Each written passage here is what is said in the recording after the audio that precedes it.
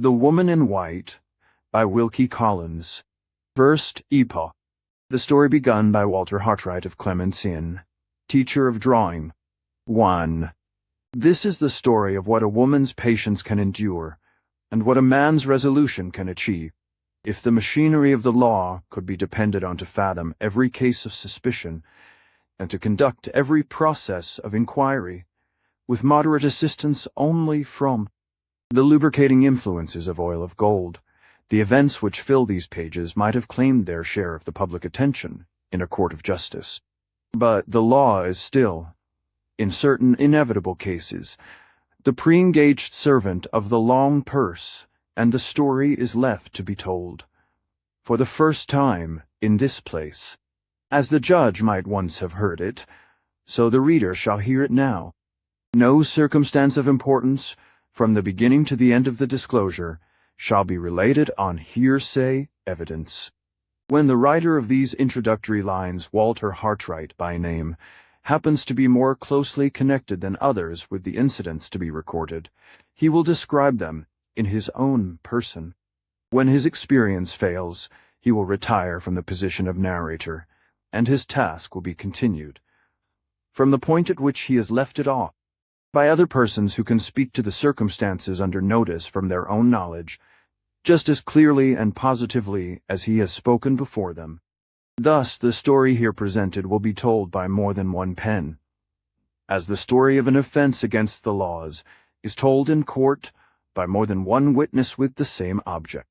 In both cases, to present the truth always in its most direct and most intelligible aspect, and to trace the course of one complete series of events, by making the persons who have been most closely connected with them, at each successive stage, relate their own experience, word for word. Let Walter Hartright, teacher of drawing, age 28 years, be heard first. Chillido. It was the last day of July. The long hot summer was drawing to a close, and we, the weary pilgrims of the London pavement, were beginning to think of the cloud shadows on the cornfields and the autumn breezes on the seashore. For my own poor part, the fading summer left me out of health, out of spirits, and if the truth must be told, out of money as well. During the past year I had not managed my professional resources as carefully as usual, and my extravagance now limited me to the prospect of spending the autumn economically between my mother's cottage at Hampstead and my own chambers in town. The evening, I remember, was still and cloudy. The London air was at its heaviest, the distant hum of the street traffic was at its faintest, the small pulse of the life within me, and the great heart of the city around me seemed to be sinking in unison, languidly and more languidly, with the sinking sun.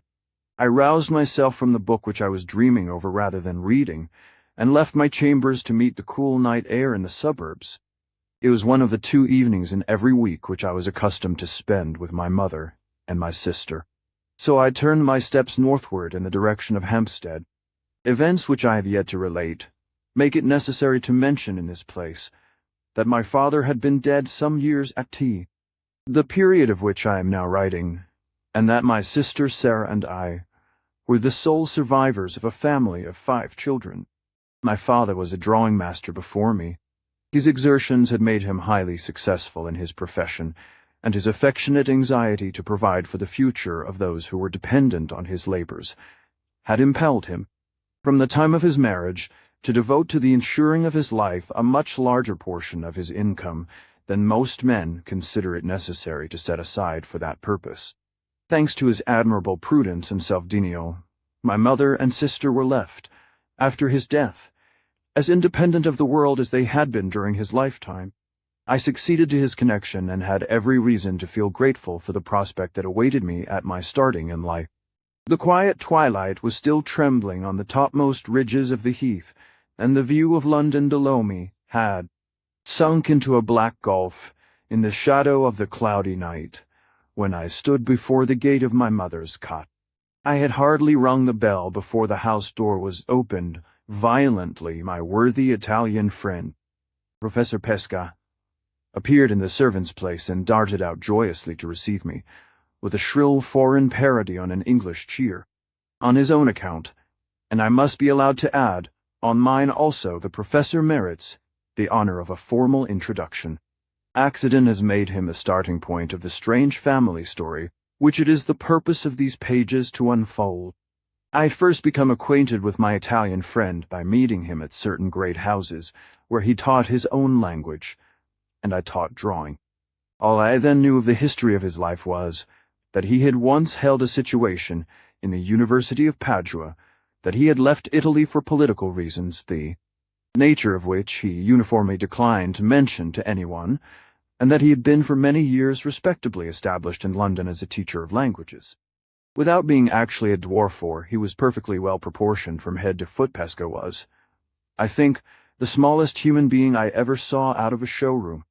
Remarkable anywhere by his personal appearance, he was still further distinguished among the rank and file of mankind by the harmless eccentricity of his character. The ruling idea of his life appeared to be that he was bound to show his gratitude to the country which had afforded him an asylum and a means of subsistence by doing his utmost to turn himself into an Englishman, not content with paying the nation in general the compliment of invariably carrying an umbrella and invariably wearing gaiters and a white hat. The professor further aspired to become an Englishman in his habits and amusements, as well as in his personal appearance, finding us distinguished as a nation by our love of athletic exercises. The little man, in the innocence of his heart, devoted himself impromptu to all our English sports and pastimes, whenever he had the opportunity of joining them, firmly persuaded that he could adopt our national amusements of the field by an effort of will, precisely as he had adopted our national gaiters and our national white hat. I had seen him risk his limbs blindly at a fox hunt and in a cricket field, and soon afterwards I saw him risk his life, just as blindly, in the sea at Brighton. We had met there accidentally, and were bathing together.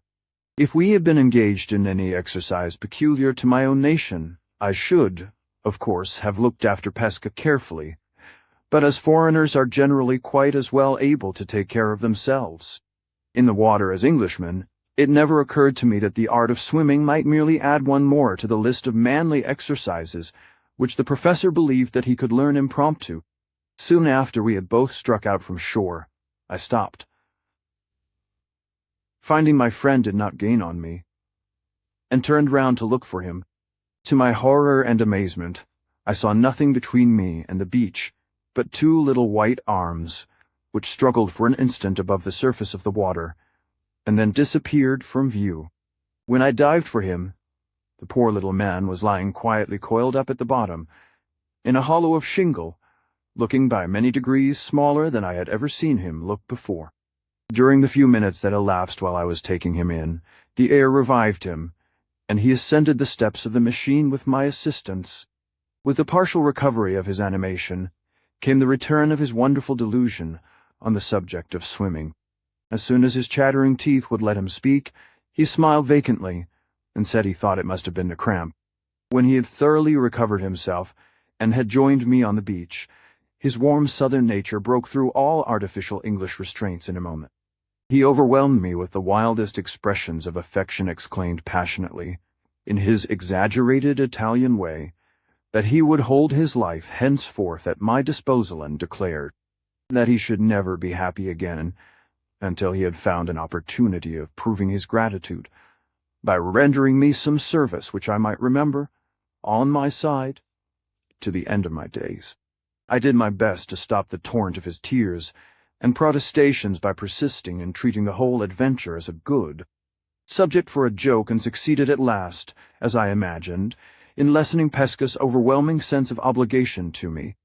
Little did I think afterwards, when our pleasant holiday had drawn to an end, at the opportunity of serving me for which my grateful companion so ardently longed was soon to come, that he was eagerly to seize it on the instant, and that by so doing he was to turn the whole current of my existence into a new channel, and to alter me to myself almost past recognition.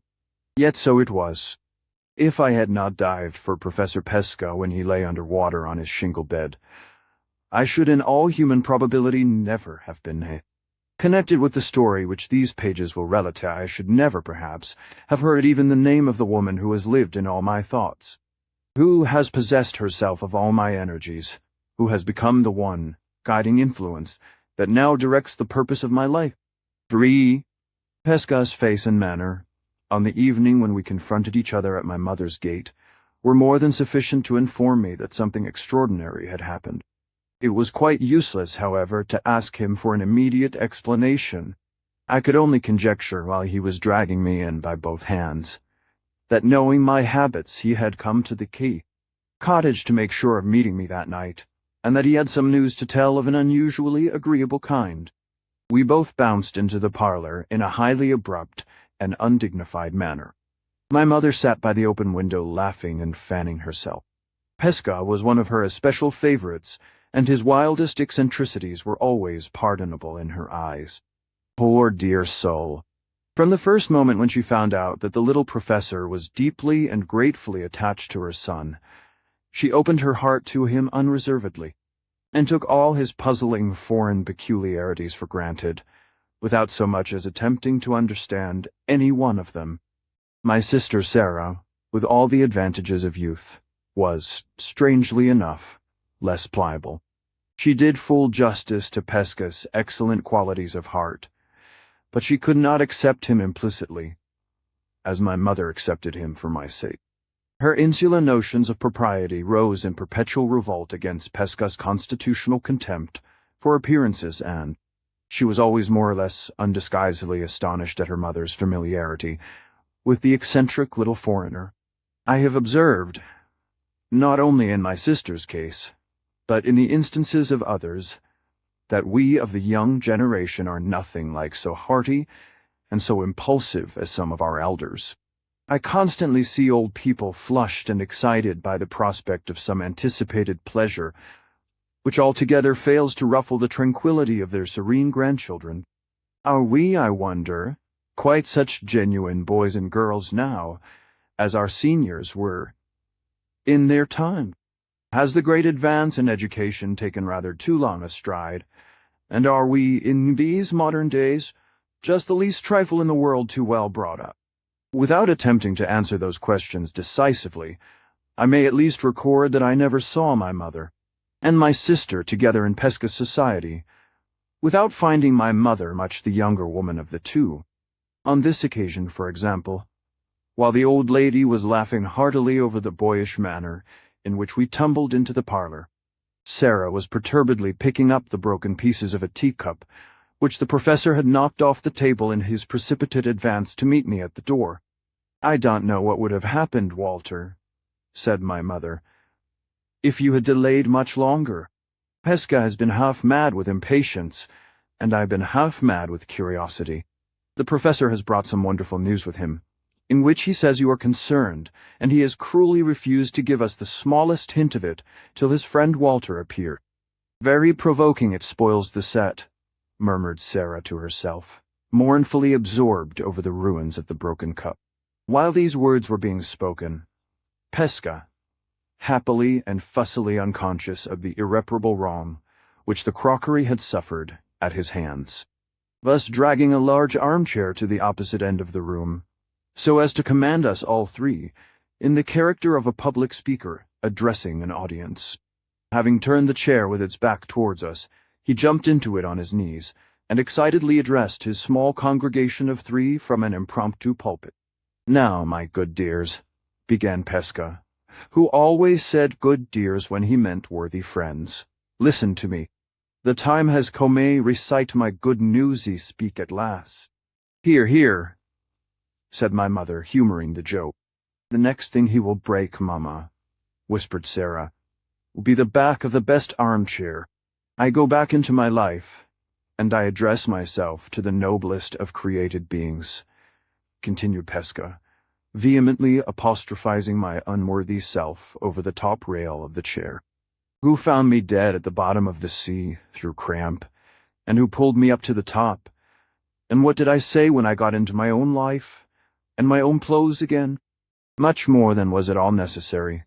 I answered as doggedly as possible, for the least encouragement, in connection with this subject, invariably let loose the professor's emotions in a flood of tears. I said, persisted Pesca, that my life belonged to my dear friend Walter, for the rest of my days, and so it does. I said that I should never be happy again till I had found the opportunity of doing a good something for Walter, and I have never been contented with myself till this most blessed day.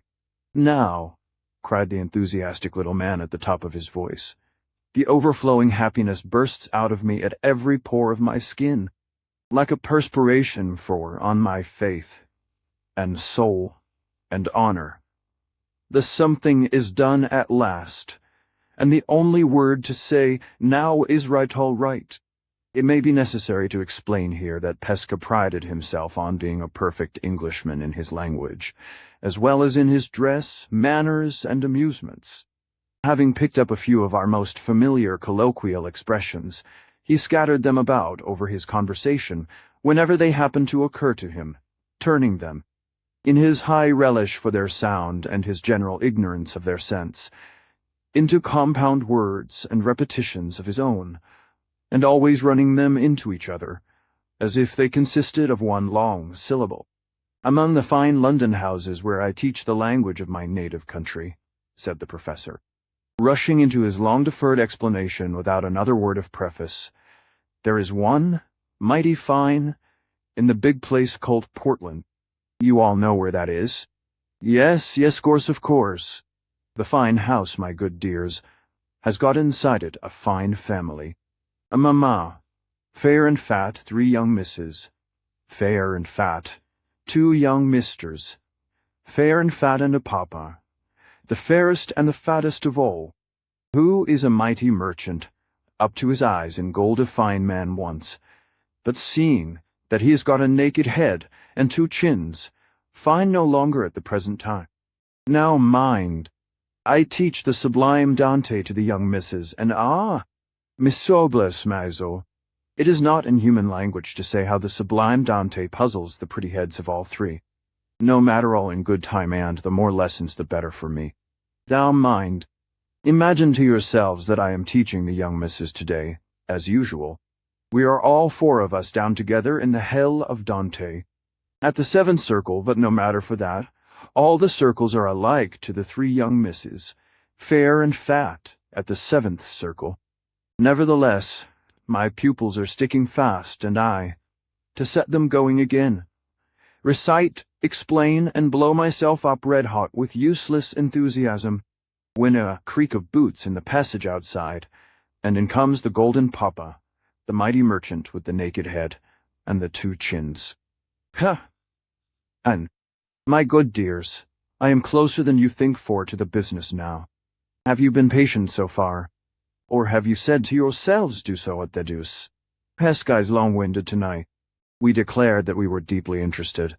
The professor went on.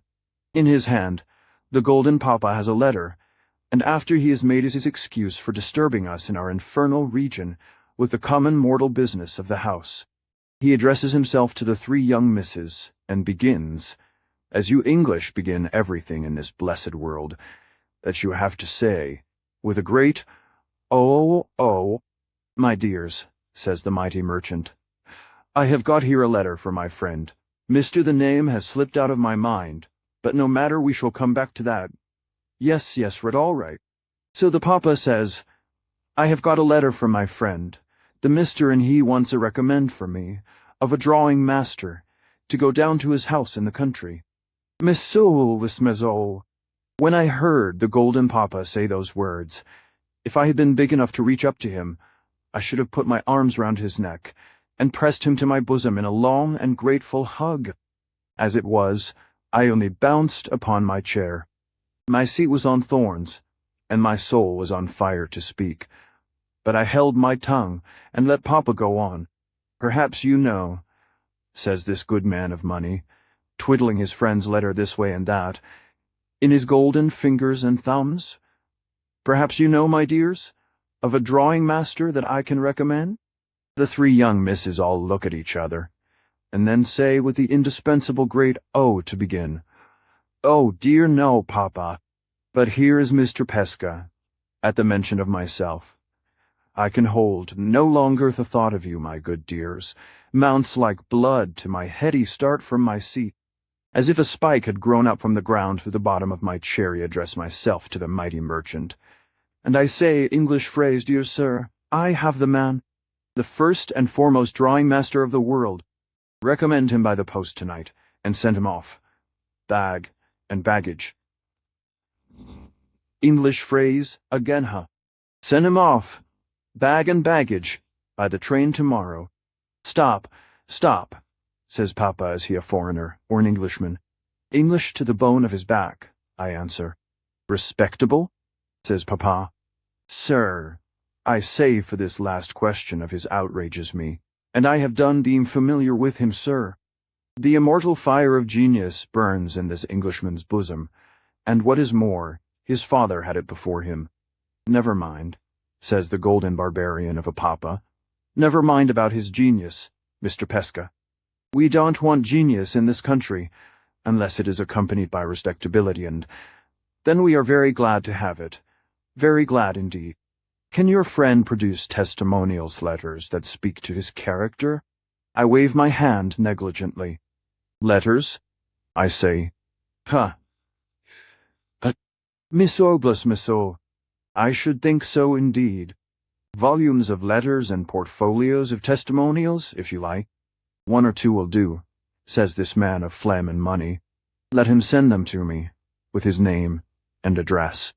And stop. Mr. Pesca, before you go to your friend, you had better take a note. Banknotes, I say indignantly. No banknote, if you please, till my brave Englishman has earned it first. Banknote, says Papa, in a great surprise. Who talked of banknote? I mean a note of the termsa memorandum of what he's expected to do. Go on with your lesson, Mr. Pesca, and I will give you the necessary extract from my friend's letter. Down sits the man of merchandise and money to his pen, ink, and paper, and down I go once again into the hell of Dante, with my 3 young misses after me.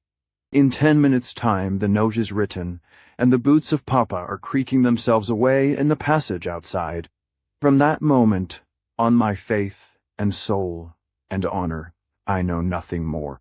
The glorious thought that I have caught my opportunity at last, and that my grateful service for my dearest friend in the world is as good as done already, flies up into my head and makes me drunk.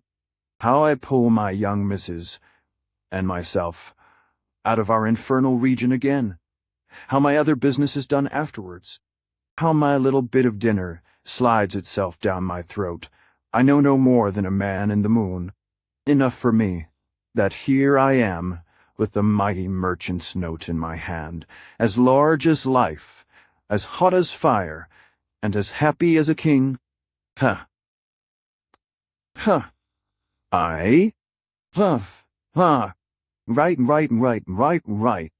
Here the professor waved the memorandum of terms over his head, and ended his long and voluble narrative with his shrill Italian parody on an English cheer. My mother rose the moment he had done, with flushed cheeks and brightened eyes. She caught the little man warmly by both hands. My dear, good Pesca, she said, I never doubted your true affection for Walter, but I am more than ever persuaded of it now. I am sure we are very much obliged to Professor Pesca for Walter's sake, added Sarah. She half rose while she spoke, as if to approach the armchair, in her turn, but observing that Pesca was rapturously kissing my mother's hands, looked serious, and resumed her seat. If the familiar little man treats my mother in that way, how will he treat me? Faces sometimes tell truth, and that was unquestionably the thought in Sarah's mind, as she sat down again. Although I myself was gratefully sensible of the kindness of Pesca's motives, my spirits were hardly so, much elevated as they ought to have been by the prospect of future employment, now placed before me. When the professor had quite done with my mother's hand, and when I had warmly thanked him for his interference on my behalf, I asked to be allowed to look at the note of terms which his respectable patron had drawn up for my inspection. Pesca handed me the paper, with a triumphant flourish of the hand. "Read," said the little man majestically. "I promise you, my friend, the writing of the Golden Papa speaks with a tongue of trumpets for itself." The note of terms was plain, straightforward, and comprehensive at any rate. It informed me, first, that Frederick Fairley, Esquire, of Limmeridge House, Cumberland, wanted to engage the services of a thoroughly competent drawing-master for a period of 4 months certain. Secondly, that the duties which the master was expected to perform would be of a twofold kind. He was to superintend the instruction of 2 young ladies in the art of painting in watercolors, and he was to devote his leisure time afterwards to the business of repairing and mounting a valuable collection of drawings, which had been suffered to fall into a condition of total neglect. Thirdly, that the terms offered to the person who should undertake and properly perform these duties were 4 guineas a week, that he was to reside at Limmeridge House, and that he was to be treated there on the footing of a gentleman. Fourthly, and lastly, that no person need think of applying for this situation unless he could furnish the most unexceptionable references to character and abilities. The references were to be sent to Mr. Fairley's friend in London, who was empowered to conclude all necessary arrangements. These instructions were followed by the name and address of Pesca's employer in Portland Place, and there the note, or memorandum, ended. The prospect which this offer of an engagement held out was certainly an attractive one. The employment was likely to be both easy and agreeable. It was proposed to me at the autumn time of the year, when I was least occupied, and the terms, judging by my personal experience in my profession, were surprisingly liberal.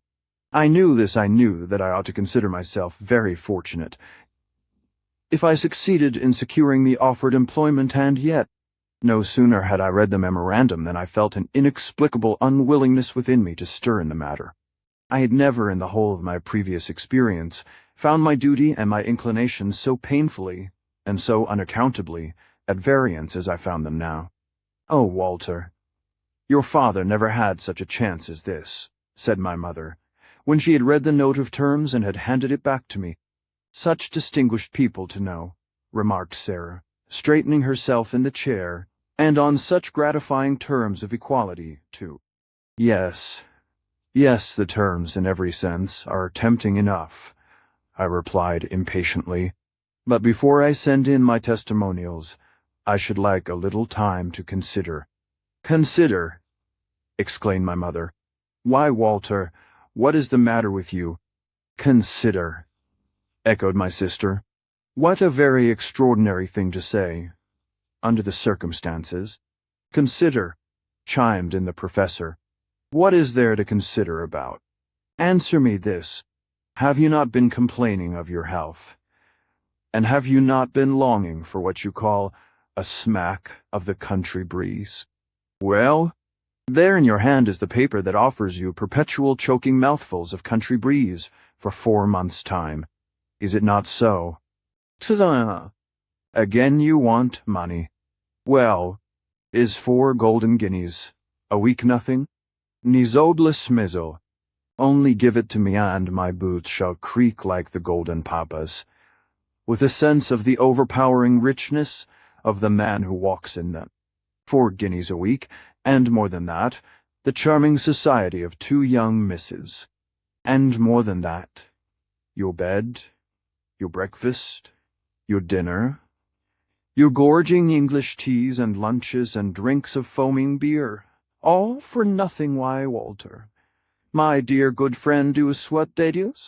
For the first time in my life, I have not eyes enough in my head to look and wonder at you.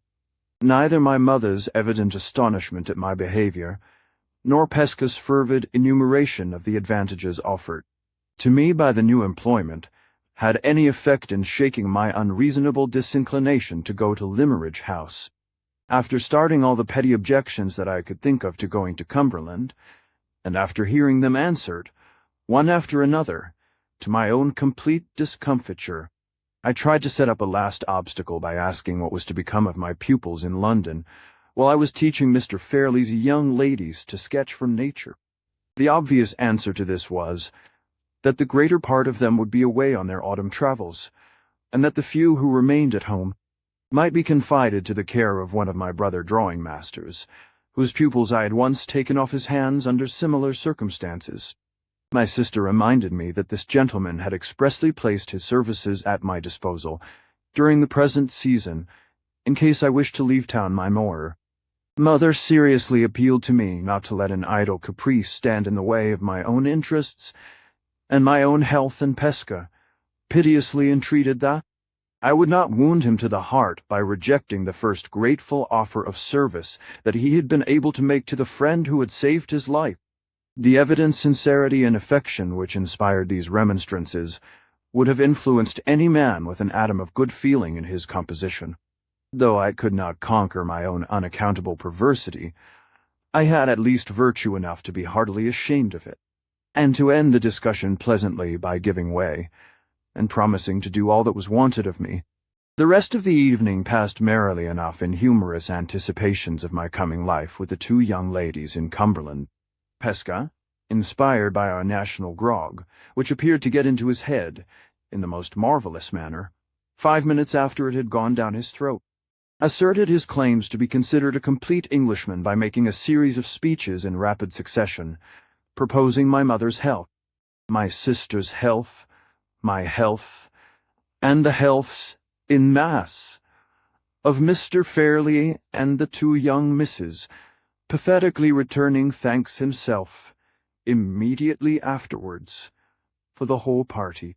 "A secret, Walter," said my little friend confidentially, as we walked home together. "I am flushed by the recollection of my own eloquence. My soul bursts itself with ambition. One of these days I go into your noble Parliament. It is the dream of my whole life to be Honourable Pesca MP. The next morning I sent my testimonials to the Professor's employer in Portland Place. 3 days passed, and I concluded, with secret satisfaction, that my papers had not been found sufficiently explicit. On the 4th day, however, an answer came. It announced that Mr. Fairley accepted my services, and requested me to start for Cumberland immediately. All the necessary instructions for my journey were carefully and clearly added in a postscript. I made my arrangements, unwillingly enough, for leaving London early the next day. Towards evening Pesca looked in on his way to a dinner party to bid me good-bye. "I shall dry my tears in your absence," said the Professor gaily, with this glorious thought. "It is my auspicious hand that has given the first push to your fortune in the world. Go, my friend. When your sun shines in Cumberland English proverb, in the name of heaven, make your hay. Marry one of the two young misses, become Honourable Hartright, MP, and when you are on the top of the ladder, remember that Pesca, at the bottom, has done it all." I tried to laugh with my little friend over his parting jest, but my spirits were not to be commanded. Something jarred in me almost painfully while he was speaking his light farewell words. When I was left alone again, nothing remained to be done but to walk to the Hampstead cottage and bid my mother and Sarah goodbye. The heat had been painfully oppressive all day, and it was now a close and sultry night. My mother and sister had spoken so many last words, and had begged me to wait another 5 minutes so many times, that it was nearly midnight when the servant locked the garden gate behind me. I walked forward a few paces on the shortest way back to London, then stopped and hesitated. The moon was full and broad in the dark blue starless sky, and the broken ground of the heath looked wild, enough in the mysterious light to be hundreds of miles away from the great city that lay beneath it. The idea of descending any sooner than I could help into the heat and gloom of London repelled me. The prospect of going to bed in my airless chambers, and the prospect of gradual suffocation, seemed, in my present restless frame of mind and body, to be one and the same thing.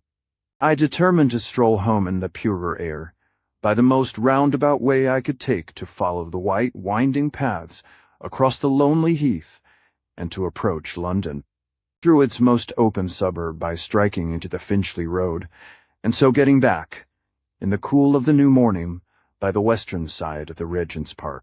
I wound my way down slowly over the heath, enjoying the divine stillness of the scene, and admiring the soft alternations of light and shade as they followed each other over the broken ground on every side of me. So long as I was proceeding through this first and prettiest part of my night walk, my mind remained passively open to the impressions produced. By the view and I thought but little on any subject hinted, so far as my own sensations were concerned. I can hardly say that I thought at all. But when I had left the heath, and had turned into the by-road, where there was less to see, the ideas naturally engendered by the approaching change in my habits and occupations gradually drew more and more of my attention exclusively to themselves.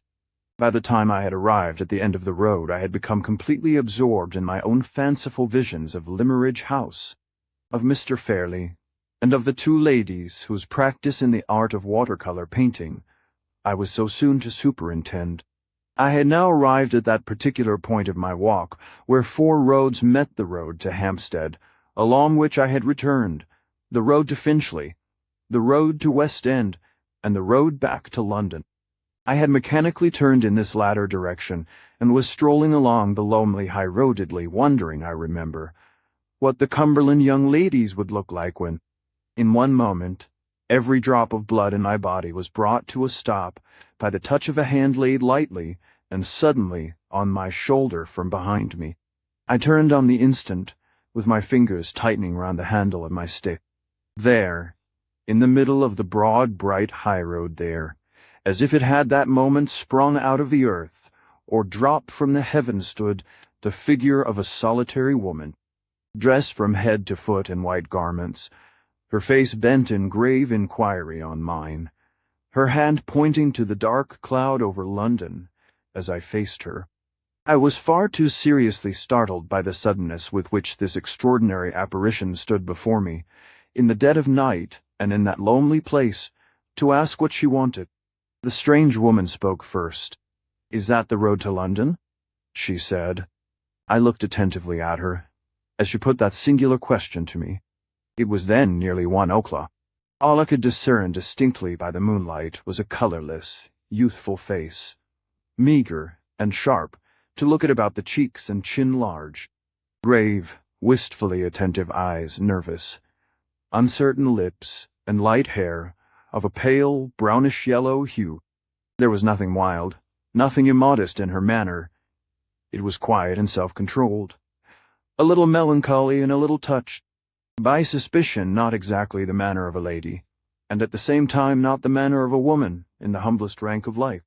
The voice, little as I had yet heard of it, had something curiously still and mechanical in its tones, and the usherance was remarkably rapid.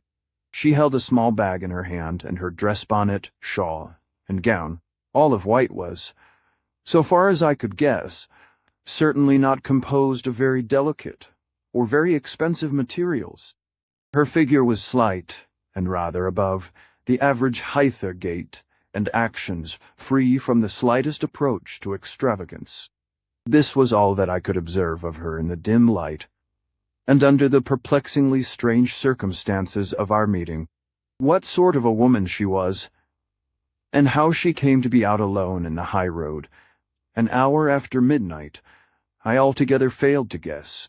The one thing of which I felt certain was that the grossest of mankind could not have misconstrued her motive in speaking, even at that suspiciously late hour, and in that suspiciously lonely place. "Did you hear me?" she said still quietly and rapidly, and without the least fretfulness or impatience. I asked if that was the way to London. "Yes," I replied. "That is the way it leads to St. John's Wood and the Regent's Park. You must excuse my not answering you before. I was rather startled by your sudden appearance in the road, and I am, even now, quite unable to account for it. You don't suspect me of doing anything wrong, do you?" "I have done nothing wrong. I have met with an accidentium very unfortunate in being here alone so late. Why do you suspect me of doing wrong?" She spoke with unnecessary earnestness and agitation, and shrank back from me several paces. I did my best to reassure her. "Pray don't suppose that I have any idea of suspecting you," I said, "or any other wish than to be of assistance to you, if I can. I only wondered at your appearance in the road, because it seemed to me to be empty the instant before I saw you." She turned, and pointed back to a place at the junction of the road to London and the road to Hampstead, where there was a gap in the hedge. "I heard you coming," she said, "and hid there to see what sort of man you were before I risked speaking. I doubted and feared about it till you passed, and then I was obliged to steal after you, and touch you. Steal after me and touch me. Why not call to me? Strange, to say the least of it. May I trust you?" she asked. "You don't think the worse of me, because I have met with an accident?" She stopped in confusion, shifted her bag from one hand to the other, and sighed bitterly. The loneliness and helplessness of the woman touched me. The natural impulse to assist her, and to spare her, got the better of the judgment. The caution, the worldly tact, which an older, wiser, and colder man might have summoned to help him in this strange emergency. "You may trust me for any harmless purpose," I said. "If it troubles you to explain your strange situation to me, don't think of returning to the subject again. I have no right to ask you for any explanations. Tell me how I can help you, and if I can, I will. You are very kind, and I am very, very thankful to have met you." The first touch of womanly tenderness that I had heard from her trembled in her voice as she said the words, but no tears glistened in those large, wistfully attentive eyes of hers, which were still fixed on me. "I have only been in London once before," she went on, more and more rapidly, "and I know nothing about that side of it yonder. Can I get a fly or a carriage of any kind? Is it too late? I don't know. If you could show me where to get a fly, and if you will only promise not to interfere with me, and to let me leave you when and how I please, I have a friend in London who will be glad to receive me. I want nothing else, will you promise?" She looked anxiously up and down the road, shifted her bag again from one hand to the other, repeated the words, "Will you promise?" and looked hard in my face, with a pleading fear and confusion that it troubled me to see. What could I do? Here was a stranger utterly and helplessly at my mercy, and that stranger a forlorn woman. No house was near. No one was passing whom I could consult, and no earthly right existed on my part to give me a power of control over her, even if I had known how to exercise it. I traced these lines, self-distrustfully, with the shadows of after events darkening the very paper I write on, and still I say, what could I do? What I did do was to try and gain time by questioning her. "Are you sure that your friend in London will receive you at such a late hour as this?" I said. "Quite sure. Only say you will let me leave you when, and how I pleasantly say you want to interfere with me. Will you promise?" As she repeated the words for the third time, she came close to me and laid her hand, with a sudden gentle stealthiness, on my bosom, a thin hand, a cold hand when I removed it with mine.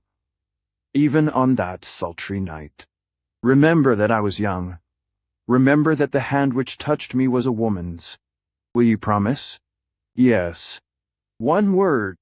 The little familiar word that is on everybody's lips, every hour in the day. Oh, me! And I tremble now, when I write it. We set our faces towards London, and walked on together in the first still hour of the new day. And this woman, whose name, whose character, whose story, whose objects in life, whose very presence by my side at that moment were fathomless mysteries to me. It was like a dream. Was I Walter Hartright? Was this the well-known, uneventful road where holiday people strolled on Sundays? Had I really left, little more than an hour since, the quiet, decent, conventionally domestic atmosphere of my mother's cottage? I was too bewildered, too conscious also of a vague sense of something like self-reproachto, speak to my strange companion for some minutes. It was her voice again that first broke the silence between us. "I want to ask you something," she said suddenly. "Do you know many people in London?" "Yes, a great many. Many men of rank and title." There was an unmistakable tone of suspicion in the strange question. I hesitated about answering it. "Some," I said, after a moment's silence. Manisha came to a full stop, and looked me searchingly in the face. "Many men of the rank of baronet?" too much astonished to reply. I questioned her in my turn. Why do you ask? Because I hope, for my own sake, there is one baronet that you don't know. Will you tell me his name? I can't darenti forget myself when I mention it.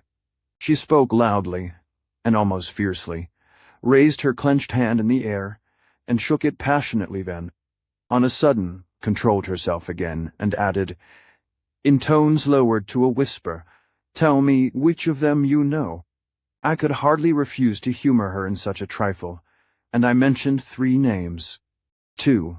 The names of fathers of families whose daughters I taught. 1.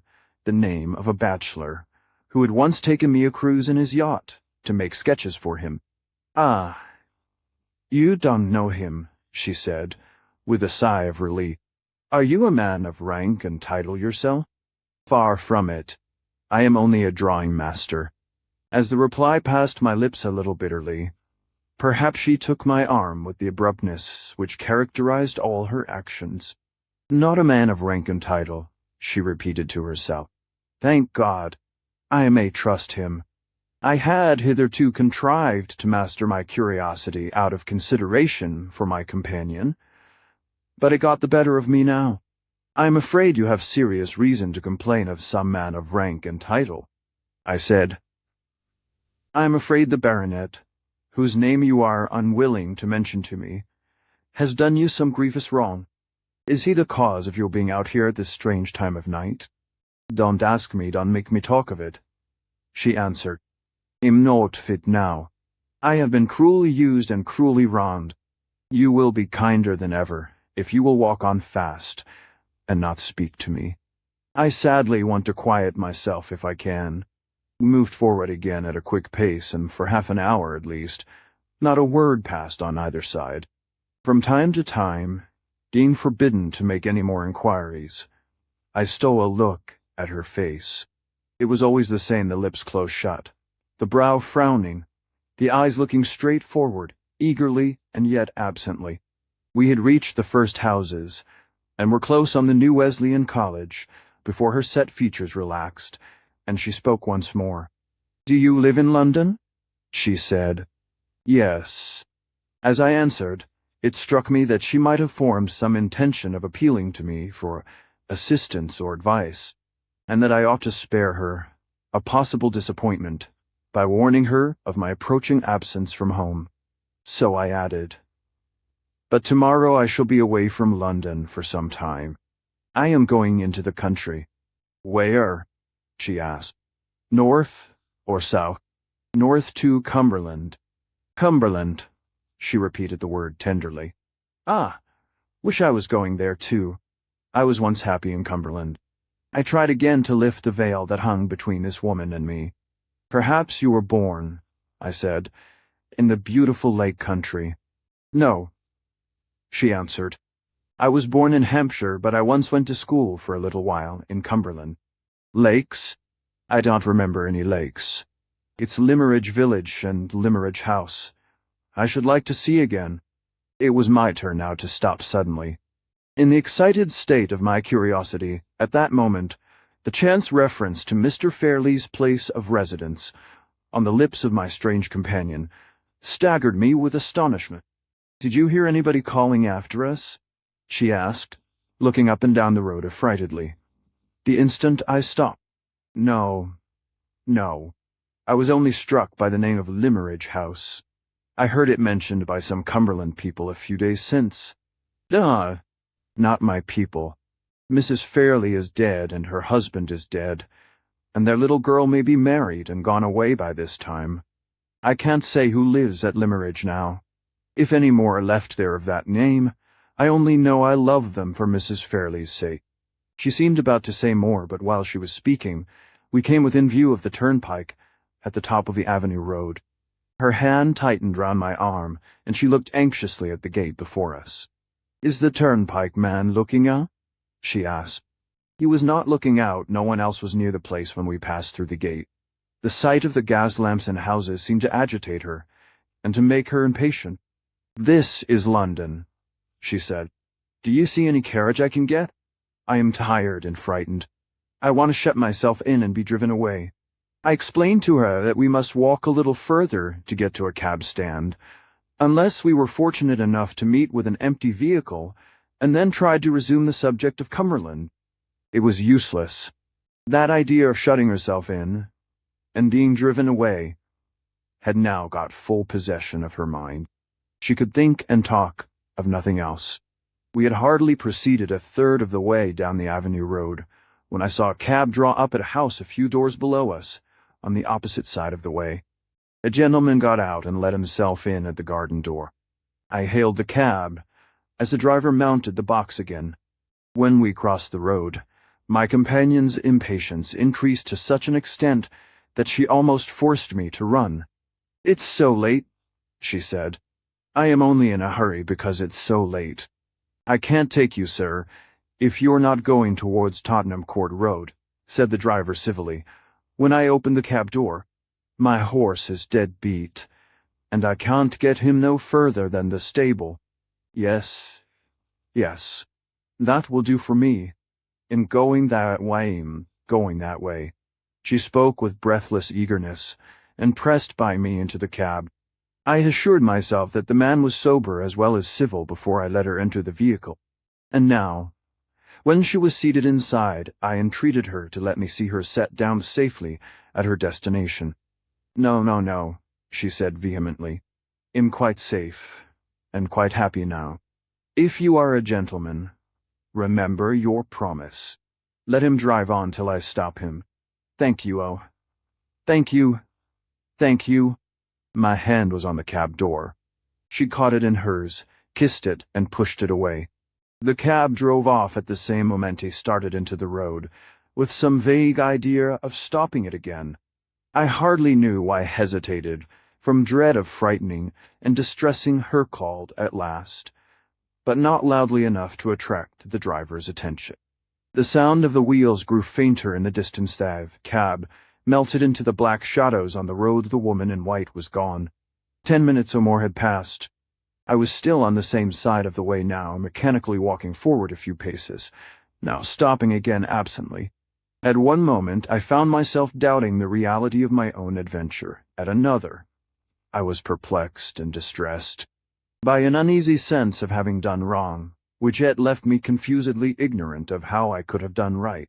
I hardly knew where I was going, or what I meant to do next. I was conscious of nothing but the confusion of my own thoughts. When I was abruptly recalled to myself awakened, I might almost say by the sound of rapidly approaching wheels close behind me. I was on the dark side of the road in the thick shadow of some garden trees, when I stopped to look round. On the opposite and lighter side of the way, a short distance below me, a policeman was strolling along in the direction of the Regent's Park. The carriage passed mean open chaise driven by 2 men. "Stop!" cried one. "There's a policeman. Let's ask him." The horse was instantly pulled up, a few yards beyond the dark place where I stood. "Policeman!" cried the first speaker. "Have you seen a woman pass this way?" "What sort of woman, sir?" "A woman in a lavender-colored gown." No, interposed the second man. "The clothes we gave her were found on her bed. She must have gone away in the clothes she wore when she came to us." "In white?" Policeman Doc. "A woman in white." "I haven't seen her, sir. If you or any of your men meet with the woman, stop her and send her in careful keeping to that address. I'll pay all expenses and a fair reward into the bargain." The policeman looked at the card that was handed down to him. "Why are we to stop her, sir? What has she done?" "Done? She has escaped from my asylum. Don't forget a woman in white. Drive on." "Lies. She has escaped from my asylum." I cannot say with truth that the terrible inference which those words suggested flashed upon me like a new revelation. Some of the strange questions put to me by the woman in white, after my ill-considered promise to leave her free to act as she pleased, had suggested the conclusion either that she was naturally flighty and unsettled, or that some recent shock of terror had disturbed the balance of her faculties.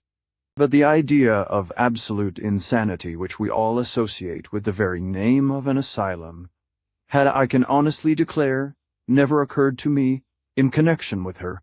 I had seen nothing, in her language or her actions, to justify it at the time, and even with the new light thrown on her by the words which the stranger had addressed to the policeman, I could see nothing to justify it now. What had I done? Assisted the victim of the most horrible of all false imprisonments to escape or cast loose on the wide world of London, an unfortunate creature, whose actions it was my duty, and every man's duty, mercifully to control. I turned sick at heart when the question occurred to me, and when I felt self-reproachfully that it was asked too late. In the disturbed state of my mind, it was useless to think of going to bed. When I at last got back to my chambers in Clement's Inn, before many hours elapsed, it would be necessary to start on my journey to Cumberland. I sat down and tried, first to sketch, then to rebut the woman in white, got between me and my pencil, between me and my book. Had the forlorn creature come to any harm? That was my first thought, though I shrank selfishly from confronting it. Other thoughts followed, on which it was less harrowing to dwell. Where had she stopped the cab? What had become of her now? Had she been traced and captured by the men in the chase? Or was she still capable of controlling her own actions? And were we two following our widely parted roads towards one point in the mysterious future, at which we were to meet once more?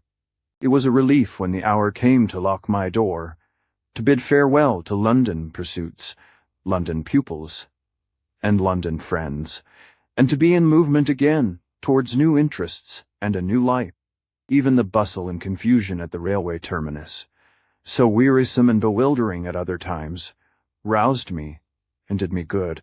My travelling instructions directed me to go to Carlisle, and then to diverge by a branch railway which ran in the direction of the coast.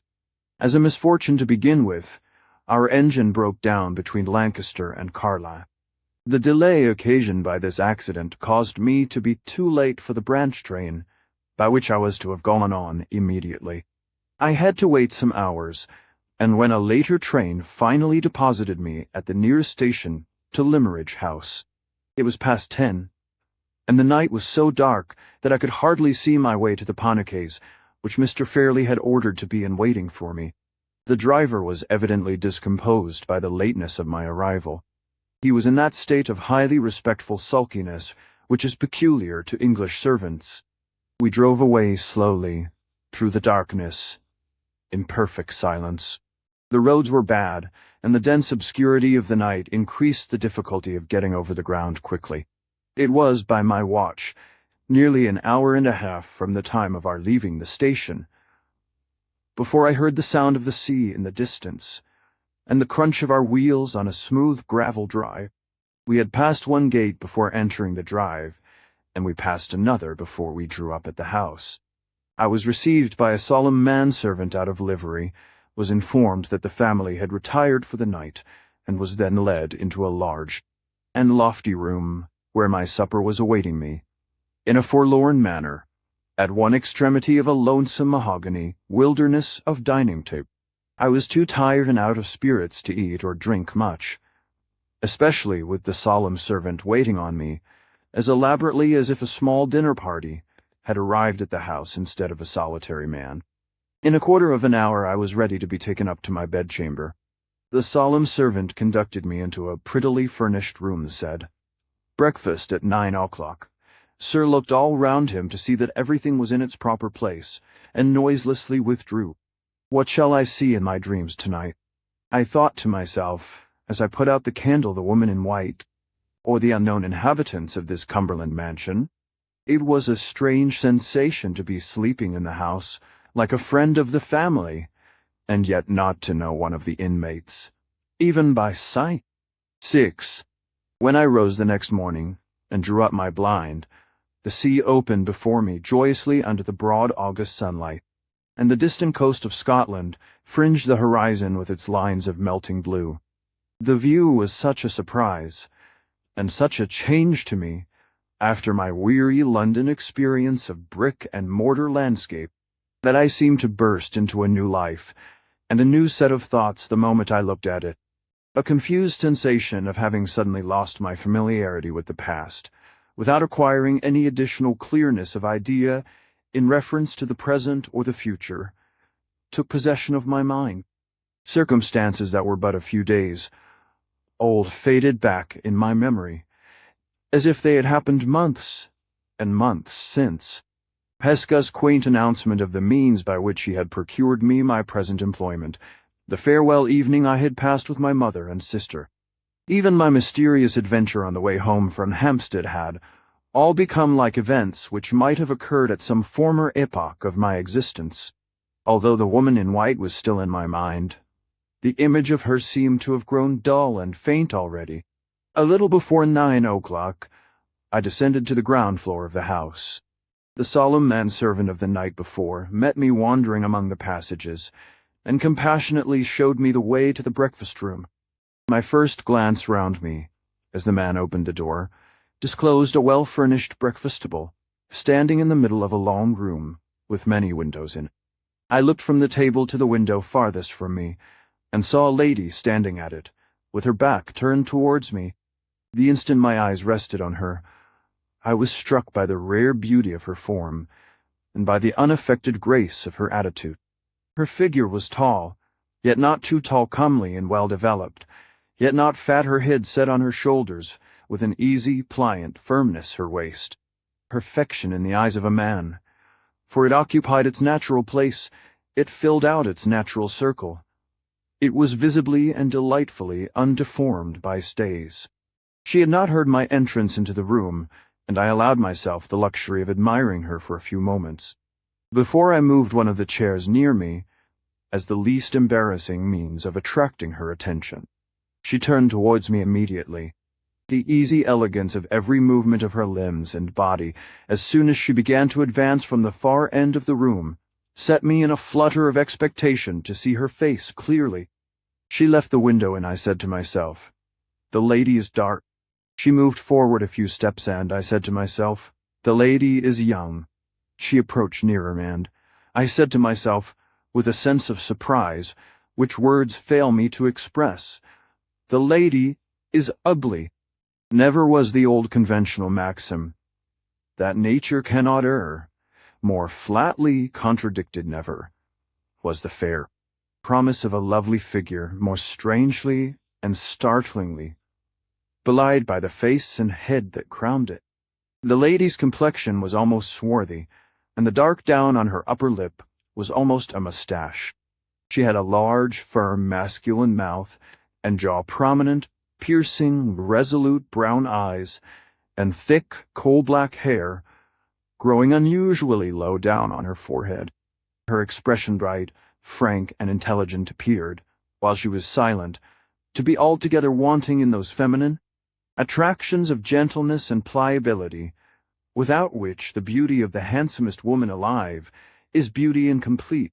To see such a face as this set on shoulders that a sculptor would have longed to model, to be charmed by the modest graces of action, through which the symmetrical limbs betrayed their beauty when they moved, and then to be almost repelled by the masculine form and masculine look of the features in which the perfectly shaped figure ended was to feel a sensation oddly akin to the helpless discomfort familiar to us all in sleep, when we recognize yet cannot reconcile the anomalies and contradictions of a dream. "Mr. Hartright?" said the lady interrogatively, her dark face lighting up with a smile, and softening and growing womanly the moment she began to speak. "We resigned all hope of you last night, and went to bed as usual.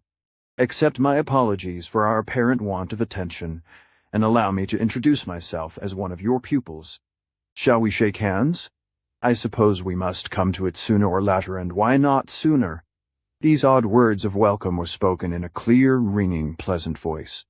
The offered hand, rather large, but beautifully formed, was given to me with the easy, unaffected self-reliance of a highly bred woman. We sat down together at the breakfast table, in as cordial and customary a manner as if we had known each other for years, and had met at Limeridge House to talk over old times by previous appointment. "I hope you come here good-humoredly determined to make the best of your position," continued the lady. "You will have to begin this morning by putting up with no other company at breakfast than mine. My sister is in her own room, nursing that essentially feminine malady, a slight headache, and her old governess, Mrs. Vesey, is charitably attending on her with restorative tea.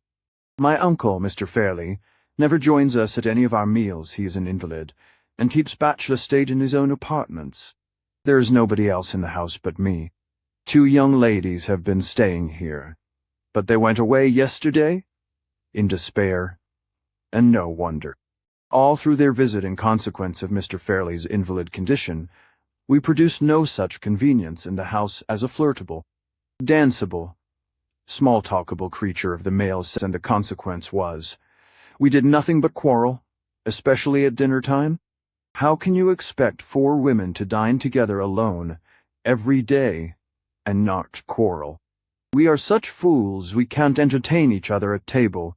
You see, I don't think much of my own sex, Mr. Hartright. Which will you have, tea or coffee? No woman does think much of her own sex, although few of them confess it as freely as I do. Dear me, you look puzzled. Why? Are you wondering what you will have for breakfast? Or are you surprised at my careless way of talking? In the first case, I advise you as a friend to have nothing to do with that cold ham at your elbow, and to wait till the omelette comes in. In the second case, I will give you some tea to compose your spirits, and do all a woman can, which is very little, by to hold my tongue. She handed me my cup of tea, laughing gaily. Her light flow of talk, and her lively familiarity of manner with a total stranger, were accompanied by an unaffected naturalness, and an easy inborn confidence in herself and her position, which would have secured her the respect of the most audacious man breathing. While it was impossible to be formal and reserved in her company, it was more than impossible to take the faintest vestige of a liberty with her, even in thought. I felt this instinctively, even while I caught the infection of her own bright gaiety of spirit 7, while I did my best to answer her in her own frank, lively way. Yes, yes, she said, when I had suggested the only explanation I could offer, to account for my perplexed looks. I understand. You are such a perfect stranger in the house that you are puzzled by my familiar references to the worthy inhabitants. Natural enough, I ought to have thought of it before. At any rate, I can set it right now. Suppose I begin with myself, so as to get done with that part of the subject as soon as possible. My name is Marian Halcombe, and I am as inaccurate as women usually are, in calling Mr. Fairley my uncle, and Miss Fairley my sister. My mother was twice married, the first time to Mr. Halcombe, my father the second time to Mr. Fairley, my half-sister's father. Except that we are both orphans, we are in every respect as unlike each other as possible. My father was a poor man, and Miss Fairley's father was a rich man. I have got nothing, and she has a fortune. I am dark and ugly, and she is fair and pretty. Everybody thinks me crabbed and odd with perfect justice, and everybody thinks her sweet-tempered and charming with more justice still. In short, she is an angel, and I am try some of that marmalade, Mr. Hartright, and finish the sentence in the name of female propriety for yourself. What am I to tell you about Mr. Fairley? Upon my honor, I hardly know. He is sure to send for you after breakfast, and you can study him for yourself. In the meantime, I may inform you, first, that he is the late Mr. Fairley's younger brother, secondly, that he is a single man, and thirdly, that he is Miss Fairley's guardian. I won't live without her, and she can't live without me, and that is how I come to be at Limmeridge House. My sister and I are honestly fond of each other, which, you will say, is perfectly unaccountable, under the circumstances, and I quite agree with you, but so it is. You must please both of us, Mr. Hartright, or please neither of us, and, what is still more trying, you will be thrown entirely upon our society. Mrs. Vesey is an excellent person, who possesses all the cardinal virtues, and counts for nothing, and Mr. Fairley is too great an invalid to be a companion for anybody. I don't know what is the matter with him, and the doctors don't know what is the matter with him, and he doesn't know himself what is the matter with him. We all say it's on the nerves, and we none of us know what we mean when we say it. However, I advise you to humor his little peculiarities when you see him today. Admire his collection of coins, prints, and watercolor drawings, and you will win his heart. Upon my word, if you can be contented with a quiet country life, I don't see why you should not get on very well here. From breakfast to lunch, Mr. Fairley's drawings will occupy you. After lunch, Miss Fairley and I shoulder our sketchbooks and go out to misrepresent nature, under your directions. Drawing is her favorite whim, mind, not mine. Women can't draw, their minds are too flighty, and their eyes are too inattentive. No matter, me sister likes it, so I waste paint and spoil paper for her sake, as composedly as any woman in England. As for the evenings, I think we can help you through them. Miss Fairley plays delightfully. For my own poor part, I don't know one note of music from the other, but I can match you at chess, backgammon, écarté, and with the inevitable female drawbacks even at billiards as well. What do you think of the program? Can you reconcile yourself to our quiet, regular life, or do you mean to be restless, and secretly thirst for change and adventure in the humdrum atmosphere of Limeridge House? She had run on thus far, in her gracefully bantering way, with no other interruptions on my part than the unimportant replies which politeness required of me. The turn of the expression, however, in her last question, or rather the one chance word, adventure, lightly as it fell from her lips, recalled my thoughts to my meeting with the woman in white, and urged me to discover the connection which the stranger's own reference to Mrs. Fairley informed me must once have existed between the nameless fugitive from the asylum and the former mistress of Limeridge House. Even if I were the most restless of mankind, I said, I should be in no danger of thirsting after adventures for some time to come. The very night before I arrived at this house, I met with an adventure, and the wonder and excitement of it, I can assure you, Miss Halcombe, will last me for the whole term of my stay in Cumberland, if not for a much longer period. You don't say so, Mr. Hartright. May I hear it? You have a claim to hear it. The chief person in the adventure was a total stranger to me, and may perhaps be a total stranger to you, but she certainly mentioned the name of the late Mrs. Fairley in terms of the sincerest gratitude and regard. Mention my mother's name. You interest me indescribably. Pray, go on. I had once related the circumstances under which I had met the woman in white, exactly as they had occurred, and I repeated what she had said to me about Mrs. Fairley and Limeridge House, word for word. Miss Halcombe's bright, resolute eyes looked eagerly into mine, from the beginning of the narrative to the end. Her face expressed vivid interest and astonishment, but nothing more. She was evidently as far from knowing of any clue to the mystery as I was myself. Are you quite sure of those words referring to my mother? She asked. Quite sure, I replied. Whoever she may be, the woman was once at school in the village of Limeridge, was treated with especial kindness by Mrs. Fairley, and, in grateful remembrance of that kindness, feels an affectionate interest in all surviving members of the family. She knew that Mrs. Fairley and her husband were both dead, and she spoke of Miss Fairley as if they had known each other when they were children. You said, I think, that she denied belonging to this place? Yes. She told me she came from Hampshire. And you entirely failed to find out her name? Entirely. Very strange. I think you were quite justified, Mr. Hartright, in giving the poor creature her liberty, for she seems to have done nothing in your presence to show herself unfit to enjoy it. But I wish you had been a little more resolute about finding out her name. We must really clear up this mystery in some way. You had better not speak of it yet to Mr. Fairley, or to my sister. They are both of them, I am certain, quite as ignorant of who the woman is, and of what her past history in connection with us can be, as I am myself. But they are also, in widely different ways, rather nervous and sensitive, and you would only fidget one and alarm the other to no purpose. As for myself, I am all aflame with curiosity, and I devote my whole energies to the business of discovery from this moment. When my mother came here, after her second marriage, she certainly established the village school, just as it exists at the present time. But the old teachers are all dead, or gone elsewhere, and no enlightenment is to be hoped for from that quarter. The only other alternative I can think of. At this point we were interrupted by the entrance of the servant, with a message from Mr. Fairley, intimating that he would be glad to see me as soon as I had done breakfast. "Wait in the hall," said Miss Halcombe, answering the servant for me in her quick, ready way. "Mr. Hartright will come out directly. I was about to say," she went on, addressing me again, "that my sister and I have a large collection of my mother's letters, addressed to my father and to hers. In the absence of any other means of getting information, I will pass the morning in looking over my mother's correspondence with Mr. Fairley.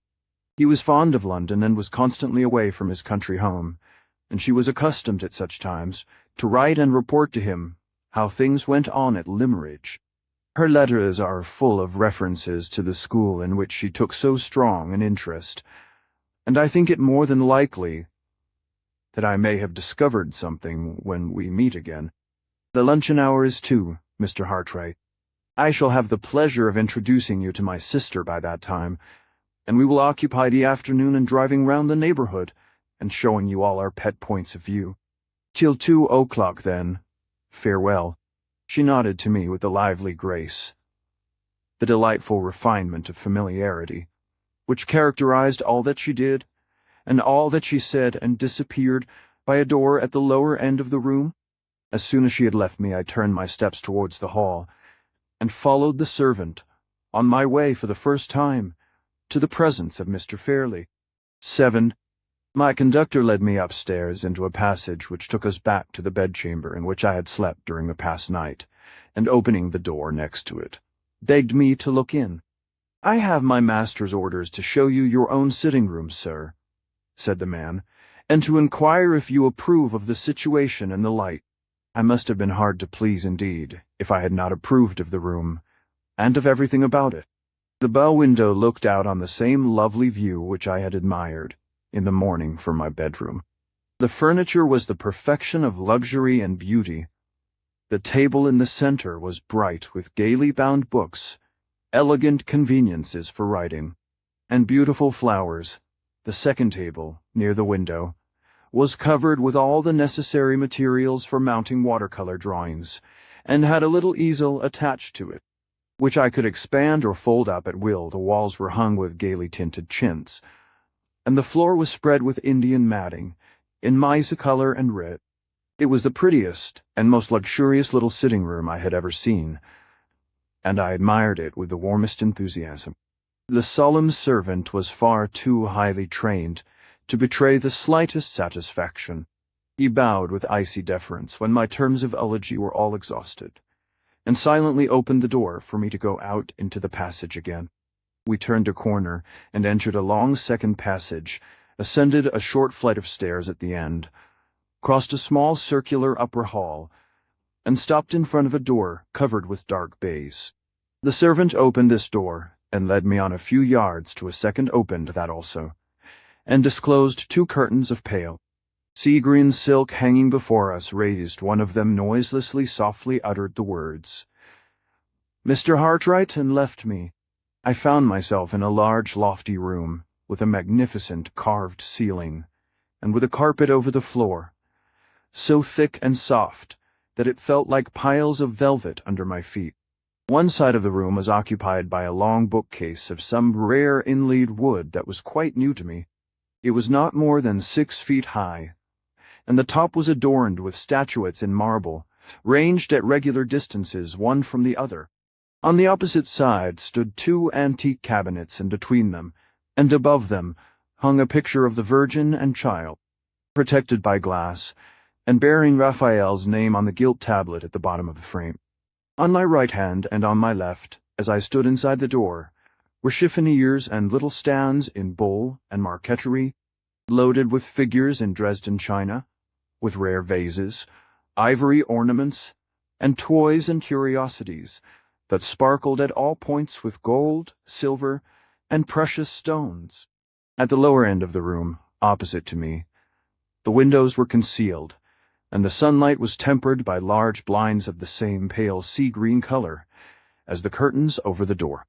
The light thus produced was deliciously soft, mysterious, and subdued it fell equally upon all the objects in the room. It helped to intensify the deep silence, and the air of profound seclusion that possessed the place, and it surrounded, with an appropriate halo of repose, the solitary figure of the master of the house, leaning back, listlessly composed, in a large easy-chair, with a reed-and easel fastened on one of its arms, and a little table on the other. If a man's personal appearance, when he is out of his dressing-room, and when he is past 40, can be accepted as a safe guide to his time, of life which is more than doubt Falmer. Fairley's age, when I saw him, might have been reasonably computed at over 50 and under 60 years. His beardless face was thin, worn, and transparently pale, but not wrinkled. His nose was high, and hooked. His eyes were of a dim grayish-blue, large, prominent, and rather red round the rims of the eyelids. His hair was scanty, soft to look at, and of that light sandy color which is the last to disclose its own changes towards gray. He was dressed in a dark frock-coat, of some substance much thinner than cloth, and in waistcoat and trousers of spotless white. His feet were effeminately small, and were clad in buff-colored silk stockings, and little womanish bronze-leather slippers. 2 rings adorned his white delicate hands, the value of which even my inexperienced observation detected to be all but priceless. Upon the whole, he had a frail, languidly fretful, over-refined look, something singularly and unpleasantly delicate in its association with a man, and, at the same time, something which could by no possibility have looked natural and appropriate if it had been transferred to the personal appearance of a woman. My morning's experience of Miss Halcombe had predisposed me to be pleased with everybody in the house, but my sympathies shut themselves up resolutely at the first sight of Mr. Fairley. On approaching nearer to him, I discovered that he was not so entirely without occupation as I had at first supposed. Placed amid the other rare and beautiful objects on a large round table near him was a dwarf cabinet in ebony and silver, containing coins of all shapes and sizes, set out in little drawers lined with dark purple velvet. One of these drawers lay on the small table attached to his chair, and near it were some tiny jeweler's brushes, a wash-leather stump, and a little bottle of liquid, all waiting to be used in various ways for the removal of any accidental impurities which might be discovered on the coins. His frail white fingers were listlessly toying with something which looked, to my uninstructed eyes, like a dirty pewter medal with ragged edges, when I advanced within a respectful distance of his chair and stopped to make my bow. "So glad to possess you at Limmeridge, Mr. Hartright," he said in a querulous, croaking voice, which combined in anything but an agreeable manner a discordantly high tone with a drowsily languid utterance. "Pray sit down, and don't trouble yourself to move the chair, please. In the wretched state of my nerves, movement of any kind is exquisitely painful to me. Have you seen your studio? Will it do? I have just come from seeing the room, Mr. Fairley and I assure you." He stopped me in the middle of the sentence by closing his eyes and holding up one of his white hands imploringly. I paused in astonishment, and the croaking voice honored me with this explanation. "Pray excuse me, but could you contrive to speak in a lower key? In the wretched state of my nerves, loud sound of any kind is indescribable torture to me. You will pardon an invalid? I only say to you what the lamentable state of my health obliges me to say to everybody." "Yes. And you really like the room?" "I could wish for nothing prettier and nothing more comfortable," I answered, dropping my voice, and beginning to discover already that Mr. Fairley's selfish affectation and Mr. Fairley's wretched nerves meant one and the same thing. "So glad. You will find your position here, Mr. Hartright, properly recognized. There is none of the horrid English barbarity of feeling about the social position of an artist in this house. So much of my early life has been passed abroad that I have quite cast my insular skin in that respect. I wish I could say the same of the gentry detestable word, but I suppose I must use it off the gentry in the neighborhood. They are sad Goths in art, Mr. Hartright. People, I do assure you, who would have opened their eyes in astonishment if they had seen Charles V pick up Titian's brush for him. Do you mind putting this tray of coins back in the cabinet and giving me the next one to it? In the wretched state of my nerves, exertion of any kind is unspeakably disagreeable to me. Yes, thank you. As a practical commentary on the liberal social theory which he had just favored me by illustrating, Mr. Fairley's cool request rather amused me. I put back one drawer and gave him the other, with all possible politeness. He began trifling with the new set of coins and the little brushes immediately languidly, looking at them, and admiring them all the time he was speaking to me. 1,000 thanks and 1,000 excuses. Do you like coins? Yes. So glad we have another taste in common besides our taste for art. Now, about the pecuniary arrangements between U.S.O. Tell me, are they satisfactory? Most satisfactory, Mr. Fairley. So glad. And what next? I remember. Yes. In reference to the consideration which you are good enough to accept for giving me the benefit of your accomplishments in art, my steward will wait on you at the end of the first week to ascertain your wishes. And what next? Curious, is it not? I had a great deal more to say, and I appear to have quite forgotten it. Do you mind touching the bell? In that corner. Yes. Thank you. I rang, and a new servant noiselessly made his appearance, a foreigner, with a set smile and perfectly brushed hair, a valet, every inch of him. Louis, said Mr. Fairley, dreamily dusting the tips of his fingers with one of the tiny brushes for the coins. I made some entries in my tablets this morning. Find my tablets.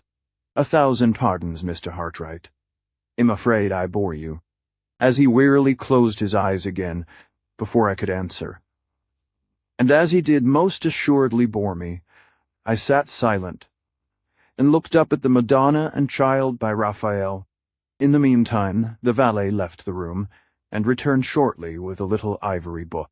Mr. Fairley, after first relieving himself by a gentle sigh, let the book drop open with one hand, and held up the tiny brush with the other, as a sign to the servant to wait for further orders. Yes, just so, said Mr. Fairley, consulting the tablets. Louis, take down that portfolio.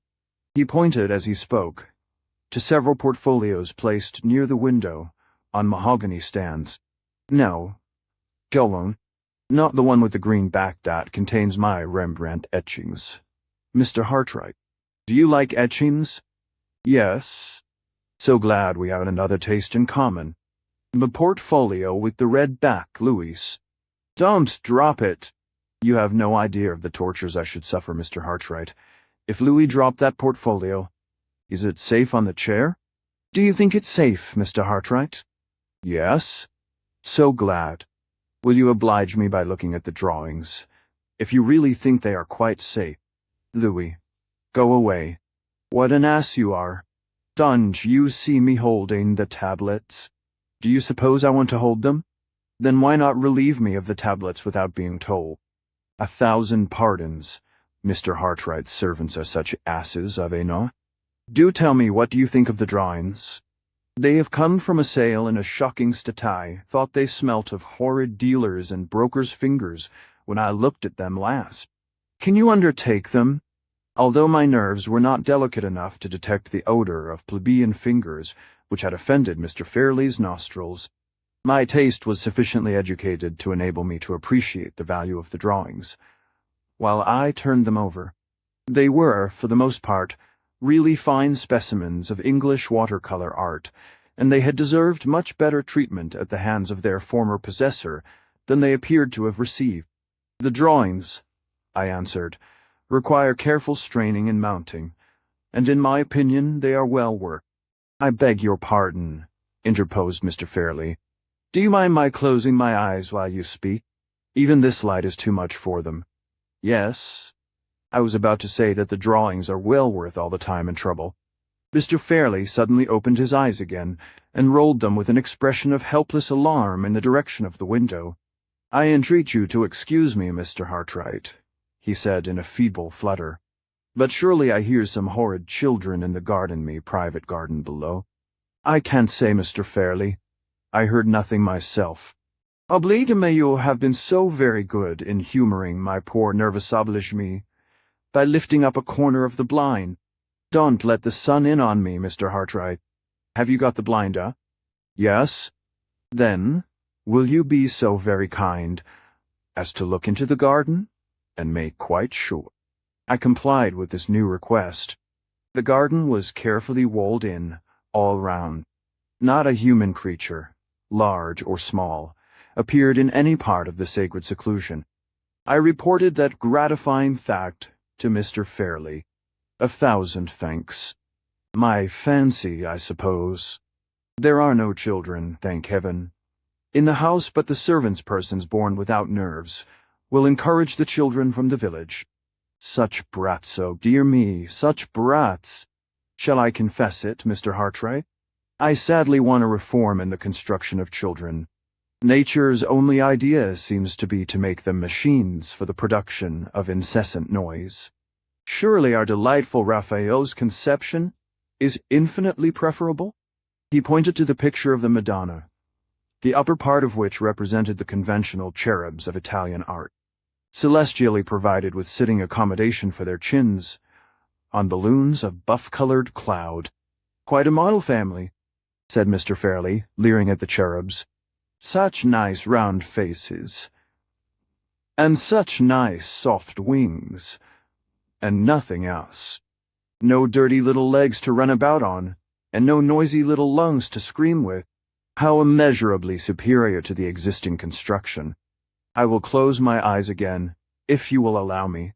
And you really can manage the drawings? So glad. Is there anything else to settle? If there is, I think I have forgotten it. Shall we ring for Louis again?"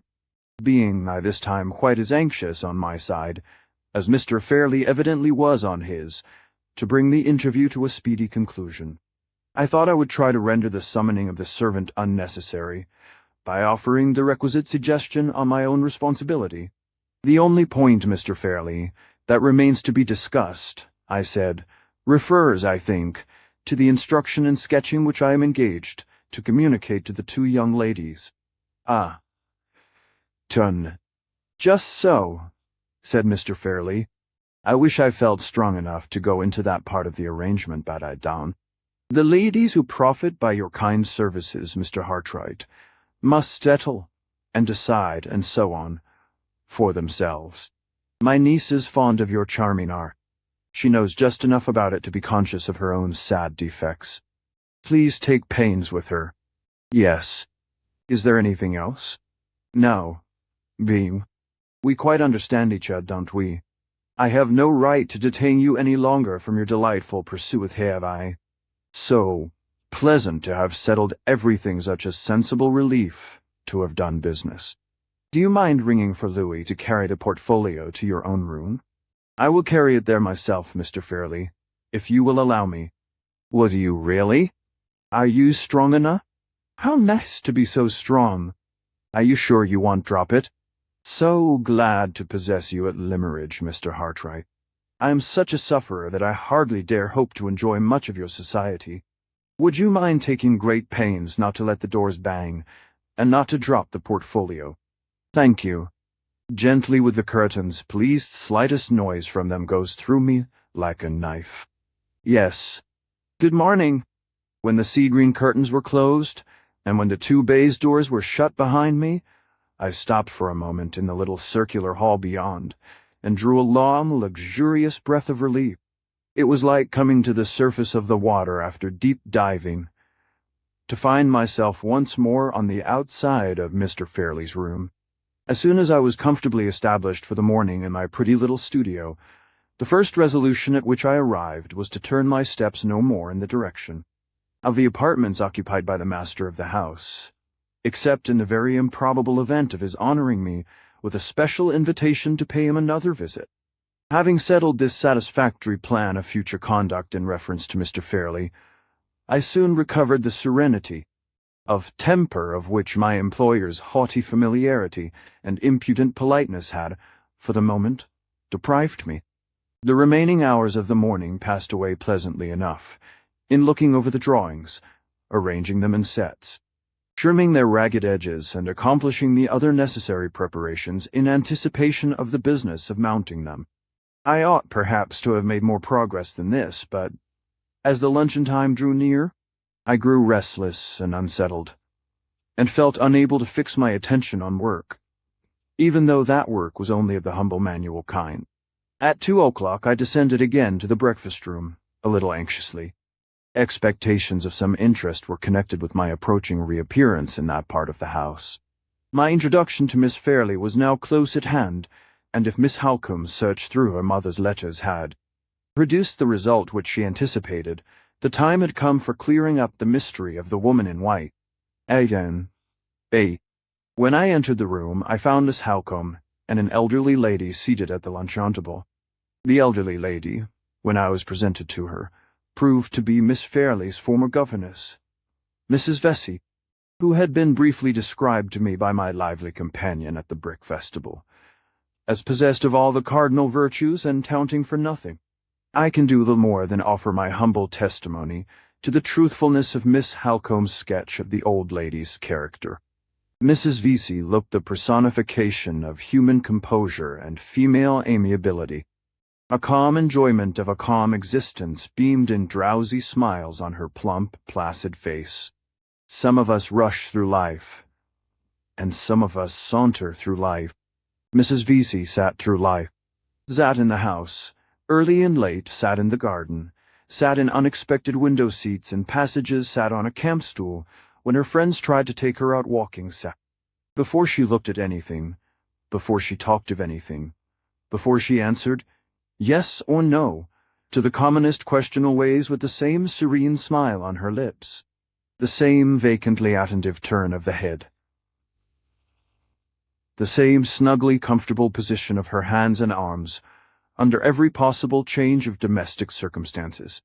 A mild, a compliant, an unutterably tranquil and harmless old lady, who never by any chance suggested the idea that she had been actually alive since the hour of her birth. Nature has so much to do in this world, and is engaged in generating such a vast variety of coexistent productions, that she must surely be now and then too flurried and confused to distinguish between the different processes that she is carrying on at the same time. Starting from this point of view, it will always remain my private persuasion that nature was absorbed in making cabbages when Mrs. Vesey was born, and that the good lady suffered the consequences of a vegetable preoccupation in the mind of the mother of us all. Now, Mrs. Vesey, said Miss Halcombe, looking brighter, sharper, and readier than ever, by contrast with the undemonstrative old lady at her side, what will you have? A cutlet? Mrs. Vesey crossed her dimpled hands on the edge of the table, smiled placidly, and said, Yes, dear. What is that opposite Mr. Hartright? Boiled chicken, is it not? I thought you liked boiled chicken better than cutlet, Mrs. Vesey. Mrs. Vesey took her dimpled hands off the edge of the table, and crossed them on her lap. Instead, nodded contemplatively at the boiled chicken, and said, Yes, dear. Well, but which will you have today? Shall Mr. Hartright give you some chicken? Or shall I give you some cutlet? Mrs. Vesey put one of her dimpled hands back again on the edge of the table, hesitated drowsily, and said, Which you please, dear. Mercy on me. It's a question for your taste, my good lady, not for mine. Suppose you have a little of both, and suppose you begin with the chicken because Mr. Hartright looks devoured by anxiety to carve for you. Mrs. Vesey put the other dimpled hand back on the edge of the table, brightened dimly, one moment went out again, the next bowed obediently, and said, If you please, sir. Surely am I old, a compliant, an unutterably tranquil and harmless old lady. But enough, perhaps, for the present, of Mrs. Vesey. All this time, there were no signs of Miss Fairley. We finished our luncheon, and still she never appeared. Miss Halcombe, whose quick eye nothing escaped, noticed the looks that I cast from time to time in the direction of the door. "I understand you, Mr. Hartright," she said. "You are wondering what has become of your other pupil. She's been downstairs and has got over her headache, but has not sufficiently recovered her appetite to join us at lunch. If you will put yourself under my charge, I think I can undertake to find her somewhere in the garden." She took up a parasol lying on a chair near her, and led the way out by a long window at the bottom of the room, which opened on to the lawn. It is almost unnecessary to say that we left Mrs. Vesey still seated at the table, with her dimpled hand still crossed on the edge of it, apparently settled in that position for the rest of the afternoon. As we crossed the lawn, Miss Halcombe looked at me significantly and shook her head. "That mysterious adventure of yours," she said, "still remains involved in its own appropriate midnight darkness. I have been all the morning looking over my mother's letters, and I have made no discoveries yet. However, don't despair, Mr. Hartright. This is a matter of curiosity, and you have got a woman for your ally. Under such conditions, success is certain. Sooner or later, the letters are not exhausted. I have 3 packets still left, and you may confidently rely on my spending the whole evening over them." Here, then, was one of my anticipations of the morning still unfulfilled. I began to wonder, next, whether my introduction to Miss Fairley would disappoint the expectations that I had been forming of her since breakfast time. "And how did you get on with Mr. Fairley?" inquired Miss Halcombe, as we left the lawn and turned into a shrubbery. "Was he particularly nervous this morning?" "Never mind considering about your answer, Mr. Hartright. The mere fact of your being obliged to consider is enough for me. I see in your face that he was particularly nervous, and as I am amiably unwilling to throw you into the same condition, I ask no more." We turned off into a winding path while she was speaking, and approached a pretty summer house, built of wood, in the form of a miniature Swiss chalet. The one room of the summer house, as we ascended the steps of the door, was occupied by a young lady. She was standing near a rustic table, looking out at the inland view of moor and hill presented by a gap in the trees, and absently turning over the leaves of a little sketchbook that lay at her side. This was Miss Fairley. How can I describe her? How can I separate her from my own sensations, and from all that has happened in the later time? How can I see her again as she looked when my eyes first rested on her, as she should look, now, to the eyes that are about to see her in these pages? The watercolor drawing that I made of Laura Fairley, at an after period, in the place and attitude in which I first saw her, lies on my desk while I write. I look at it, and there dawns upon me brightly, from the dark greenish-brown background of the summer house, a light youthful figure, clothed in a simple muslin dress, the pattern of it formed by broad alternate stripes of delicate blue and white. A scarf of the same material sits crisply and closely round her shoulders, and a little straw hat of the natural color, plainly and sparingly trimmed with ribbon to match the gown, covers her head, and throws its soft pearly shadow over the upper part of her face. Her hair is of so faint and pale a brown, not flaxen, and yet almost as light, not golden, and yet almost as glossy that it nearly melts, here and there, into the shadow of the hat. It is plainly parted and drawn back over her ears, and the line of it ripples naturally as it crosses her forehead. The eyebrows are rather darker than the hair, and the eyes are of that soft, limpid, turquoise blue, so often sung by the poets, so seldom seen in real life.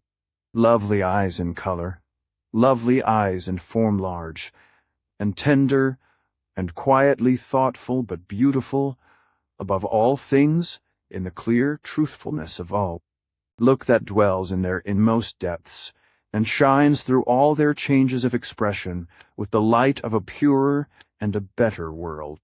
The charm most gently and yet most distinctly expressed which they shed over the whole face, so covers and transforms its little natural human blemishes elsewhere, that it is difficult to estimate the relative merits and defects of the other features. It is hard to see that the lower part of the face is too delicately refined away towards the chin to be in full and fair proportion with the upper part, that the nose, in escaping the aquiline bend always hard and cruel in a woman, no matter how abstractedly perfect it may be, has erred a little in the other extreme, and has missed the ideal straightness of line, and that the sweet, sensitive lips are subject to a slight nervous contraction when she smiles, which draws them upward a little at one corner, towards the cheek. It might be possible to note these blemishes in another woman's face, but it is not easy to dwell on them in hers, so subtly are they connected with all that is individual and characteristic in her expression, and so closely does the expression depend for its full play in life, in every other feature, on the moving impulse of the eyes. Does my poor portrait of her, my fond, patient labor, of long and happy days, show me these things? Ah, how few of them are in the dim mechanical drawing, and how many in the mind with which I regard it.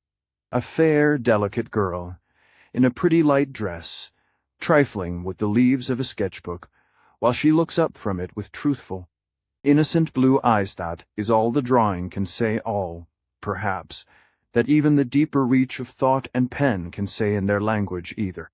The woman who first gives life, light, and form to our shadowy conceptions of beauty, fills a void in our spiritual nature that has remained unknown to us till she appeared.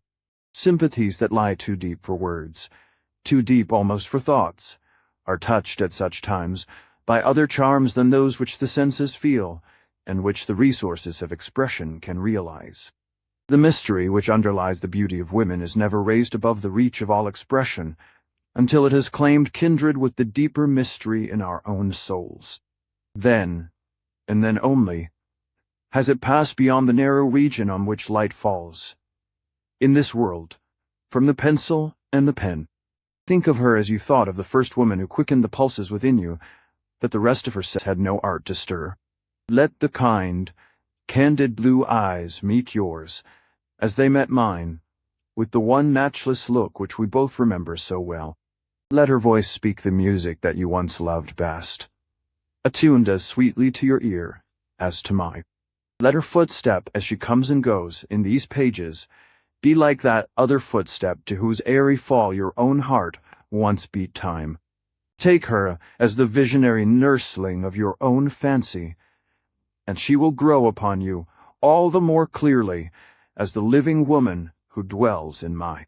Among the sensations that crowded on me when my eyes first looked upon her, familiar sensations, which we all know, which spring to life in most of our hearts, die again in so many, and renew their bright existence in so few, there was one that troubled and perplexed me, one that seemed strangely inconsistent and unaccountably out of place in Miss Fairley's presence, mingling with the vivid impression produced by the charm of her fair face and head, her sweet expression, and her winning simplicity of manner was another impression, which, in a shadowy way, suggested to me the idea of something wanting.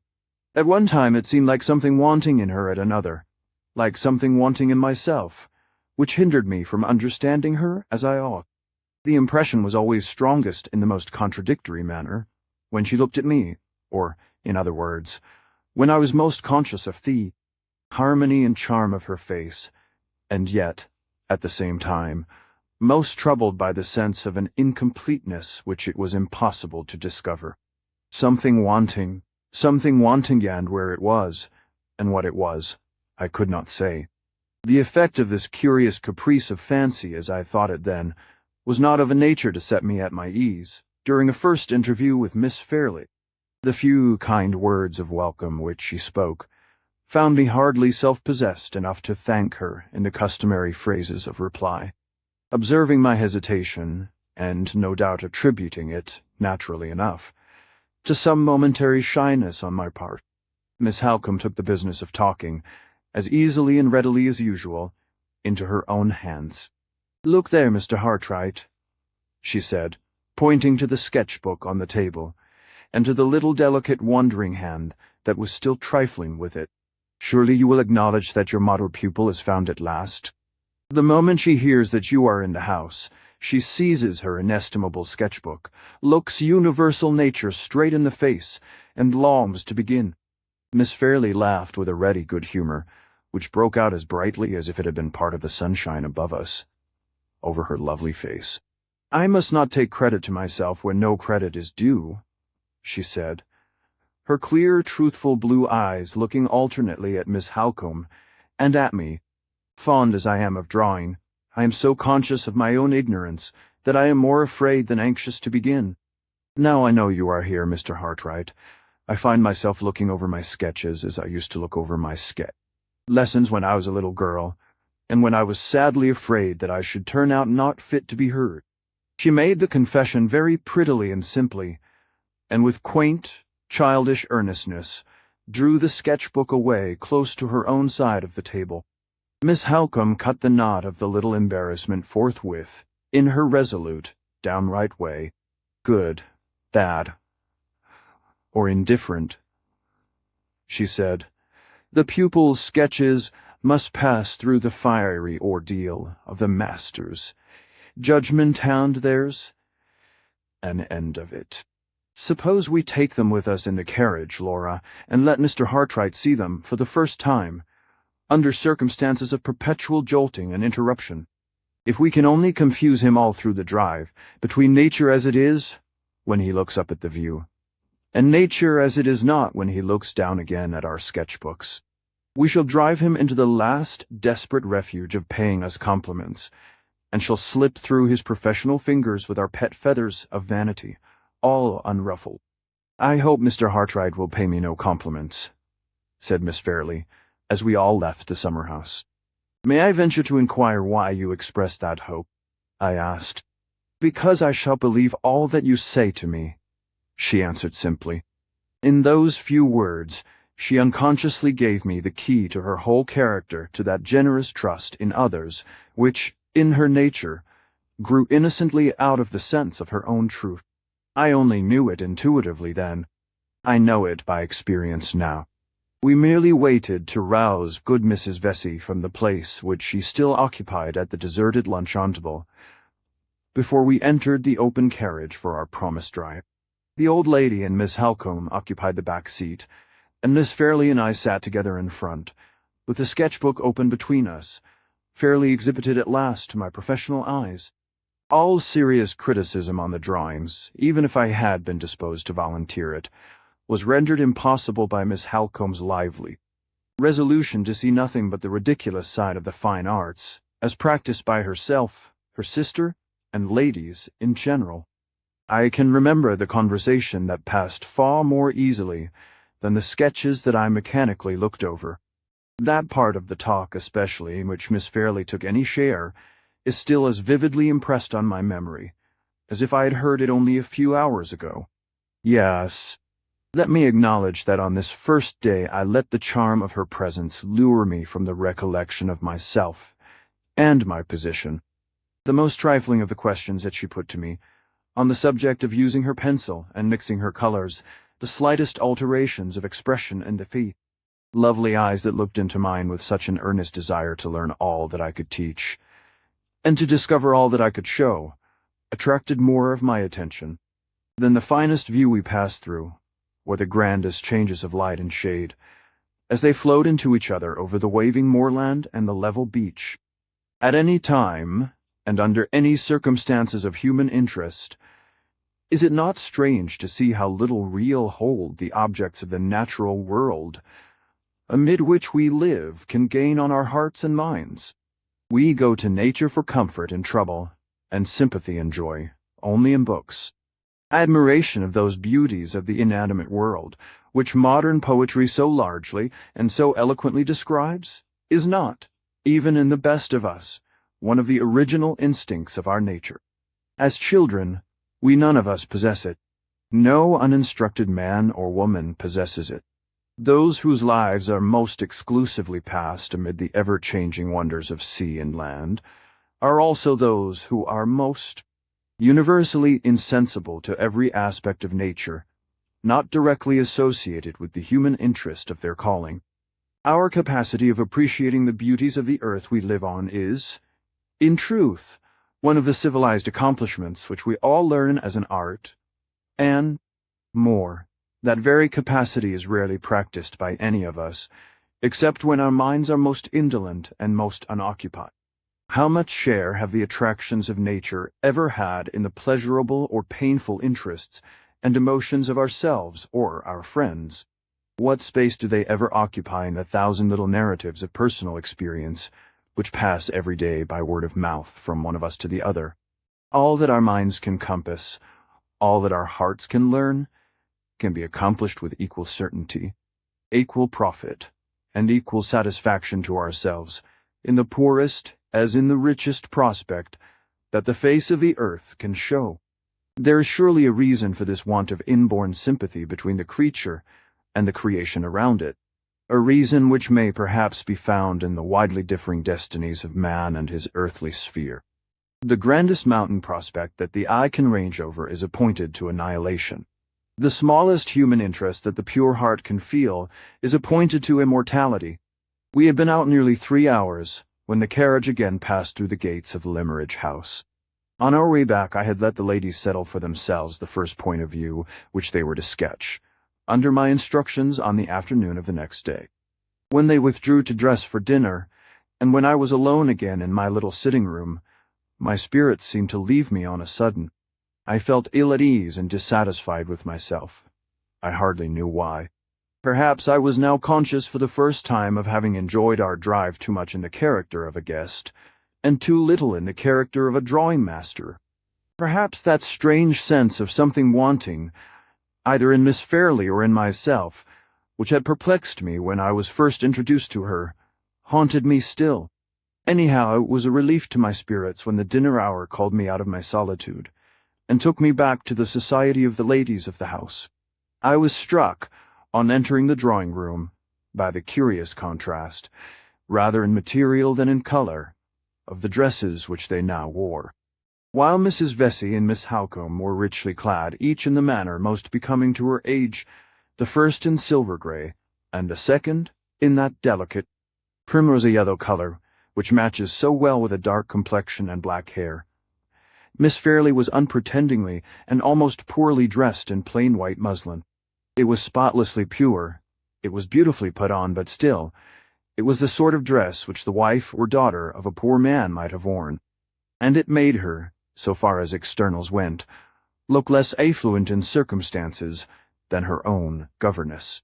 At a later period, when I learned to know more of Miss Fairley's character, I discovered that this curious contrast, on the wrong side, was due to her natural delicacy of feeling and natural intensity of aversion to the slightest personal display of her own wealth. Neither Mrs. Vesey nor Miss Halcombe could ever induce her to let the advantage in dress desert the two ladies who were poor, to lean to the side of the one lady who was rich. When the dinner was over, we returned together to the drawing-room.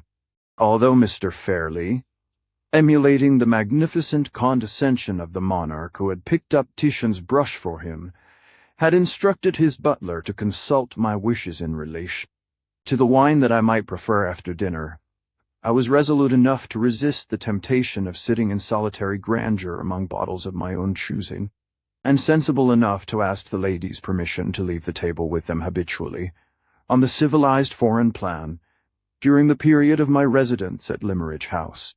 The drawing-room, to which we had now withdrawn for the rest of the evening, was on the ground floor, and was of the same shape and size as the breakfast-room. Large glass doors at the lower end opened onto a terrace, beautifully ornamented along its whole length with a profusion of flowers. The soft, hazy twilight was just shading leaf and blossom alike into harmony with its own sober hues as we entered the room, and the sweet evening scent of the flowers met us with its fragrant welcome through the open glass doors. Good Mrs. Vesey, always the first of the party to sit down, took possession of an armchair in a corner, and dozed off comfortably to sleep. At my request, Miss Fairley placed herself at the piano. As I followed her to a seat near the instrument, I saw Miss Halcombe retire into a recess of one of the side windows, to proceed with the search through her mother's letters by the last quiet rays of the evening light. How vividly that peaceful home picture of the drawing-room comes back to me while I write. From the place where I sat, I could see Miss Halcombe's graceful figure, half of it in soft light, half in mysterious shadow, bending intently over the letters in her lap while, nearer to me, the fair profile of the player at the piano was just delicately defined against the faint light deepening background of the inner wall of the room. Outside, on the terrace, the clustering flowers and long grasses and creepers waved so gently in the light evening air that the sound of their rustling never reached us. The sky was without a cloud, and the dawning mystery of moonlight began to tremble already in the region of the eastern heaven.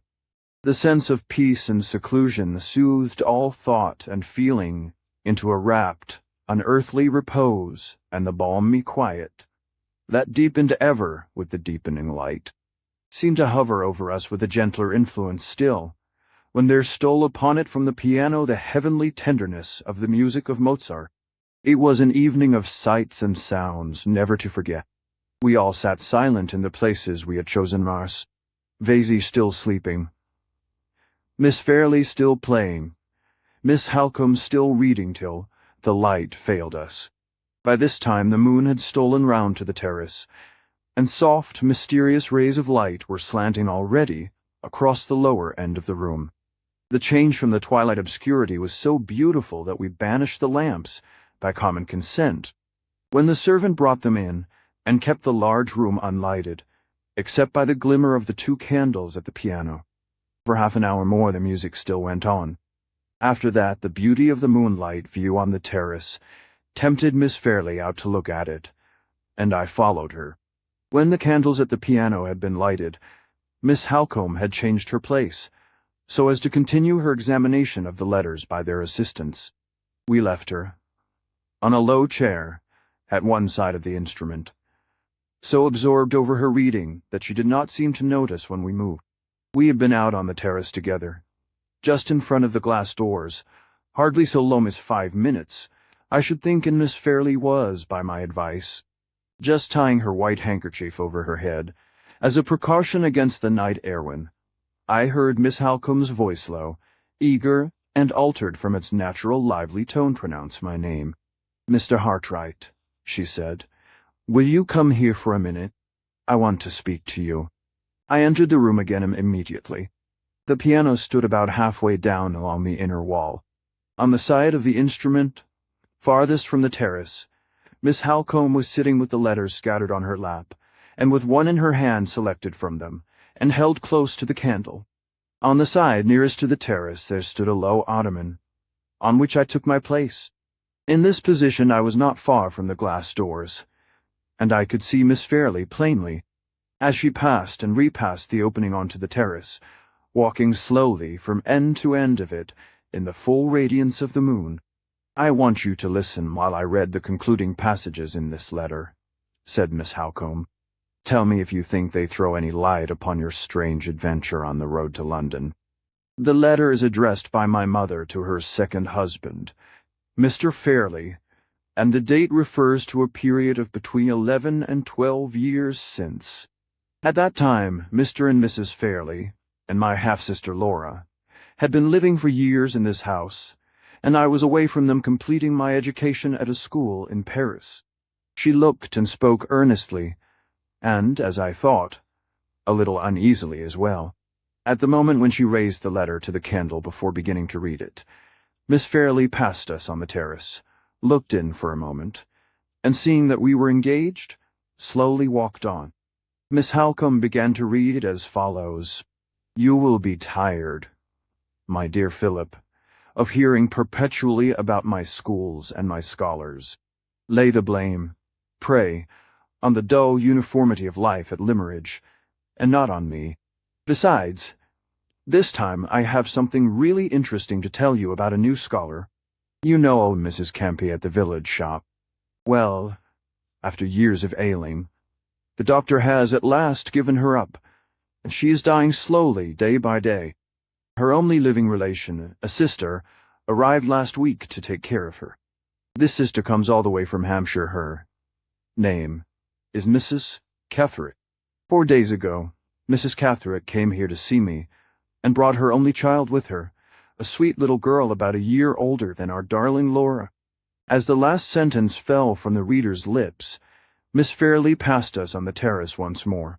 She was softly singing to herself one of the melodies which she had been playing earlier in the evening.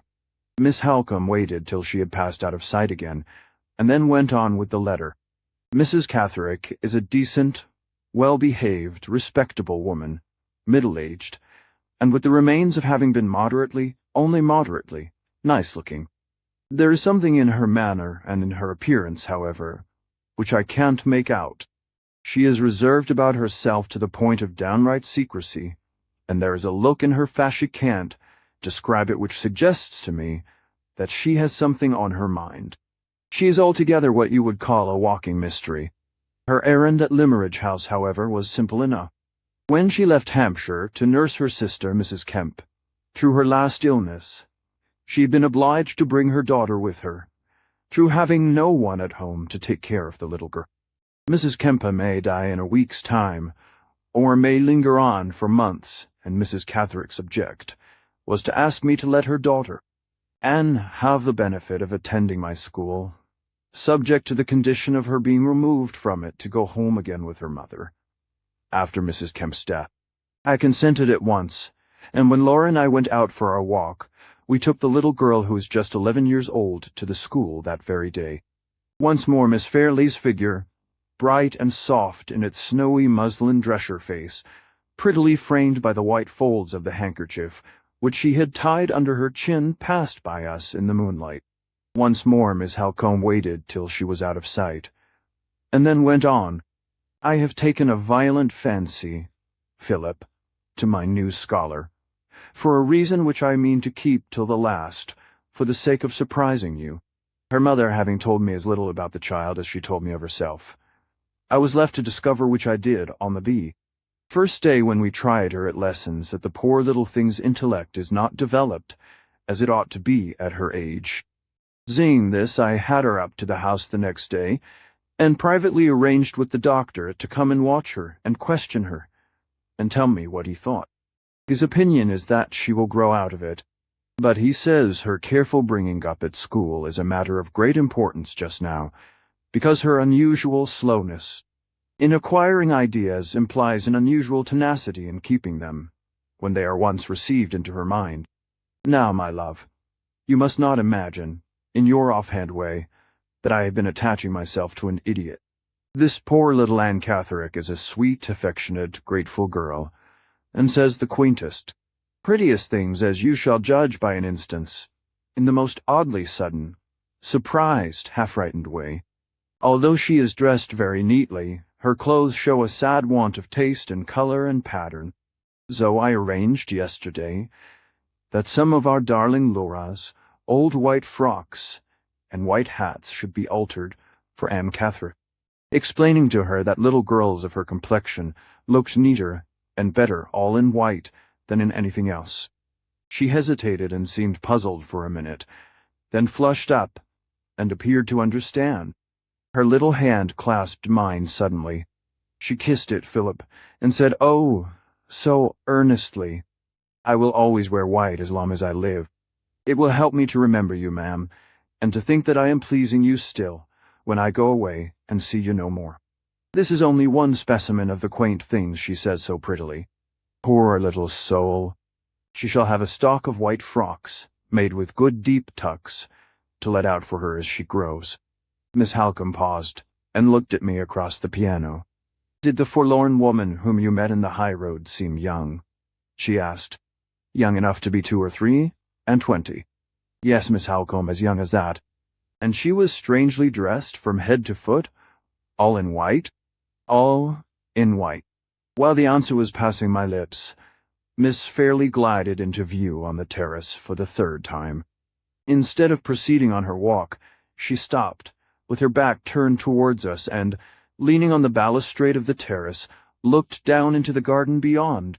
My eyes fixed upon the white gleam of her muslin gown and headdress in the moonlight, and a sensation, for which I can find no name, a sensation that quickened my pulse and raised a fluttering at my heart, began to steal over me.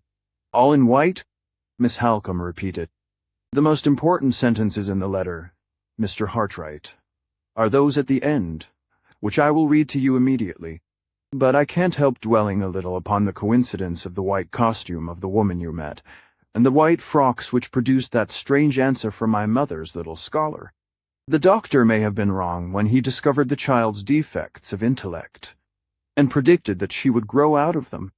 She may never have grown out of them, and the old grateful fancy about dressing in white, which was a serious feeling to the girl, may be a serious feeling to the woman still. I said a few words in answer, I hardly know what. All my attention was concentrated on the white gleam of Miss Fairley's muslin dress. "Listen to the last sentences of the letter," said Miss Halcombe. "I think they will surprise you." As she raised the letter to the light of the candle, Miss Fairley turned from the balustrade, looked doubtfully up and down the terrace, advanced a step towards the glass doors, and then stopped, facing us. Meanwhile, Miss Halcombe read me the last sentences to which she had referred. "And now, my love, seeing that I am at the end of my paper, now for the real reason, the surprising reason, for my fondness for little Anne Catherine. My dear Philip, although she is not half so pretty, she is, nevertheless, by one of those extraordinary caprices of accidental resemblance which one sometimes sees, the living likeness in her hair, her complexion, the color of her eyes, and the shape of her face." I started up from the ottoman before Miss Halcombe could pronounce the next words. A thrill of the same feeling which ran through me when the touch was laid upon my shoulder, on the lonely high road, chilled me again.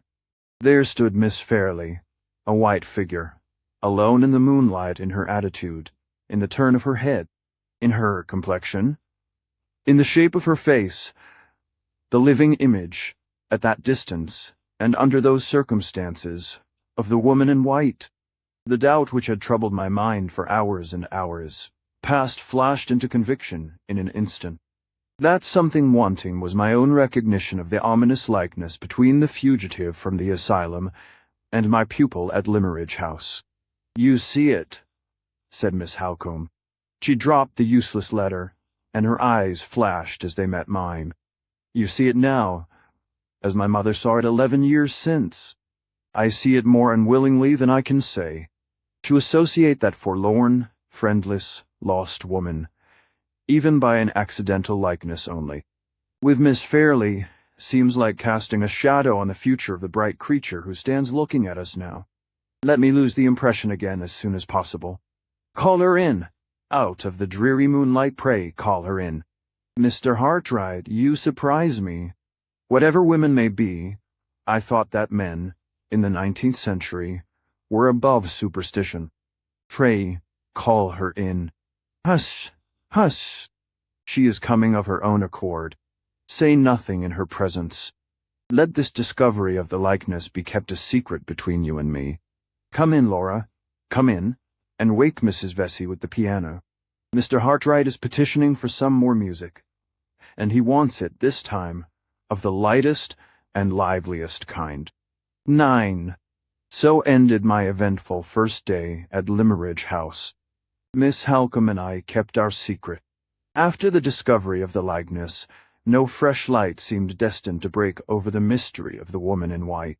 At the first safe opportunity, Miss Halcombe cautiously led her half-sister to speak of their mother, of old times, and of Anne Catherine.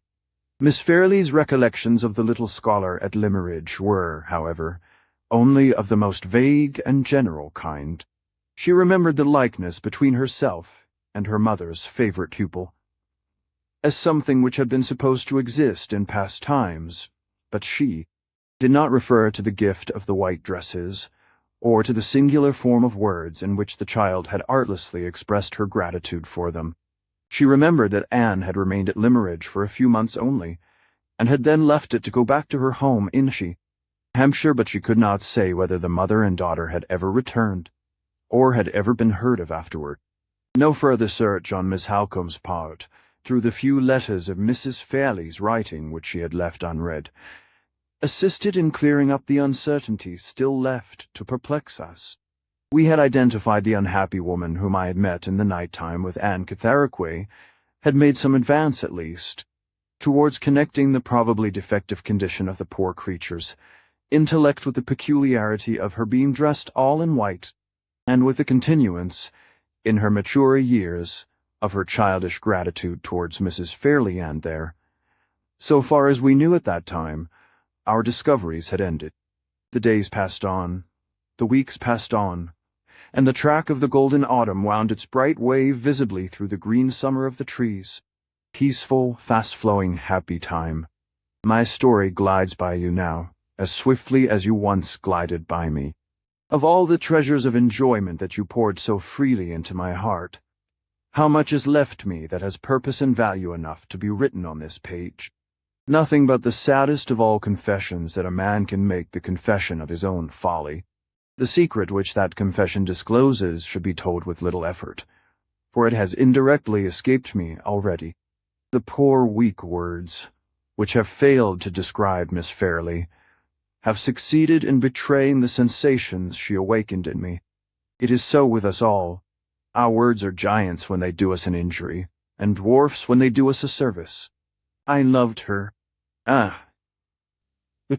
How well I know all the sadness and all the mockery that is contained in those 3 words. I can sigh over my mournful confession with the tenderest woman who reads it and pities me. I can laugh at it as bitterly as the hardest man who tosses it from him in contempt. I loved her. Feel for me, or despise me, I confess it with the same immovable resolution to own the truth. Was there no excuse for me? There was some excuse to be found, surely, in the conditions under which my term of hired service was passed at Limeridge House. My morning hours succeeded each other calmly, in the quiet and seclusion of my own room. I had just work enough to do, in mounting my employer's drawings, to keep my hands and eyes pleasurably employed, while my mind was left free to enjoy the dangerous luxury of its own unbridled thoughts. A perilous solitude, for it lasted long enough to enervate, not long enough to fortify me. A perilous solitude, for it was followed by afternoons and evenings spent, day after day, and week after week, alone, in the society of 2 women, one of whom possessed all the accomplishments of grace, wit, and high breeding, the other all the charms of beauty, gentleness, and simple truth that can purify and subdue the heart of man. Not a day passed in that dangerous intimacy of teacher and pupil, in which my hand was not close to Miss Fairley's, my cheek, as we bent together over her sketchbook, almost touching hers. The more attentively she watched every movement of my brush, the more closely I was breathing the perfume of her hair and the warm fragrance of her breath. It was part of my service to live in the very light of her eyes, at one time to be bending over her, so close to her bosom as to tremble at the thought of touching it, at another, to feel her bending over me, bending so close to see what I was about, that her voice sank low when she spoke to me, and her ribbons brushed my cheek in the wind before she could draw them back. The evenings which followed the sketching excursions of the afternoon varied, rather than checked, these innocent, these inevitable familiarities. My natural fondness for the music which she played with such tender feeling, such delicate womanly taste, and her natural enjoyment of giving me back, by the practice of her art, the pleasure which I had offered to her by the practice of mine, only wove another tie which drew us closer and closer to one another.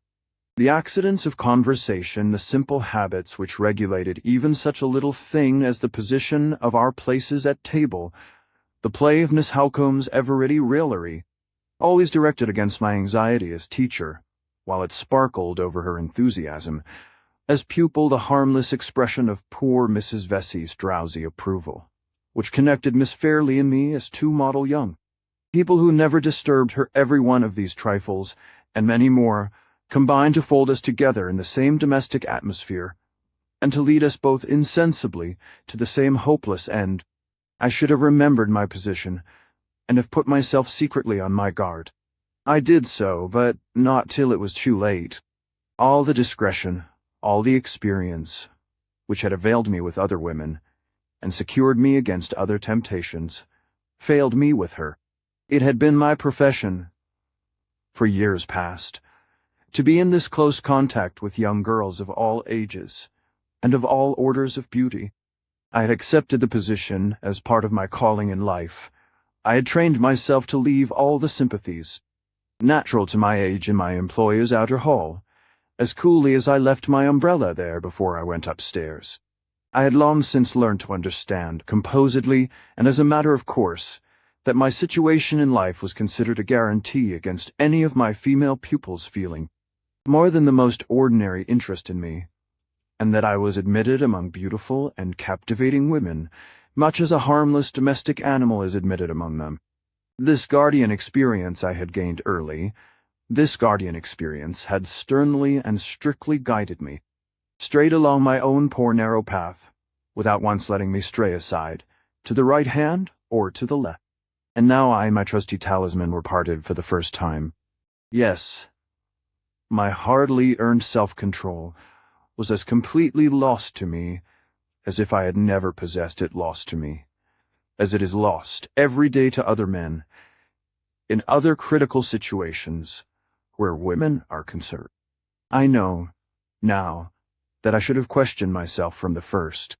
I should have asked why any room in the house was better than home to me when she entered it, and barren as a desert when she went out again. Why? I always noticed and remembered the little changes in her dress that I had noticed and remembered in no other woman's before. Why I saw her, heard her, and touched her when we shook hands at night and morning as I had never seen, heard, and touched any other woman in my life. I should have looked into my own heart and found this new growth springing up there, and plucked it out while it was young. Why was this easiest, simplest work of self-culture always too much for me? The explanation has been written already in the 3 words that were many enough, and plain enough, for my confession. I loved her. The days passed. The weeks passed. It was approaching the 3rd month of my stay in Cumberland. The delicious monotony of life in our calm seclusion flowed on with me, like a smooth stream with a swimmer who glides down the current. All memory of the past, all thought of the future, all sense of the falseness and hopelessness of my own position, lay hushed within me into deceitful rest, lulled by the siren psalm that my own heart sung to me, with eyes shut to all sight, and ears closed to all sound of danger. I drifted nearer and nearer to the fatal rocks. The warning that aroused me at last, and startled me into sudden, self-accusing consciousness of my own weakness, was the plainest, the truest, the kindest of all warnings. For it came silently from her. We had parted one night as usual. No word had fallen from my lips, at that time, or at any time before it, that could betray me, or startle her into sudden knowledge of the truth. But when we met again in the morning, a change had come over. Here a change that told me all. I shrank shrank still from invading the innermost sanctuary of her heart, and laying it open to others, as I have laid open my own. Let it be enough to say that the time when she first surprised my secret was, I firmly believe, the time when she first surprised her own, and the time, also, when she changed towards me in the interval of one night. Her nature, too truthful to deceive others, was too noble to deceive itself. When the doubt that I had hushed to sleep first laid its weary weight on her heart, the true face owned all, and said in its own frank, simple language, I am sorry for him, I am sorry for myself. It said this, and more, which I could not then interpret. I understood but too well the change in her manner, to greater kindness and quicker readiness in interpreting all my wishes. Before Losto constraint and sadness, and nervous anxiety to absorb herself in the first occupation she could seize on, whenever we happened to be left together alone. I understood why the sweet sensitive lips smiled so rarely and so restrainedly now, and why the clear blue eyes looked at me, sometimes with the pity of an angel, sometimes with the innocent perplexity of a child. But the change meant more than this. There was a coldness in her hand. There was an unnatural immobility in her face. There was in all her movements the mute expression of constant fear and clinging self-reproach. The sensations that I could trace to herself, and to me, the unacknowledged sensations that we were feeling in common, were not these. There were certain elements of the change in her that were still secretly drawing us together, and others that were, as secretly beginning to drive us apart. In my doubt and perplexity, in my vague suspicion of something hidden which I was left to find by my own unaided efforts, I examined Miss Halcomb's looks and manner for enlightenment. Living in such intimacy as ours, no serious alteration could take place in any one of us which did not sympathetically affect the others. The change in Miss Fairley was reflected in her half-sister. Although not a word escaped Miss Halcombe which hinted at an altered state of feeling towards myself, her penetrating eyes had contracted a new habit of always watching me. Sometimes the look was like suppressed anger, sometimes like suppressed dread, sometimes like neither, like nothing. In short, which I could understand. A week elapsed, leaving us all three still in this position of secret constraint towards one another. My situation, aggravated by the sense of my own miserable weakness and forgetfulness of myself, now too late awakened in me, was becoming intolerable. I felt that I must cast off the oppression under which I was living, at once and for every. How to act for the best, or what to say first, was more than I could tell. From this position of helplessness and humiliation I was rescued by Miss Halcombe. Her lips told me the bitter, the necessary, the unexpected truth. Her hearty kindness sustained me under the shock of hearing it. Her sense and courage turned to its right use, an event which threatened the worst that could happen, to me and to others, in Limmeridge House. It was on a Thursday in the week, and nearly at the end of the 3rd month of my sojourn in Cumberland. In the morning, when I went down into the breakfast-room at the usual hour, Miss Halcombe, for the first time since I had known her, was absent from her customary place at the table. Miss Fairley was out on the lawn. She bowed to me, but did not come in. Not a word had dropped from my lips, or from hers, that could unsettle either of us, and yet the same unacknowledged sense of embarrassment made us shrink alike from meeting one another alone. She waited on the lawn, and I waited in the breakfast-room, till Mrs. Vesey or Miss Halcombe came in. How quickly I should have joined her, how readily we should have shaken hands, and glided into our customary talk, only a fortnight ago. In a few minutes Miss Halcombe entered. She had a preoccupied look, and she made her apologies for being late rather absently. "I have been detained," she said, "by a consultation with Mr. Fairley on a domestic matter which he wished to speak to me about." Miss Fairley came in from the garden, and the usual morning greeting passed between us. Her hand struck colder to mine than ever. She did not look at me, and she was very pale. Even Mrs. Vesey noticed it when she entered the room a moment after. "I suppose it is the change in the wind," said the old lady. "The winter is coming, my love. The winter is coming soon." In her heart and in mine it had come already. Our morning melon, so full of pleasant good-humoured discussion of the plans for the day, was short and silent. Miss Fairley seemed to feel the oppression of the long pauses in the conversation, and looked appealingly to her sister to fill them up. Miss Halcombe, after once or twice hesitating and checking herself in a most uncharacteristic manner, spoke at last. "I have seen your uncle this morning, Laura," she said. "He thinks the Purple Room is the one that ought to be got ready, and he confirms what I told you. Monday is the day, not Tuesday." While these words were being spoken, Miss Fairley looked down at the table beneath her. Her fingers moved nervously among the crumbs that were scattered on the cloth. The paleness on her cheeks spread to her lips, and the lips themselves trembled visibly. I was not the only person present who noticed this. Miss Halcombe saw it too, and at once set us the example of rising from table. Mrs. Vesey and Miss Fairley left the room together. The kind, sorrowful blue eyes looked at me. For a moment, with the prescient sadness of a coming and a long farewell, I felt the answering pang in my own heart-tang, that told me I must lose her soon, and love her the more unchangeably for the loss. I turned towards the garden when the door had closed on her. Miss Halcombe was standing with her hat in her hand, and her shawl over her arm, by the large window that led out to the lawn, and was looking at me attentively. "Have you any leisure time to spare?" she asked, "before you begin to work in your own room?" "Certainly, Miss Halcombe." I have always time at your service. I want to say a word to you in private, Mr. Hartright. Get your hat and come out into the garden. We are not likely to be disturbed there at this hour in the morning."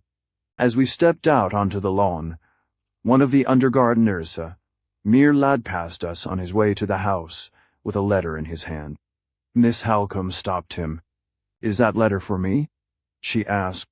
"Nay, miss, it's just said to be for Miss Fairley," answered the lad, holding out the letter as he spoke. Miss Halcombe took it from him and looked at the address. "A strange handwriting," she said to herself. "Who can Laura's correspondent be? Where did you get this?"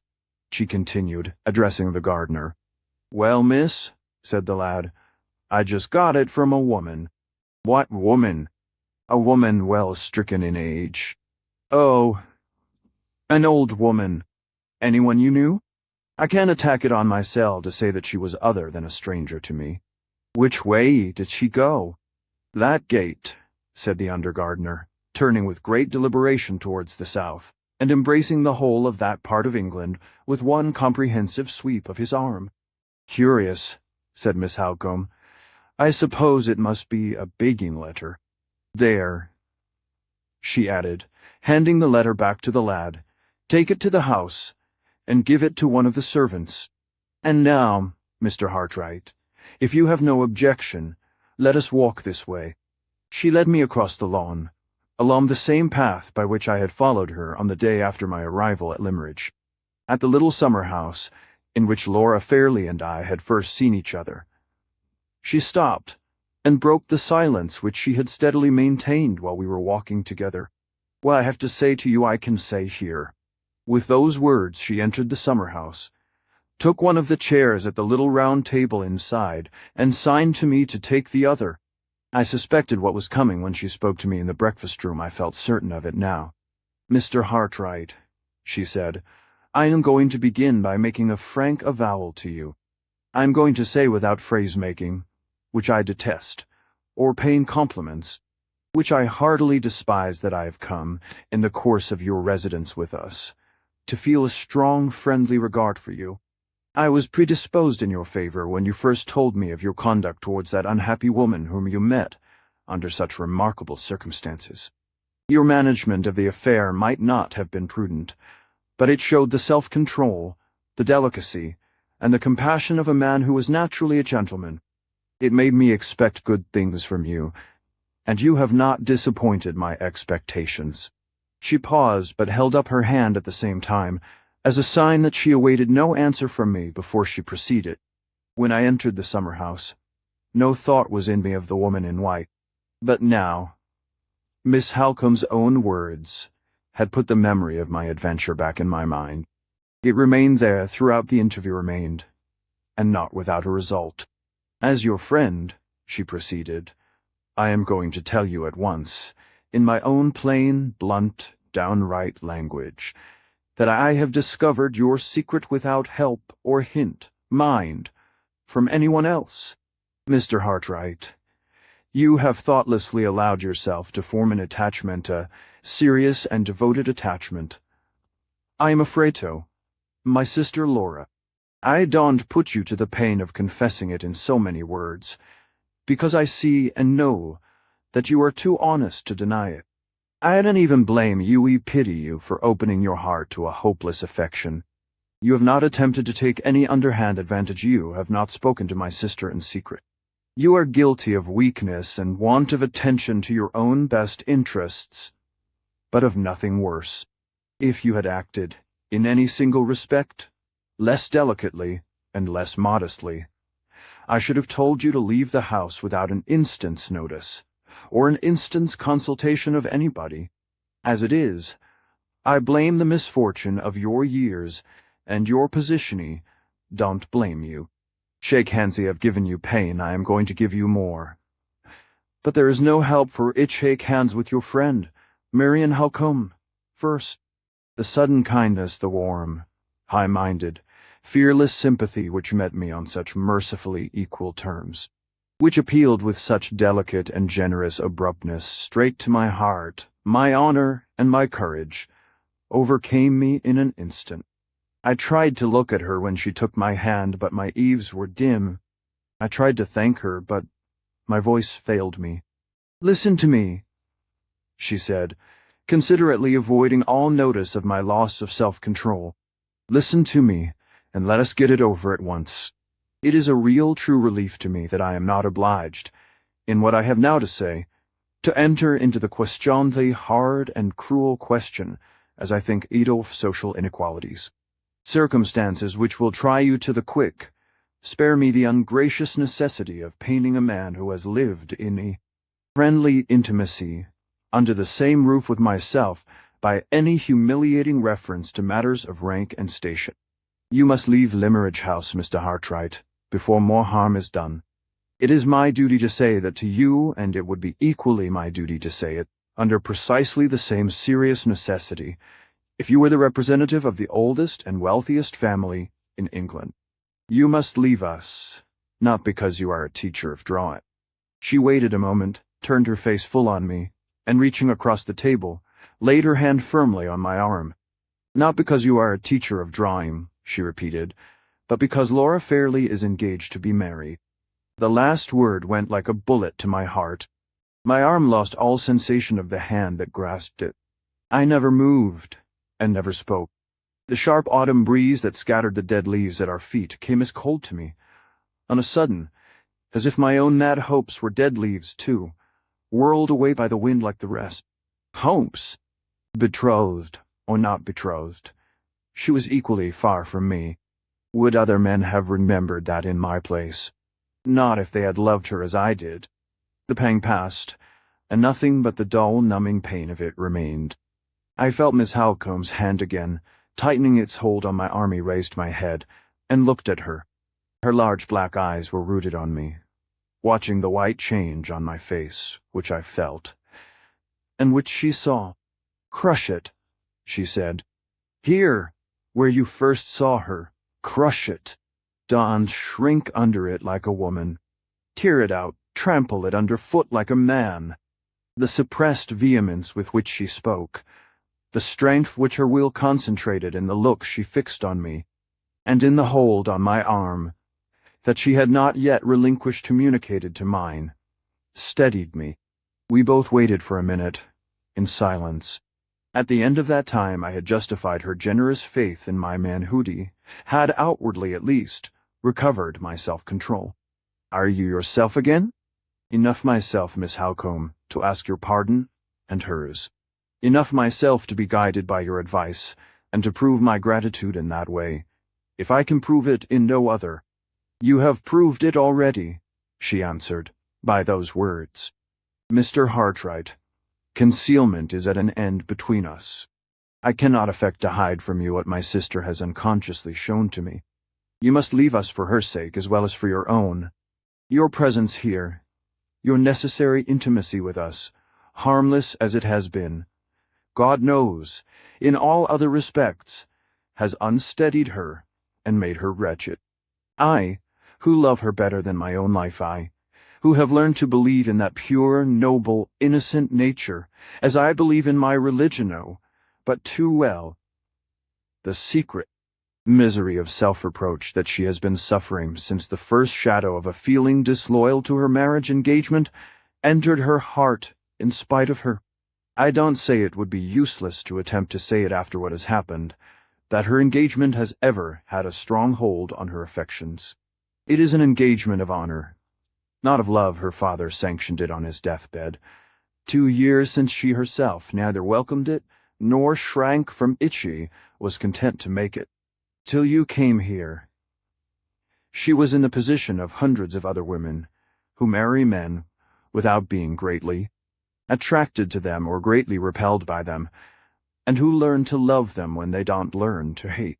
After marriage, instead of before, I hope more earnestly than words can sigh, and you should have the self-sacrificing courage to hope too that the new thought and feelings which have disturbed the old calmness and the old content have not taken root too deeply to be ever removed. Your absence, if I had less belief in your honor, and your courage, and your sense, I should not trust to them, as I am trusting now your absence will help my efforts, and time will help us all three. It is something to know that my first confidence in you was not all misplaced. It is something to know that you will not be less honest, less manly, less considerate towards the pupil whose relation to yourself you have had the misfortune to forget, than towards the stranger and the outcast whose appeal to you was not made in vain. Again the chance reference to the woman in white. Was there no possibility of speaking of Miss Fairley, and of me, without raising the memory of Anne Catherick, and setting her between us like a fatality that it was hopeless to avoid? Tell me what apology I can make to Mr. Fairley for breaking my engagement, I said. Tell me when to go after that apology is accepted. I promise implicit obedience to you and to your advice. Time is every way of importance, she answered. You heard me refer this morning to Monday next, and to the necessity of setting the purple room in order. The visitor whom we expect on Monday. I could not wait for her to be more explicit. Knowing what I knew now, the memory of Miss Fairley's look and manner at the breakfastable told me that the expected visitor at Limmeridge House was her future husband. I tried to force it back, but something rose within me at that moment, stronger than my own will, and I interrupted Miss Halcombe. Let me go today, I said bitterly. The sooner the better. No, not today, she replied. The only reason you can assign to Mr. Fairley for your departure, before the end of your engagement, must be that an unforeseen necessity compels you to ask his permission to return at once to London. You must wait till tomorrow to tell him that, at the time when the post comes in, because he will then understand the sudden change in your plans, by associating it with the arrival of a letter from London. It is miserable and sickening to descend to deceit, even of the most harmless kind, but I know Mr. Fairley, and if you once excite his suspicions that you are trifling with him, he will refuse to release you. Speak to him on Friday morning. Occupy yourself afterwards for the sake of your own interests with your employer in leaving your unfinished work in as little confusion as possible, and quit this place on Saturday. It will be time enough then, Mr. Hartright, for you and for all of us. Before I could assure her that she might depend on my acting in the strictest accordance with her wishes, we were both startled by advancing footsteps in the shrubbery. Someone was coming from the house to seek for us. I felt the blood rush into my cheeks, and then leave them again. Could the third person who was fast approaching us, at such a time and under such circumstances, be Miss Fairley? It was a relief, so hopelessly was my position towards her.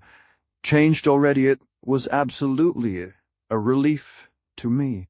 When the person who had disturbed us appeared at the entrance of the summer-house, and proved to be only Miss Fairley's maid.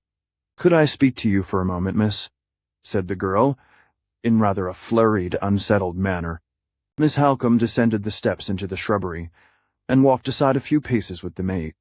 Left by myself, my mind reverted, with a sense of forlorn wretchedness, which it is not in any words that I can find to describe, to my approaching return to the solitude and the despair of my lonely London home.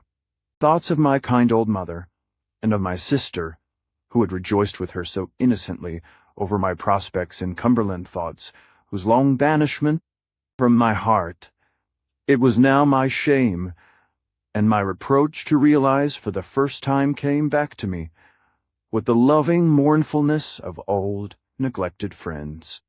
My mother and my sister, what would they feel when I returned to them from my broken engagement? With the confession of my miserable secret, they who had parted from me so hopefully on that last happy night in the Hampstead cottage. Anne Catherick again. Even the memory of the farewell evening with my mother and my sister could not return to me now unconnected with that other memory of the moonlight walk back to London. What did it mean? Were that woman and I to meet once more? It was possible at the least. Did she know that I lived in London?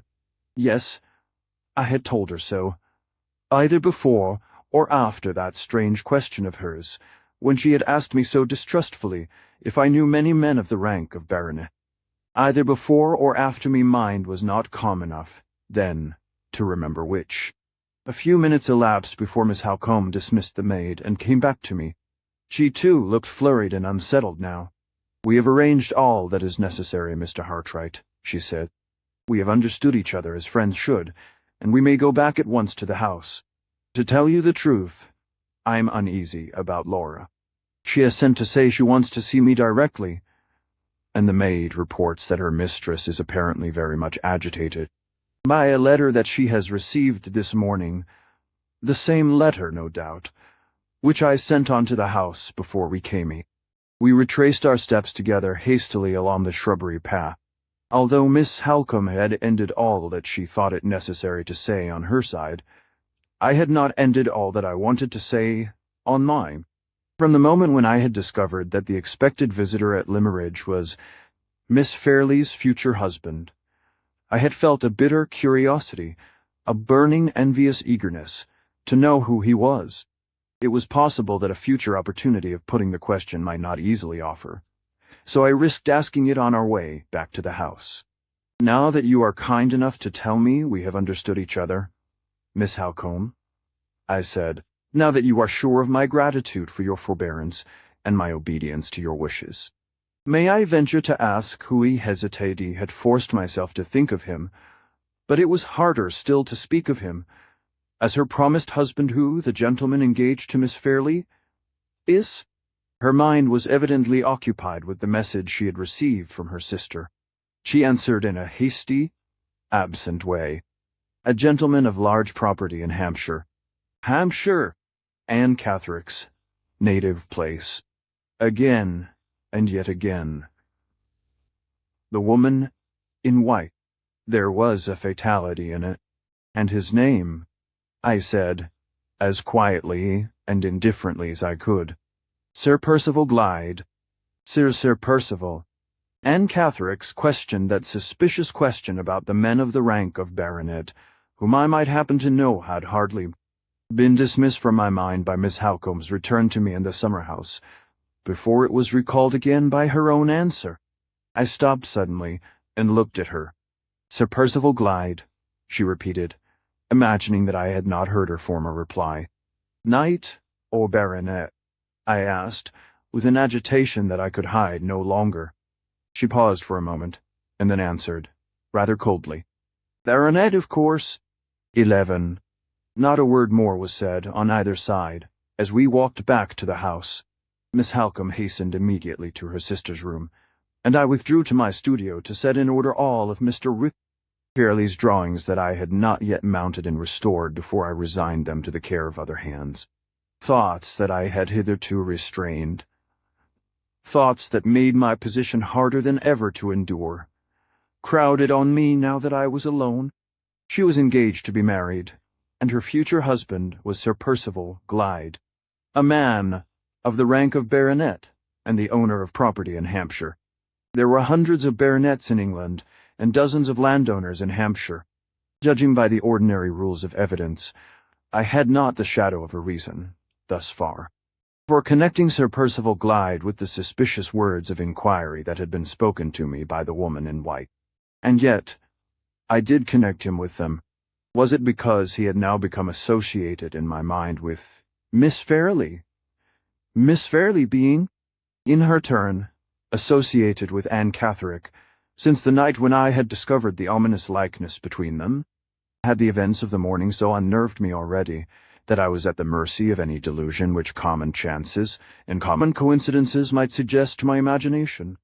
Impossible to say. I could only feel that what had passed between Miss Halcombe and myself, on our way from the summer-house, had affected me very strangely. The foreboding of some undiscoverable danger lying hid from us all in the darkness of the future was strong. The doubt whether I was not linked already to a chain of events which even my approaching departure from Cumberland would be powerless to snap asunder, the doubt whether we any of us saw the end, as the end would really be gathered more and more darkly over my mind. Poignant as it was, the sense of suffering caused by the miserable end of my brief, presumptuous love seemed to be blunted and deadened by the still stronger sense of something obscurely impending, something invisibly threatening, that time was holding over our head. I had been engaged with the drawings little more than half an hour, when there was a knock at the door. It opened on my answering, and, to my surprise, Miss Halcombe entered the room. Her manner was angry and agitated. She caught up a chair for herself before I could give her one, and sat down in it, close at my side. "Mr. Hartright," she said, "I had hoped that all painful subjects of conversation were exhausted between us, for today at least. But it is not to be so. There is some underhand villainy at work to frighten my sister about her approaching marriage. You saw me send the gardener on to the house, with a letter addressed, in a strange handwriting, to Miss Fairley?" "Certainly. The letter is an anonymous letter, a vile attempt to injure Sir Percival Glyde in my sister's estimation. It has so agitated and alarmed her, that I have had the greatest possible difficulty in composing her spirits, sufficiently to allow me to leave her room and come here. I know this is a family matter on which I ought not to consult you, and in which you can feel no concern or interest. I beg your pardon, Miss Halcombe. I feel the strongest possible concern and interest in anything that affects Miss Fairley's happiness or yours. I am glad to hear you say so. You are the only person in the house or out of it who can advise me. Mr. Fairley, in his state of health, and with his horror of difficulties and mysteries of all kinds, is not to be thought of. The clergyman is a good, weak man who knows nothing out of the routine of his duties, and our neighbors are just the sort of comfortable, jog-trot acquaintances whom one cannot disturb in times of trouble and danger. What I want to know is this: ought I at once to take such steps as I can to discover the writer of the letter, or ought I to wait and apply to Mr. Fairley's legal adviser tomorrow? It is a question, perhaps a very important one, of gaining or losing a day. Tell me what you think, Mr. Hartright.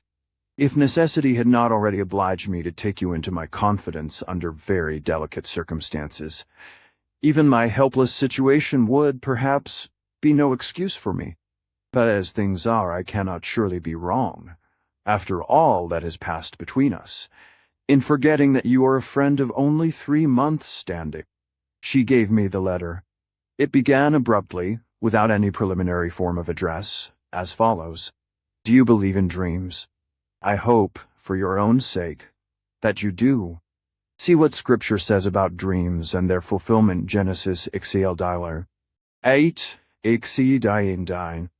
25 Daniel the 4, 1825, and take the warning I send you before it is too late. Last night I dreamed about you, Miss Fairley. I dreamed that I was standing inside the communion rails of a churchy on one side of the altartable, and the clergyman with his surplice and his prayer book on the other. After a time there walked towards us, down the aisle of the church, a man and a woman, coming to be married. You were the woman. You looked so pretty and innocent in your beautiful white silk dress and your long white lace veil that my heart felt for you, and the tears came into my eyes. They were tears of pity, young lady, that heaven blesses, and instead of falling from my eyes like the everyday tears that we all of us shed, they turned into 2 rays of light which slanted nearer and nearer to the man standing at the altar with you, till they touched his breast. The 2 rays sprang ill arches like 2 rainbows between me and him. I looked along them, and I saw down into his inmost heart. The outside of the man you were marrying was fair enough to see. He was neither tall nor short, was a little below the middle size. A light, active, high-spirited man about 45 years old, to look at. He had a pale face, and was bald over the forehead, but had dark hair on the rest of his head. His beard was shaven on his chin, but was let to grow, of a fine, rich brown, on his cheeks and his upper lip. His eyes were brown, too, and very bright, his nose straight and handsome, and delicate enough to have done for a woman's. His hands the same. He was troubled from time to time with a dry hacking cough, and when he put up his white right hand to his mouth, he showed the red scar of an old wound across the back of it. Have I dreamt of the right man? You know best, Miss Fairley, and you can say if I was deceived or not. Read next. What I saw beneath the outside, I entreat you, read and profit. I looked along the two rays of light, and I saw down into his inmost heart. It was black as night, and on it were written, in the red flaming letters, which are the handwriting of the fallen angel, without pity and without remorse, "He has strewn with misery the paths of others, and he will live to strew with misery the path of this woman by his side." I read that, and then the rays of light shifted and pointed over his shoulder, and there behind him stood a fiend laughing. And the rays of light shifted once more, and pointed over your shoulder, and there behind you stood an angel, weeping. And the rays of light shifted for the third time, and pointed straight between you and that man. They widened and widened, thrusting you both asunder, one from the other. And the clergyman looked for the marriage service. In vain it was gone out of the book, and he shut up the leaves, and put it from him in despair. And I woke with my eyes full of tears, and my heart beating, for I believe in dreams. Believe too, Miss Fairley, beg of you. For your own sake, believe as I do. Joseph and Daniel, and others in Scripture, believed in dreams. Inquire into the past life of that man with the scar on his hand, before you say the words that make you his miserable wife. I don't give you this warning on my account, but on yours. I have an interest in your well-being that will live as long as I draw breath. Your mother's daughter has a tender place in my heart, for your mother was my first, my best, my only friend. There the extraordinary letter ended, without signature of any sort. The handwriting afforded no prospect of a clue. It was traced on ruled lines, in the cramped conventional copybook character, technically termed small hand. It was feeble and faint, and defaced by blots, but had otherwise nothing to distinguish it. "That is not an illiterate letter," said Miss Howcombe, "and at the same time it is surely too incoherent to be the letter of an educated person in the higher ranks of life. The reference to the bridal dress and veil, and other little expressions, seem to point to it as the production of some woman. What do you think, Mr. Hartright?" "I think so, too.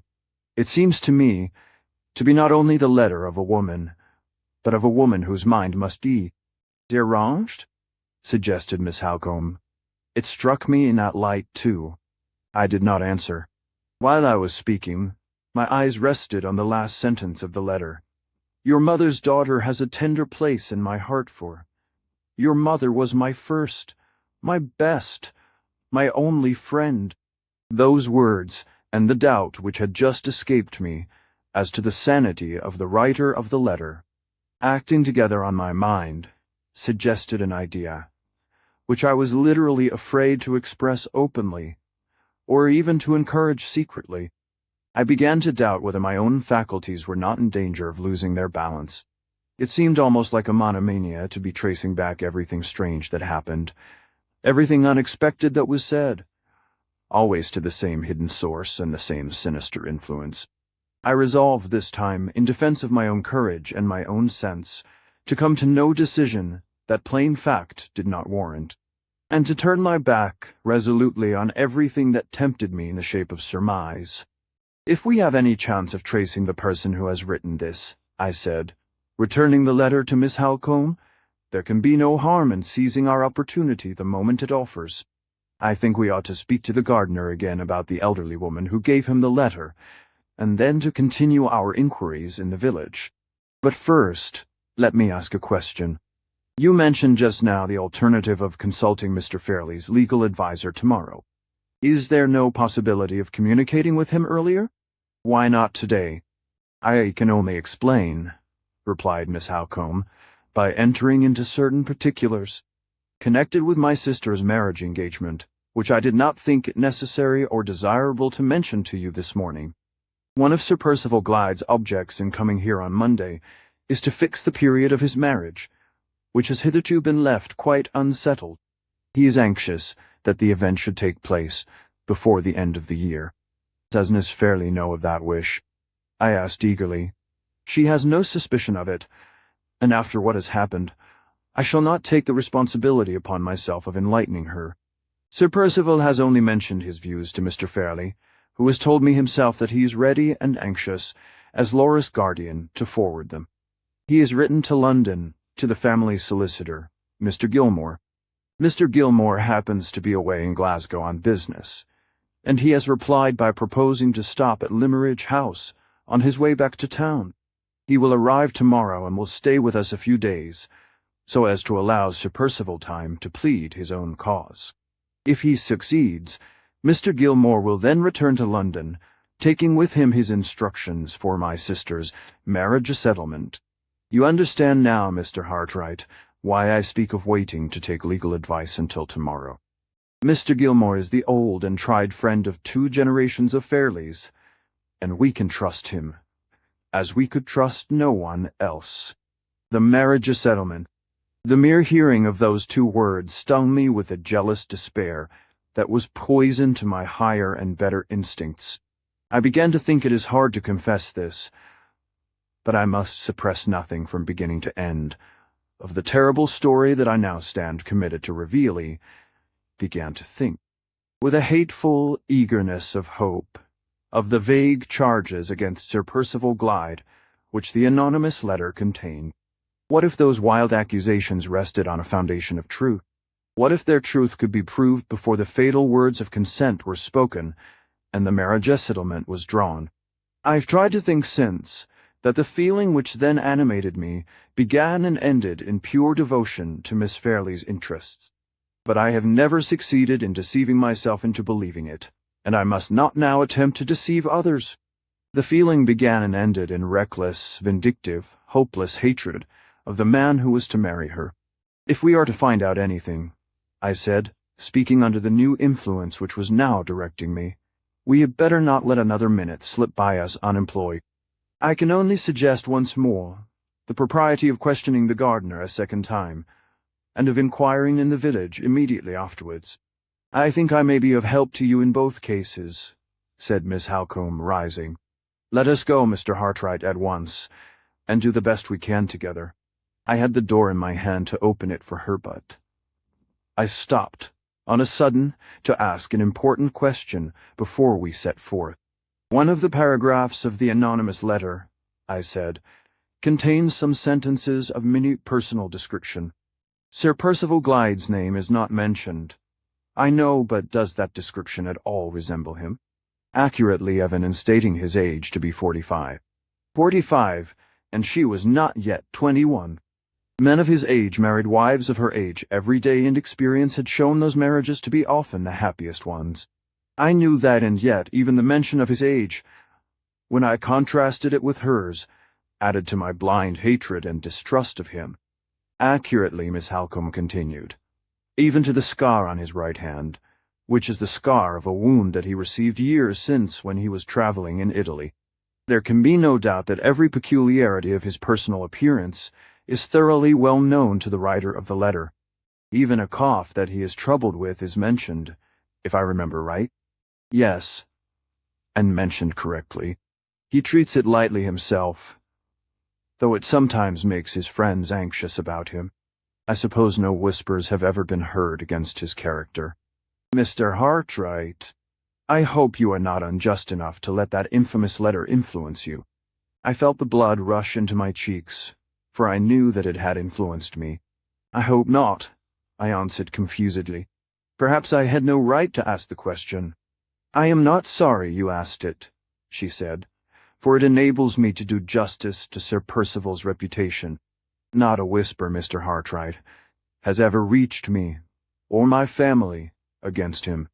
He has fought successfully 2 contested elections, and has come out of the ordeal unscathed. A man who can do that, in England, is a man whose character is established. I opened the door for her in silence and followed her out. She had not convinced me. If the recording angel had come down from heaven to confirm her, and had opened his book to my mortal eyes, the recording angel would not have convinced me. We found the gardener at work as usual. No amount of questioning could extract a single answer of any importance from the lad's impenetrable stupidity. The woman who had given him the letter was an elderly woman. She had not spoken a word to him, and she had gone away towards the south in a great hurry. That was all the gardener could tell us. The village lay southward of the house. So to the village we went next. 12. Our inquiries at Limmeridge were patiently pursued in all directions, and among all sorts and conditions of people, but nothing came of them. 3 of the villagers did certainly assure us that they had seen the woman, but as they were quite unable to describe her, and quite incapable of agreeing about the exact direction in which she was proceeding when they last saw her, these 3 bright exceptions, too. The general rule of total ignorance afforded no more real assistance to us than the mass of their unhelpful and unobservant neighbors. The course of our useless investigations brought us in time to the end of the village at which the schools established by Mrs. Fairley were situated. As we passed the side of the building appropriated to the use of the boys, I suggested the propriety of making the last inquiry of the schoolmaster, whom we might presume to be, in virtue of his office, the most intelligent man in the place. "I am afraid the schoolmaster must have been occupied with his scholars," said Miss Halcombe, just at the time when the woman passed through the village and returned again. "However, we can but try." We entered the playground enclosure and walked by the schoolroom window to get round to the door, which was situated at the back of the building. I stopped for a moment at the window and looked in. The schoolmaster was sitting at his high desk, with his back to me, apparently haranguing the pupils, who were all gathered together in front of him, with one exception. The one exception was a sturdy, white-headed boy, standing apart from all the rest on a stool in a corner, a forlorn little Crusoe, isolated in his own desert island of solitary penal disgrace. The door, when we got round to it, was ajar, and the schoolmaster's voice reached us plainly, as we both stopped for a minute under the porch. "Now, boys," said the voice, "mind what I tell you. If I hear another word spoken about ghosts in this school, it will be the worse for all of you. There are no such things as ghosts, and therefore any boy who believes in ghosts believes in what can't possibly be, and a boy who belongs to Limmeridge School and believes in what can't possibly be sets up his back against reason and discipline, and must be punished accordingly. You all see Jacob Postlethwaite standing up on the stool there in disgrace. He has been punished, not because he said he saw a ghost last night, but because he is too impudent and too obstinate to listen to reason, and because he persists in saying he saw the ghost after I have told him that no such thing can possibly be. If nothing else will do, I mean to cane the ghost out of Jacob Postlethwaite, and if the thing spreads among any of the rest of you, I mean to go a step farther and cane the ghost out of the whole school." "We seem to have chosen an awkward moment for our visit," said Miss Halcombe, pushing open the door at the end of the schoolmaster's address and leading the way in. Our appearance produced a strong sensation among the boys. They appeared to think that we had arrived for the express purpose of seeing Jacob Postlethwaite caned. "Go home, all of you, to dinner," said the schoolmaster, "except Jacob. Jacob must stop where he is, and the ghost may bring him his dinner, if the ghost pleases." Jacob's fortitude deserted him at the double disappearance of his schoolfellows and his prospect of dinner. He took his hands out of his pockets, looked hard at his knuckles, raised them with great deliberation to his eyes, and when they got there, ground them round and round slowly, accompanying the action by short spasms of sniffing, which followed each other at regular intervals, the nasal minute guns of juvenile distress. "We came here to ask you a question, Mr. Dempster," said Miss Halcombe, addressing the schoolmaster, "and we little expected to find you occupied in exorcising a ghost. What does it all mean? What has really happened?" "That wicked boy has been frightening the whole school, Miss Halcombe, by declaring that he saw a ghost yesterday evening," answered the master, "and he still persists in his absurd story, in spite of all that I can say to him." "Most extraordinary," said Miss Halcombe. "I should not have thought it possible that any of the boys had imagination enough to see a ghost. This is a new accession indeed to the hard labor of forming the youthful mind at Limmeridge, and I heartily wish you well through it, Mr. Dempster. In the meantime, let me explain why you see me here, and what it is I want." She then put the same question to the schoolmaster which we had asked already of almost everyone else in the village. It was met by the same discouraging answer, Mr. Dempster, had not set eyes on the stranger of whom we were in search. "We may as well return to the house, Mr. Hartright," said Miss Halcombe.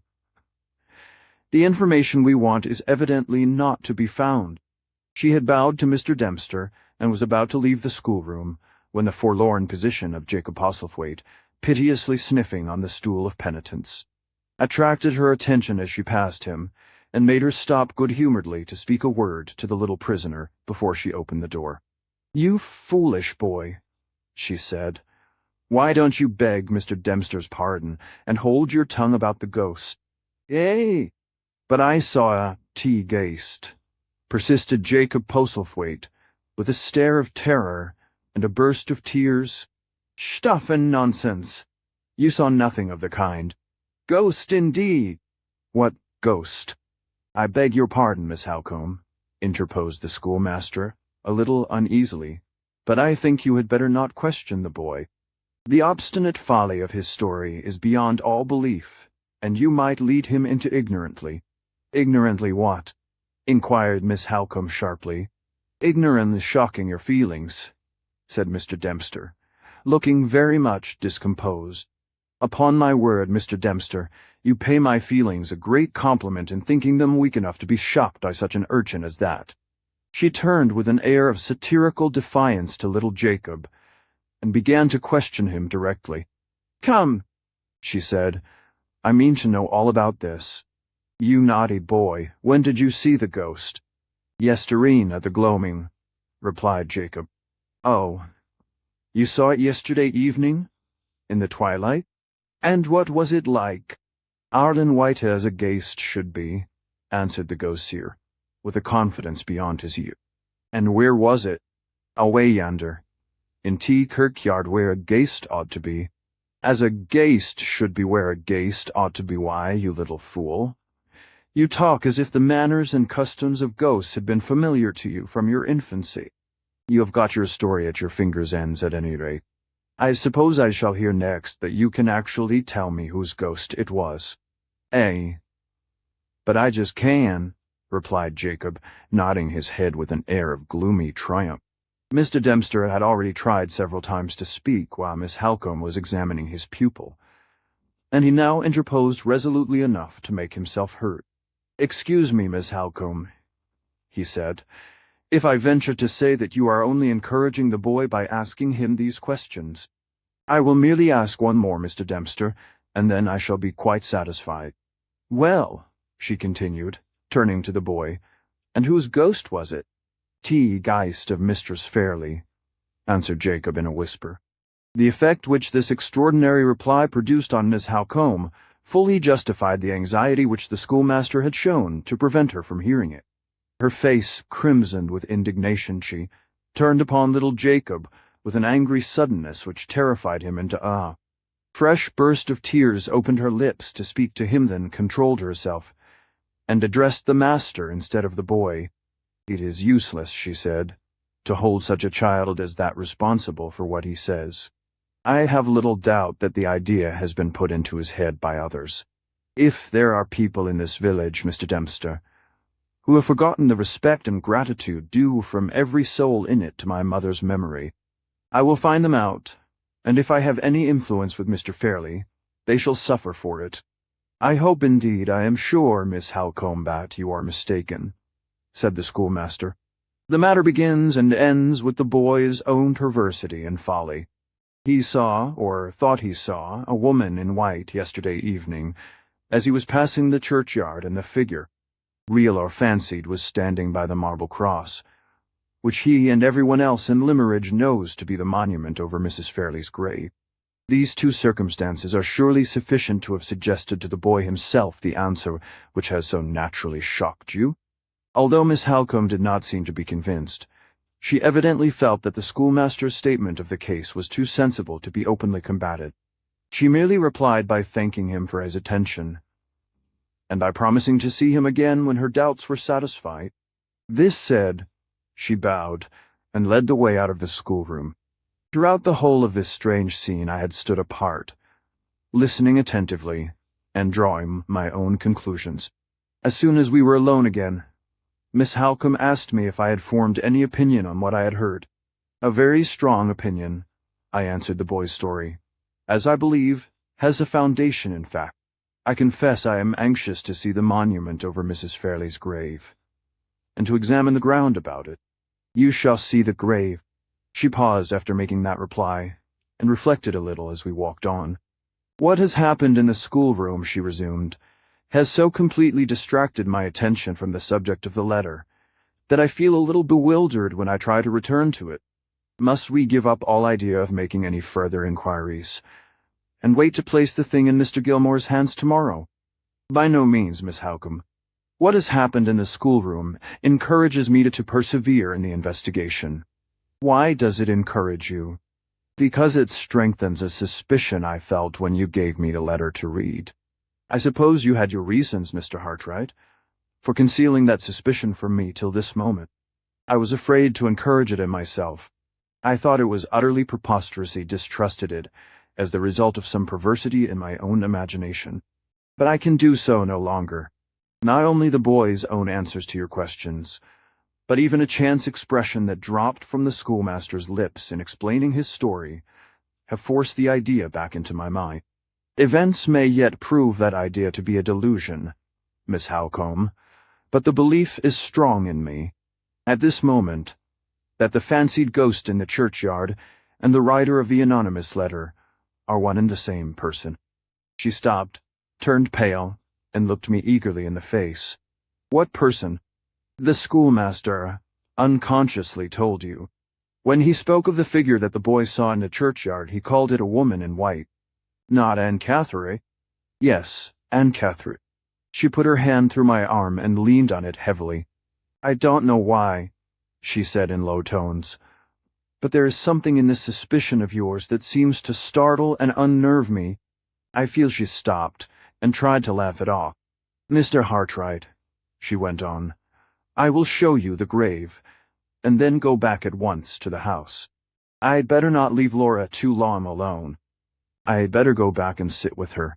We were close to the churchyard when she spoke. The church, a dreary building of grey stone, was situated in a little valley, so as to be sheltered from the bleak winds blowing over the moorland all round it. The burial ground advanced from the side of the church, a little way up the slope of the hill.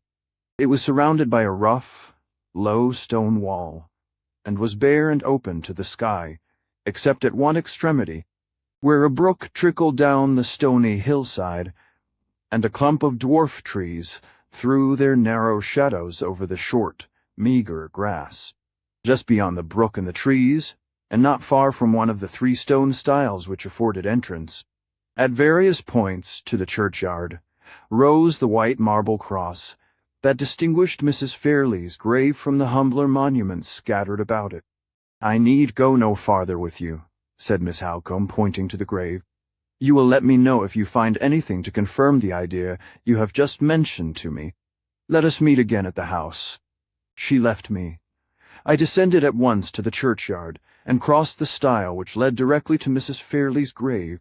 The grass about it was too short, and the ground too hard, to show any marks of footsteps. Disappointed thus far, I next looked attentively at the cross, and at the square block of marble below it, on which the inscription was cut. The natural whiteness of the cross was a little clouded, here and there, by weather stains, and rather more than one half of the square block beneath it, on the side which bore the inscription, was in the same condition. The other half, however, attracted my attention at once by its singular freedom from stain or impurity of any kind. I looked closer, and saw that it had been recently cleaned, in a downward direction from top to bottom.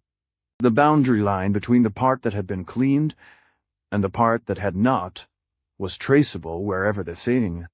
Inscription left a blank space of marble sharply, traceable as a line that had been produced by artificial means. Who had begun the cleansing of the marble, and who had left it unfinished? I looked about me, wondering how the question was to be solved. No sign of a habitation could be discerned from the point at which I was standing. Burial ground was left in the lonely possession of the dead. I returned to the church and walked round it till I came to the back of the building, then crossed the boundary wall beyond. by another of the stone stiles and found myself at the head of a path leading down into a deserted stone quarry. Against one side of the quarry, a little two-room cottage was built, and just outside the door, an old woman was engaged in washing. I walked up to her and entered into conversation about the church and burial ground. She was ready enough to talk, and almost the first words she said informed me that her husband filled the two offices of clerk and sexton. I said a few words next in praise of Mrs. Fairley's monument. The old woman shook her head, and told me I had not seen it at its best. It was her husband's business to look after it, but he had been so ailing and weak for months and months past that he had hardly been able to crawl into church on Sundays to do his duty, and the monument had been neglected in consequence. He was getting a little better now, and in a week or 10 days' time he hoped to be strong enough to set to work and clean it. This information, extracted from a long, rambling answer in the broadest Cumberland dialect, told me all that I most wanted to know. I gave the poor woman a trifle, and returned at once to Limmeridge House. The partial cleansing of the monument had evidently been accomplished by a strange hand. Connecting what I had discovered, thus far, with what I had suspected after hearing the story of the ghost seen at twilight, I wanted nothing more to confirm my resolution to watch Mrs. Fairley's grave in secret that evening, returning to it at sunset, and waiting within sight of it till the night fell. The work of cleansing the monument had been left unfinished, and the person by whom it had been begun might return to complete it. On getting back to the house, I informed Miss Halcombe of what I intended to do. She looked surprised and uneasy while I was explaining my purpose, but she made no positive objection to the execution of it. She only said, "I hope it may end well." Just as she was leaving me again, I stopped her to inquire, as calmly as I could, after Miss Fairley's help. She was in better spirits, and Miss Halcombe hoped she might be induced to take a little walking exercise while the afternoon sun lasted. I returned to my own room to resume setting the drawings in order. It was necessary to do this, and doubly necessary to keep my mind employed on anything that would help to distract my attention from myself, and from the hopeless future that lay before me. From time to time I paused in my work to look out of window and watch the sky as the sun sank nearer and nearer to the horizon. On one of those occasions, I saw a figure on the broad gravel walk under my window. It was Miss Fairley. I had not seen her since the morning, and I had hardly spoken to her then. Another day at Limmeridge was all that remained to me, and after that day my eyes might never look on her again. This thought was enough to hold me at the window. I had sufficient consideration for her to arrange the blind, so that she might not see me if she looked up. But I had no strength to resist the temptation of letting my eyes, at least, follow her as far as they could on her walk. She was dressed in a brown cloak, with a plain black silk gown under it. On her head was the same simple straw hat which she had worn on the morning when we first met. A veil was attached to it now which hid her face from me. By her side trotted a little Italian greyhound, the pet companion of all her walks, smartly dressed in a scarlet cloth wrapper, to keep the sharp air from his delicate skin. She did not seem to notice the dog. She walked straight forward, with her head drooping a little, and her arms folded in her cloak.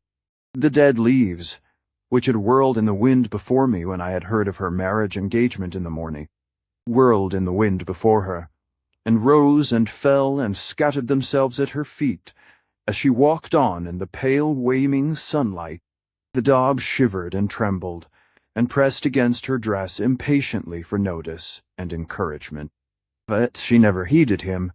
She walked on, farther and farther away from me, with the dead leaves whirling about her on the path walked on, till my aching eyes could see her no more, and I was left alone again with my own heavy heart. In another hour's time I had done my work, and the sunset was at hand. I got my hat and coat in the hall, and slipped out of the house without meeting anyone. The clouds were wild in the western heaven, and the wind blew chill from the sea. Far as the shore was, the sound of the surf swept over the intervening moorland, and beat drearily in my ears when I entered the churchyard. Not a living creature was in sight. The place looked lonelier than ever as I chose my position, and waited and watched, with my eyes on the white cross that rose over Mrs. Fairley's grave. They're a team. The exposed situation of the churchyard had obliged me to be cautious in choosing the position that I was to occupy. The main entrance to the church was on the side next to the burial ground, and the door was screened by a porch walled in on either side. After some little hesitation, caused by natural reluctance to conceal myself, indispensable as that concealment was to the object in view, I resolved on entering the porch. A loophole window was pierced in each of its side walls. Through one of these windows I could see Mrs. Fairley's grave. The other looked towards the stone quarry in which the sexton's cottage was built. Before me, fronting the porch entrance, was a patch of bare burial ground, a line of low stone wall, and a strip of lonely brown hill, with the sunset clouds sailing heavily over it before the strong, steady wind. No living creature was visible or audible. No bird flew by me. No dog barked from the sexton's cottage. The pauses in the dull beating of the surf were filled up by the dreary rustling of the dwarf trees near the grave, and the cold, faint bubble of the brook over its stony bed. A dreary scene and a dreary hour. My spirits sank fast as I counted out the minutes of the evening in my hiding place under the church porch. It was not twilight yet. The light of the setting sun still lingered in the heavens, and little more than the first half-hour of my solitary watch had elapsed when I heard footsteps and a voice. The footsteps were approaching from the other side of the church, and the voice was a woman's. "Don't you fret, my dear, about the letter," said the voice. I gave it to the lad, quite safe, and the lad he took it from me without a word. He went his way and I went mine, and not a living soul followed me afterwards that ill warrant. These words strung up my attention to a pitch of expectation that was almost painful. There was a pause of silence, but the footsteps still advanced. In another moment, two persons, both women, passed within my range of view from the porch window. They were walking straight towards the grave, and therefore they had their backs turned towards me. One of the women was dressed in a bonnet and shawl. The other wore a long traveling cloak of a dark blue color, with the hood drawn over her head. A few inches of her gown were visible below the cloak. My heart beat fast as I noted the color. It was white. After advancing about halfway between the church and the grave, they stopped, and the woman in the cloak turned her head towards her companion. But her side face, which a bonnet might now have allowed me to see, was hidden by the heavy, projecting edge of the hood. "Mind you keep that comfortable, warm cloak on," said the same voice which I had already heard the voice of the woman in the shawl. "Mrs. Todd is right about your looking too particular yesterday, all in white. I'll walk about a little while you're here, churchyards being not at all in my way, whatever they may be in yours. Finish what you want to do before I come back, and let us be sure and get home again before night." With those words she turned about, and retracing her steps, advanced with her face towards me. It was the face of an elderly woman, brown, rugged, and healthy, with nothing dishonest or suspicious in the look of it. Close to the church she stopped to pull her shawl closer round her. "Queer," she said to herself. "Always queer with her whims and her ways, ever since I can remember her. Harmless, those harmless, poor soul, as a little child." She side-looked about the burial ground, nervously shook her head, as if the dreary prospect by no means pleased her, and disappeared round the corner of the church. I doubted for a moment whether I ought to follow and speak to her or not. My intense anxiety to find myself face to face with her companion helped me to decide in the negative. I could ensure seeing the woman in the shawl by waiting near the churchyard until she came back, though it seemed more than doubtful whether she could give me the information of which I was in search. The person who had delivered the letter was of little consequence. The person who had written it was the one center of interest, and the one source of information, and that person I now felt convinced was before me in the churchyard. While these ideas were passing through my mind, I saw the woman in the cloak approach close to the grave, and stand looking at it for a little while. She then glanced all round her, and taking a white linen cloth or handkerchief from under her cloak, turned aside towards the brook. The little stream ran into the churchyard under a tiny archway in the bottom of the wall, and ran out again, after a winding course of a few dozen yards, under a similar opening. She dipped the cloth in the water and returned to the grave. I saw her kiss the white cross, then kneel down before the inscription, and apply her wet cloth to the cleansing of it. After considering how I could show myself with the least possible chance of frightening her, I resolved to cross the wall before me, to skirt round it outside, and to enter the churchyard again by the stile near the grave, in order that she might see me as I approached. She was so absorbed over her employment that she did not hear me coming until I had stepped over the stile. Then she looked up, started to her feet with a faint cry, and stood facing me in speechless and motionless terror. "Don't be frightened," I said. "Surely you remember me?" I stopped while I spoke, then advanced a few steps, gently, then stopped again, and so approached by little and little, till I was close to her. If there had been any doubt still left in my mind, it must have been now set at rest. There, speaking affrightedly for itself, there was the same face confronting me over Mrs. Fairley's grave, which had first looked into mine on the highroad by night. "You remember me?" I said. "We met very late, and I helped you to find the way to London. Surely you have not forgotten that?" Her features relaxed, and she drew a heavy breath of relief.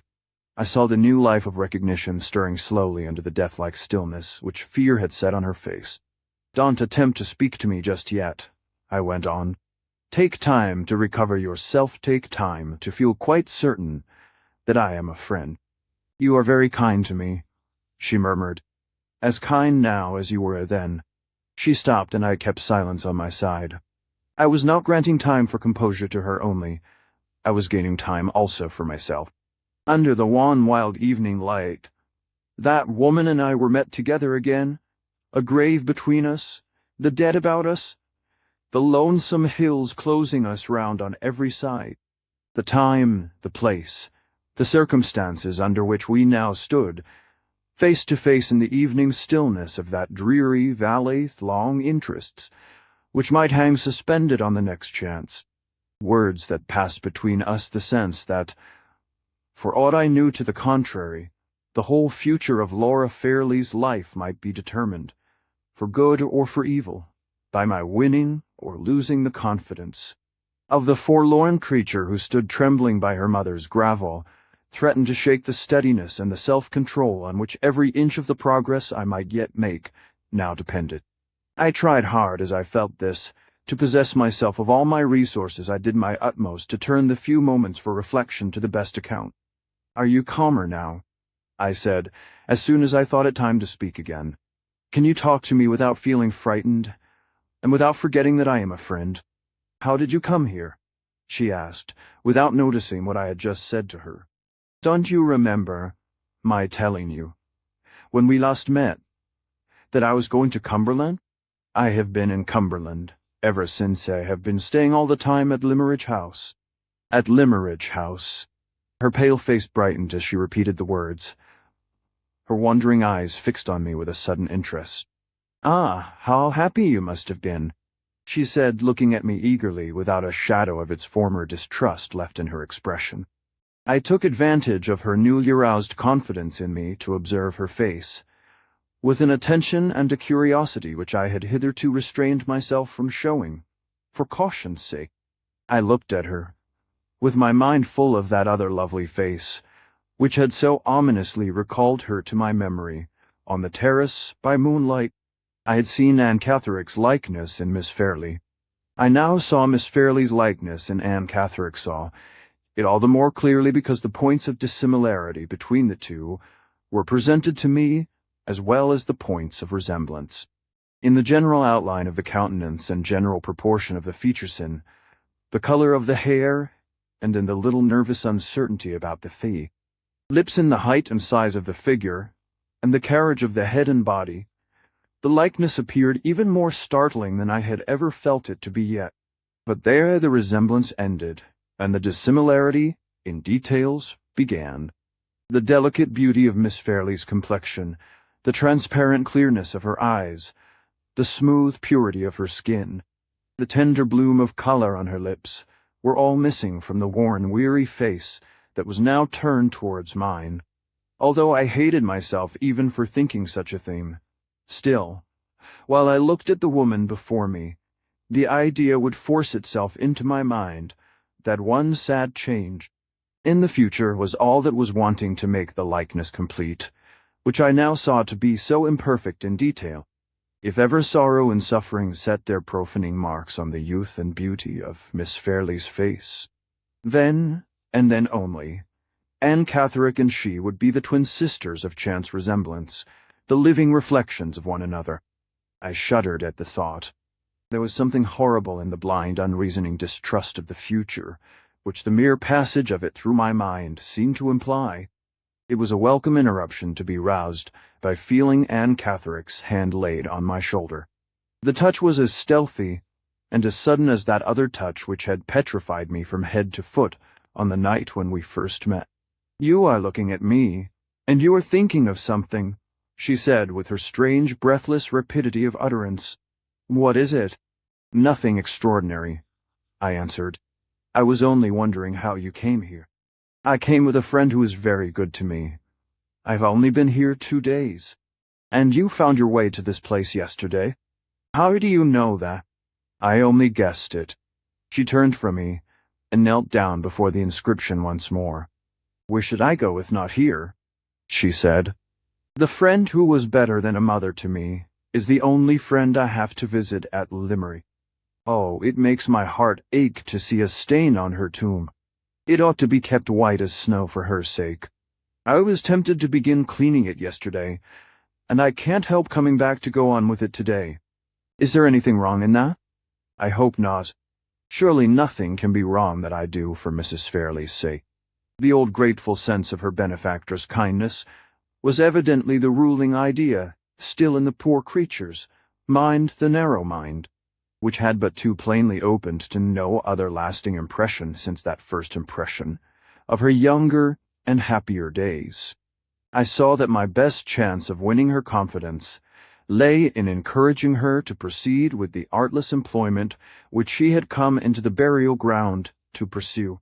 She resumed it at once, on my telling her she might do so, touching the hard marble as tenderly as if it had been a sentient thing, and whispering the words of the inscription to herself, over and over again, as if the lost days of her girlhood had returned, and she was patiently learning her lesson once more at Mrs. Fairley's knee.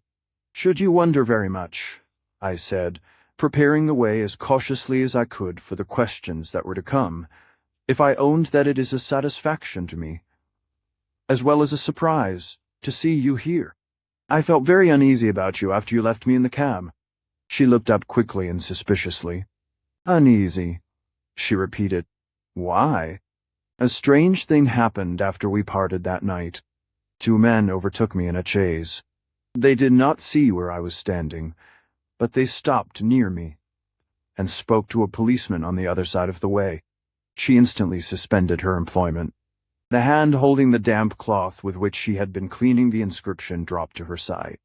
The other hand grasped the marble cross at the head of the grave. Her face turned towards me slowly, with the blank look of terror set rigidly on it once more. I went on at all hazards. It was too late now to draw back. "The 2 men spoke to the policeman," I said, "and asked him if he had seen you. He had not seen you, and then one of the men spoke again, and said you had escaped from his asylum." She sprang to her feet as if my last words had set the pursuers on her track. "Stop! And here! The end!" I cried. "Stop, and you shall know how I befriended you. A word from me would have told the men which way you had gone, and I never spoke that word. I helped your escape, I made it safe and certain. Think, try to think, try to understand what I tell you." My manners seemed to influence her more than my words. She made an effort to grasp the new idea. Her hands shifted the damp cloth hesitatingly from one to the other, exactly as they had shifted the little traveling bag on the night when I first saw her. Slowly the purpose of my words seemed to force its way through the confusion and agitation of her mind. Slowly her features relaxed, and her eyes looked at me with their expression gaining in curiosity, what it was fast losing in fear. "You don't think I ought to be back in the asylum, do you?" she said. "Certainly not. I am glad you escaped from E.T. Am glad I helped you." Yes, you did help me. Indeed, you helped me at the hard part," she went on a little vacantly.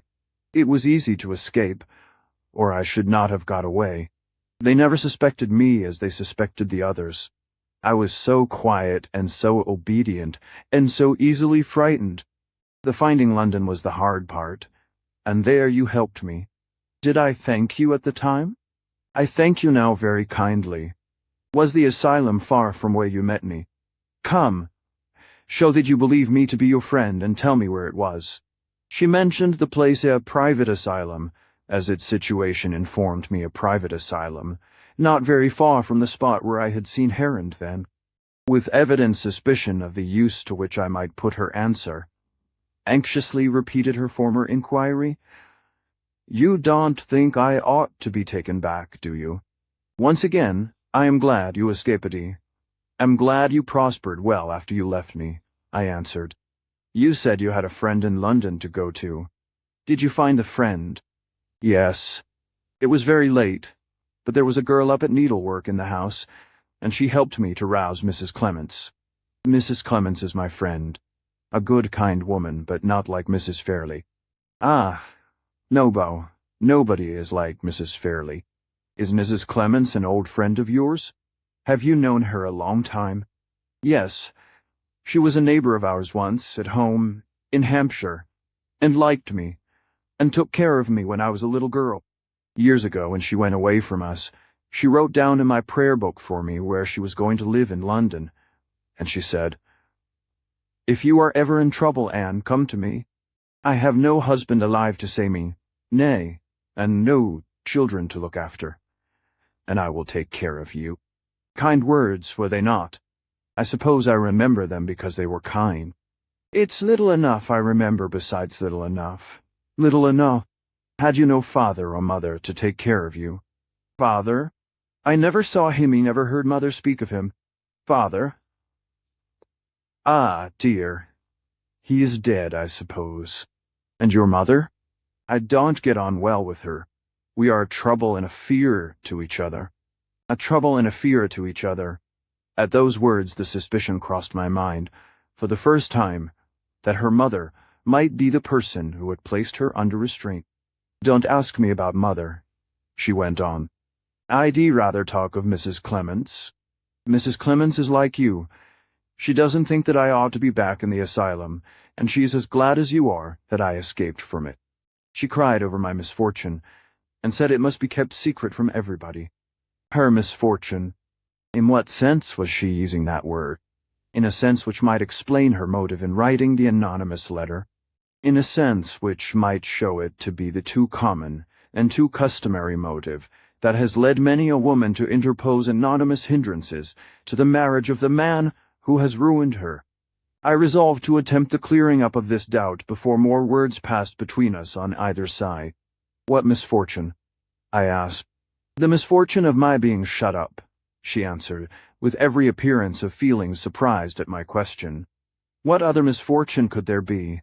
I determined to persist, as delicately and forbearingly as possible. It was of very great importance that I should be absolutely sure of every step in the investigation which I now gained in advance. "There is another misfortune," I said, "to which a woman may be liable, and by which she may suffer lifelong sorrow and shame." "What is it?"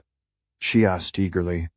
"The misfortune of believing too innocently in her own virtue, and in the faith and honor of the man she loves," I answered. She looked up at me with the artless bewilderment of a child. Not the slightest confusion or change of color, no, the faintest trace of any secret consciousness of shame, struggling to the surface, appeared in her face, that face which betrayed every other emotion with such transparent clearness. No words that ever were spoken could have assured me, as her look and manner now assured me, that the motive which I had assigned for her writing the letter and sending it to Miss Fairley was plainly and distinctly the wrong one.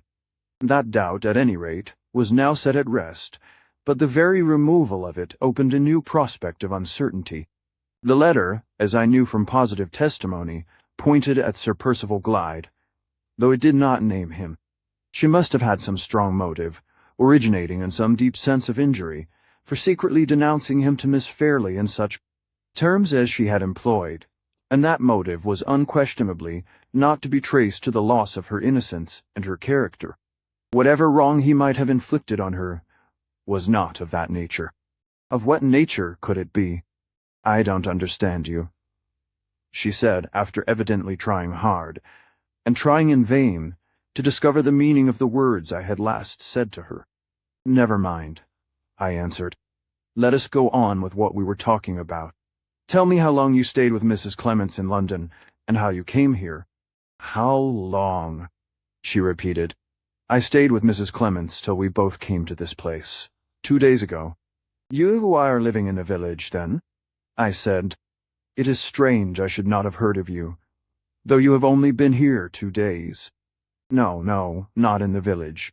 3 miles away, at a farm. Do you know the farm? They call it Todd's Corner." I remembered the place perfectly. We had often passed by it in our drives. It was one of the oldest farms in the neighborhood, situated in a solitary, sheltered spot, inland at the junction of 2 hills.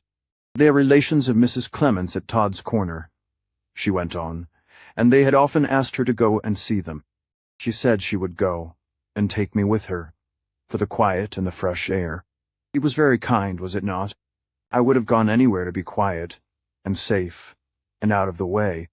But when I heard that Todd's Corner was near Limmeridge Yell, I was so happy I would have walked all the way barefoot to get there, and see the schools and the village and Limmeridge House again. They are very good people at Todd's Corner. I hope I shall stay there a long time. There is only one thing I don't like about them, and don't like about Mrs. Clements, Sue." "What is it?" "They will tease me about dressing all in white. They say it looks so particular." "How do they know?" "Mrs. Fairlie knew best. Mrs. Fairlie would never have made me wear this ugly blue cloak." "Ah. She was fond of white in her lifetime, and here is white stone about her grave, and I am making it whiter for her sake. She often wore white herself, and she always dressed her little daughter in white." "Is Miss Fairlie well and happy? Does she wear white now, as she used when she was a girl?" Her voice sank when she put the questions about Miss Fairlie, and she turned her head farther and farther away from me. I thought I detected, in the alteration of her manner, an uneasy consciousness of the risk she had run in sending the anonymous letter, and I instantly determined so to frame my answer as to surprise her into owning it. "Miss Fairlie was not very well or very happy this morning," I said. She murmured a few words, but they were spoken so confusedly, and in such a low tone, that I could not even guess at what they meant. "Did you ask me why Miss Fairlie was neither well nor happy this morning?" I continued.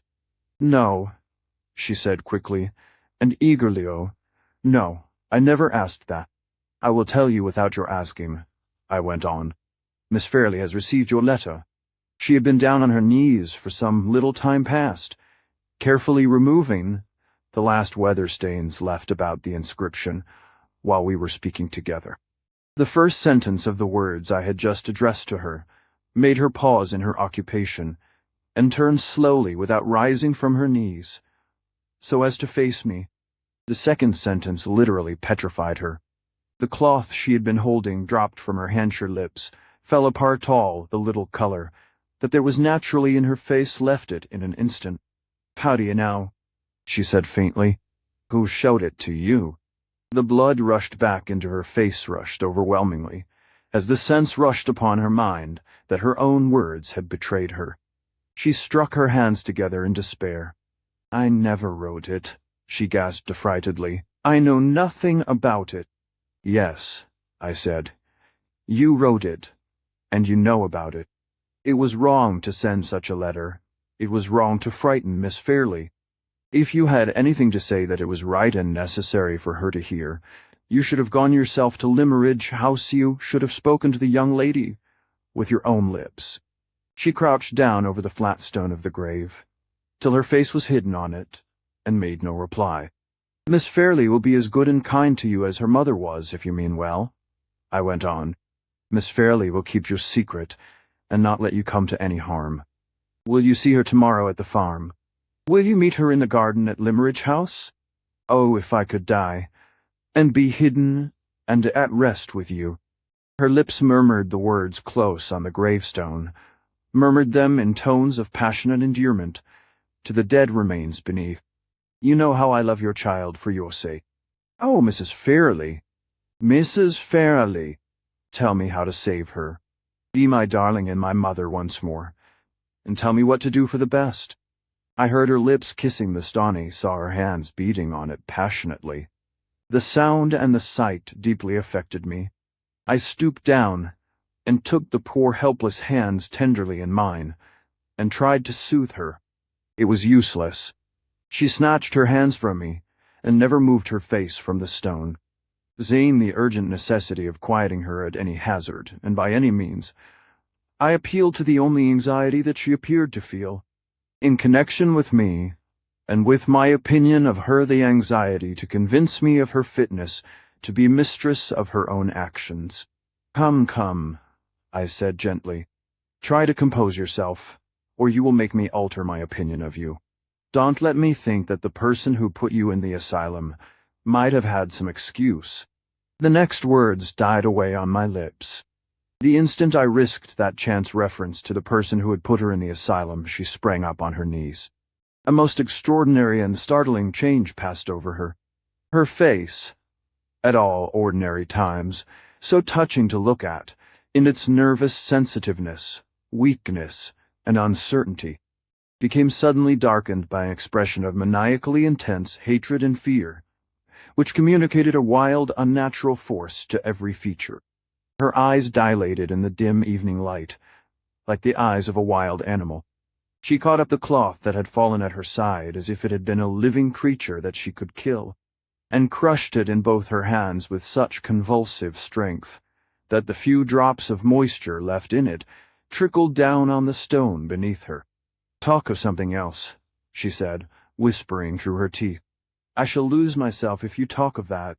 Every vestige of the gentler thoughts which had filled her mind, hardly a minute since, seemed to be swept from it now. It was evident that the impression left by Mrs. Fairley's kindness was not, as I had supposed, the only strong impression on her memory. With the grateful remembrance of her schooldays at Limmeridge, there existed the vindictive remembrance of the wrong inflicted on her by her confinement in the asylum. Who had done that wrong? Could it really be her mother? It was hard to give up pursuing the inquiry to that final point, but I forced myself to abandon all idea of continuing it. Seeing her as I saw her now, it would have been cruel to think of anything but the necessity and the humanity of restoring her composure. "I will talk of nothing to distress you," I said soothingly. "You want something," she answered sharply and suspiciously. "Don't look at me like that. Speak to me, tell me what you want. I only want you to quiet yourself, and when you are calmer, to think over what I have said." "Said?" She paused, twisted the cloth in her hands, backwards and forwards, and whispered to herself, "What is it he said?" She turned again towards me, and shook her head impatiently. "Why don't you help me?" she asked, with angry suddenness. "Yes, yes," I said, "I will help you, and you will soon remember. I ask you to see Miss Fairley tomorrow, and to tell her the truth about the letter." "Ah, Miss Fairley. The mere utterance of the loved familiar name seemed to quiet her. Her face softened and grew like itself again. "You need have no fear of Miss Fairley," I continued, "and no fear of getting into trouble through the letter. She knows so much about it already that you will have no difficulty in telling her all. There can be little necessity for concealment where there is hardly anything left to conceal. You mention no names in the letter, but Miss Fairley knows that the person you write of is Sir Percival Glyde."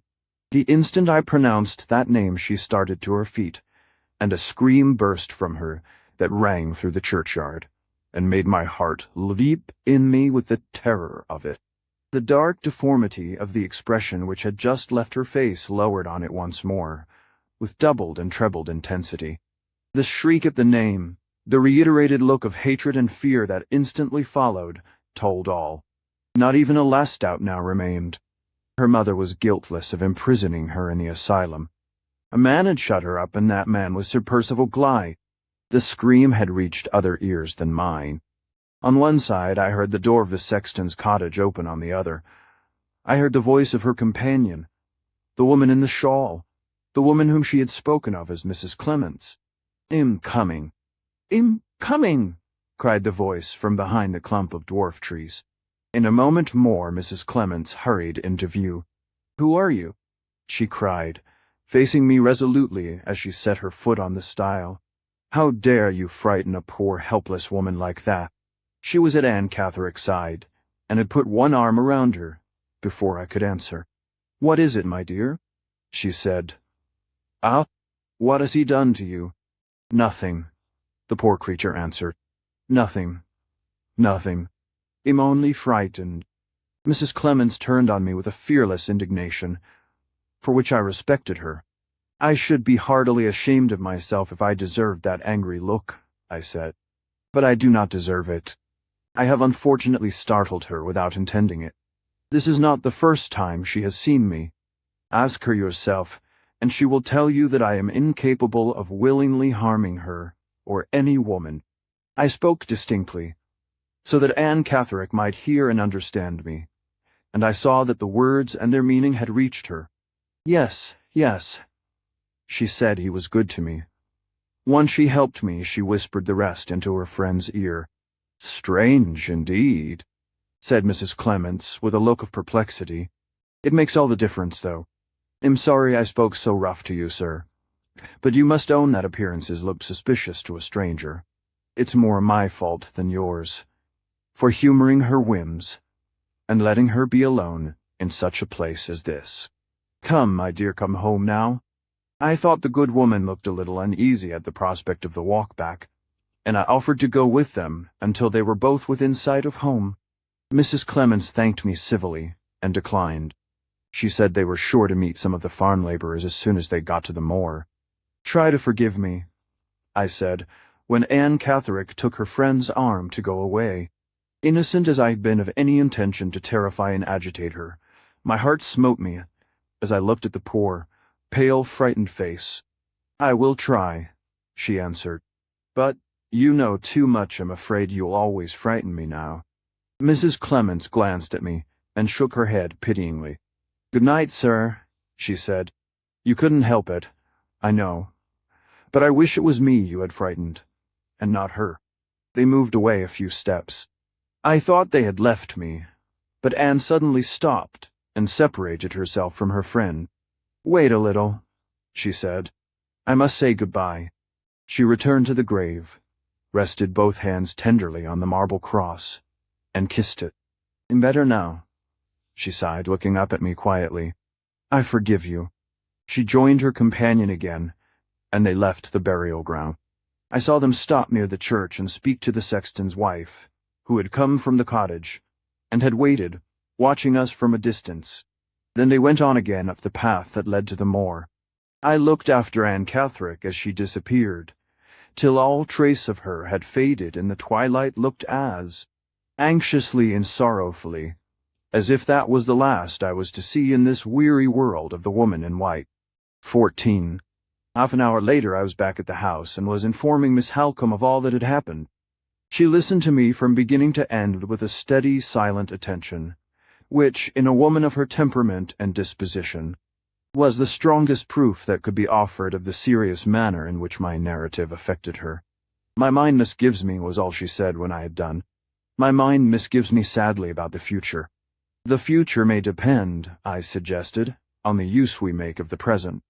It is not improbable that Anne Catherick may speak more readily and unreservedly to a woman than she has spoken to me.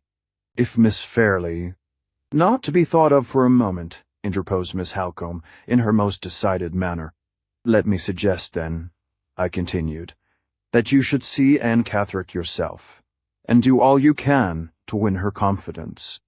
For my own part, I shrink from the idea of alarming the poor creature a second time, as I have most unhappily alarmed her already. Do you see any objection to accompanying me to the farmhouse tomorrow?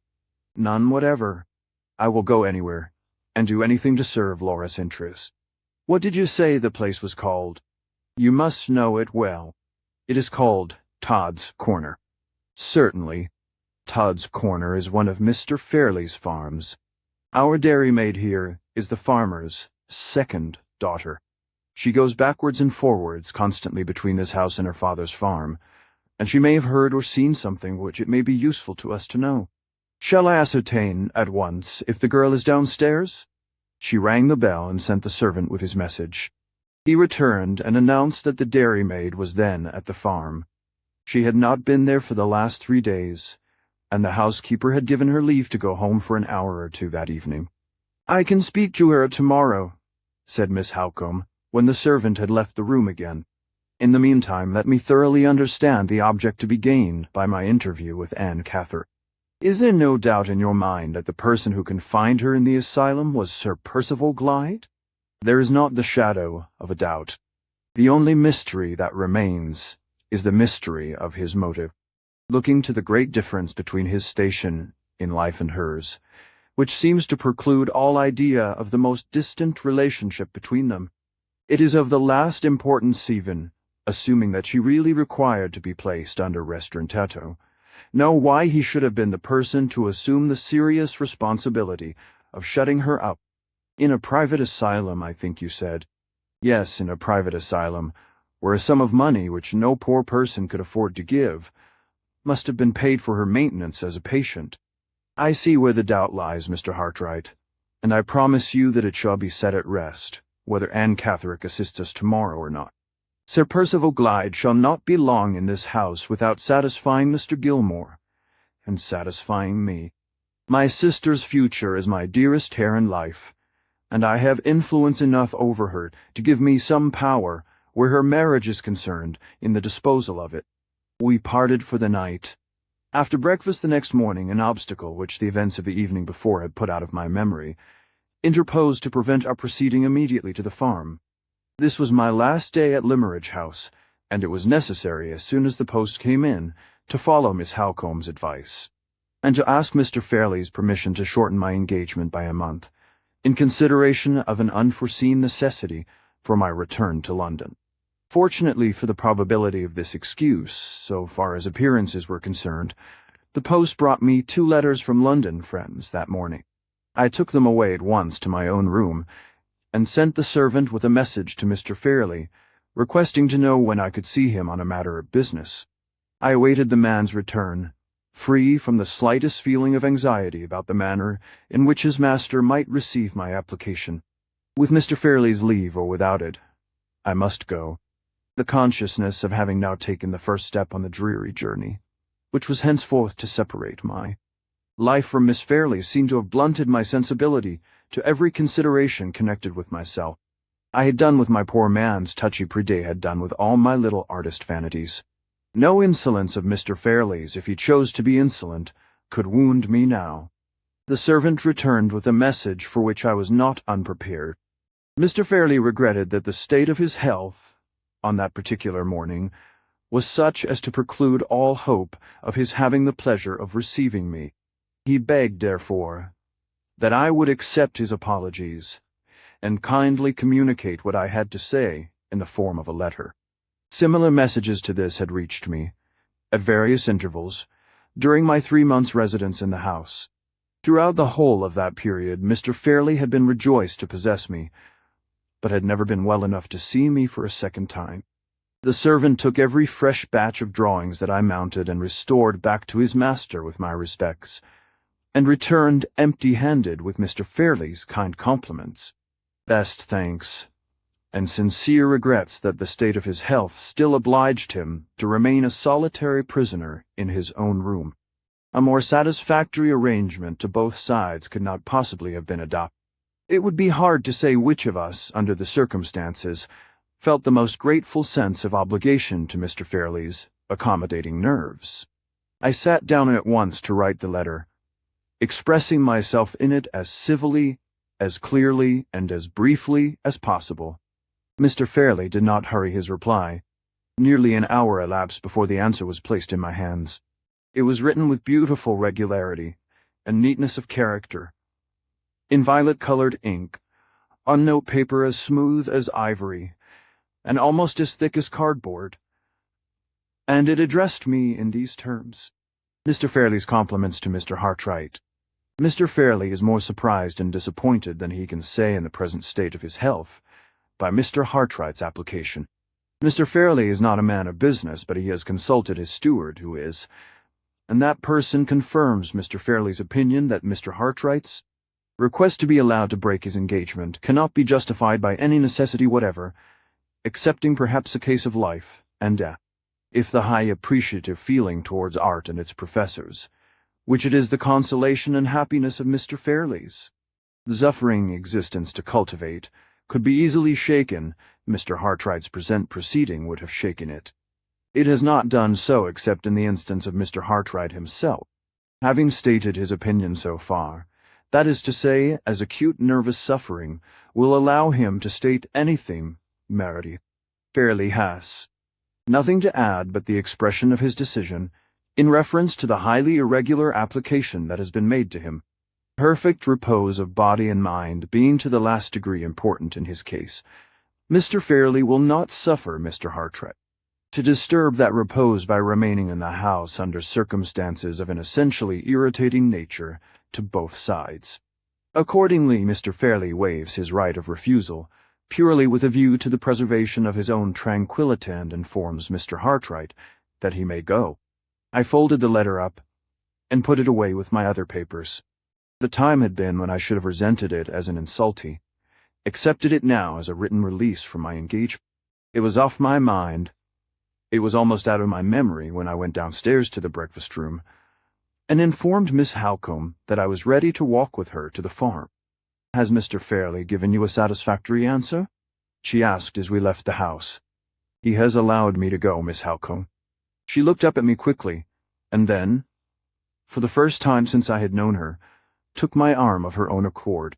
No words could have expressed so delicately that she understood how the permission to leave my employment had been granted, and that she gave me her sympathy, not as my superior, but as my friend.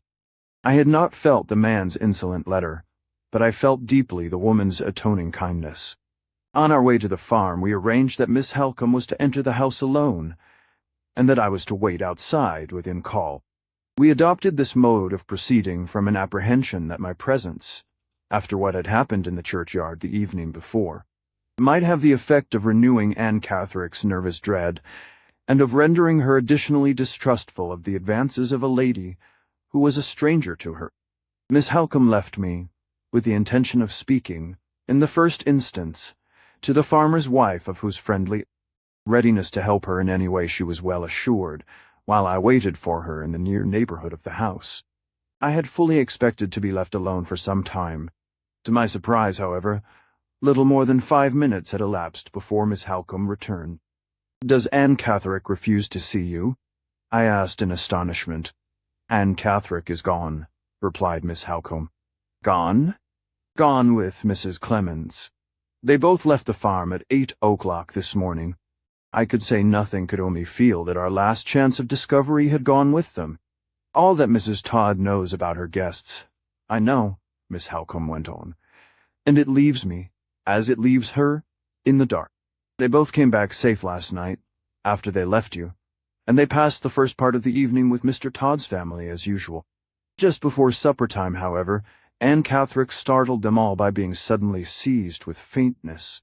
She had had a similar attack, of a less alarming kind, on the day she arrived at the farm, and Mrs. Todd had connected it, on that occasion, with something she was reading at the time in our local newspaper, which lay on the farm table, and which she had taken up only a minute or two before. "Does Mrs. Todd know what particular passage in the newspaper affected her in that way?" I inquired. "No," replied Miss Halcombe. She had looked it over, and had seen nothing in it to agitate anyone. I asked leave, however, to look it over in my turn, and at the very first page I opened, I found that the editor had enriched his small stock of news by drawing upon our family affairs. and had published my sister's marriage engagement, among his other announcements, copied from the London papers, of marriages in high life. I concluded at once that this was the paragraph which had so strangely affected Anne Catherick, and I thought I saw in it, also, the origin of the letter which she sent to our house the next day. There can be no doubt in either case. But what did you hear about her second attack of faintness yesterday evening? Nothing. The cause of it is a complete mystery. There was no stranger in the room. The only visitor was our dairymaid, who, as I told you, is one of Mr. Todd's daughters. And the only conversation was the usual gossip about local affairs. They heard her cry out, and saw her turn deadly pale, without the slightest apparent reason.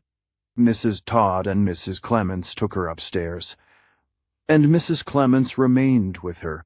They were heard talking together until long after the usual bedtime, and early this morning Mrs. Clements took Mrs. Todd aside, and amazed her beyond all power of expression by saying that they must go.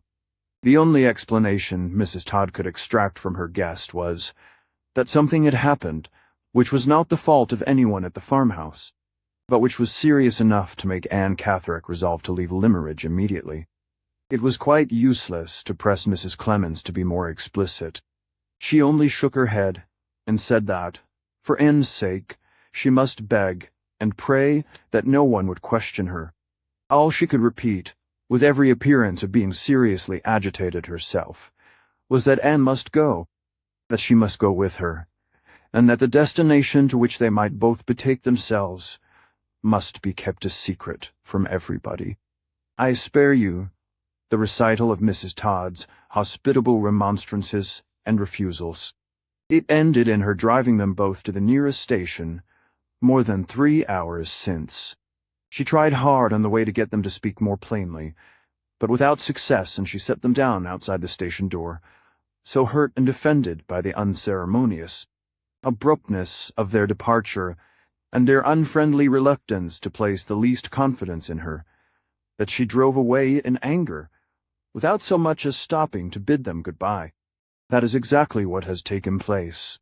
Search your own memory, Mr. Hartright, and tell me if anything happened in the burial ground yesterday evening which can at all account for the extraordinary departure of those two women this morning. I should like to account first, Miss Halcombe, for the sudden change in Anne Catherick which alarmed them at the farmhouse, hours after she and I had parted, and when time enough had elapsed to quiet any violent agitation that I might have been unfortunate enough to cause. Did you inquire particularly about the gossip which was going on in the room when she turned faint? Yes. Mrs. Todd's household affairs seemed to have divided her attention that evening with the talk in the farmhouse parlor. She could only tell me that it was just the news, meaning, I suppose, that they all talked as usual about each other. The dairymaid's memory may be better than her mother's, I said. It may be as well for you to speak to the girl, Miss Halcombe, as soon as we get back. My suggestion was acted on the moment we returned to the house. Miss Halcombe led me round to the servants' offices, and we found the girl in the dairy, with her sleeves tucked up to her shoulders, cleaning a large milk pan and singing blithely over her work. I have brought this gentleman to see your dairy, Hannah, said Miss Halcombe. It is one of the sights of the house, and it always does you credit.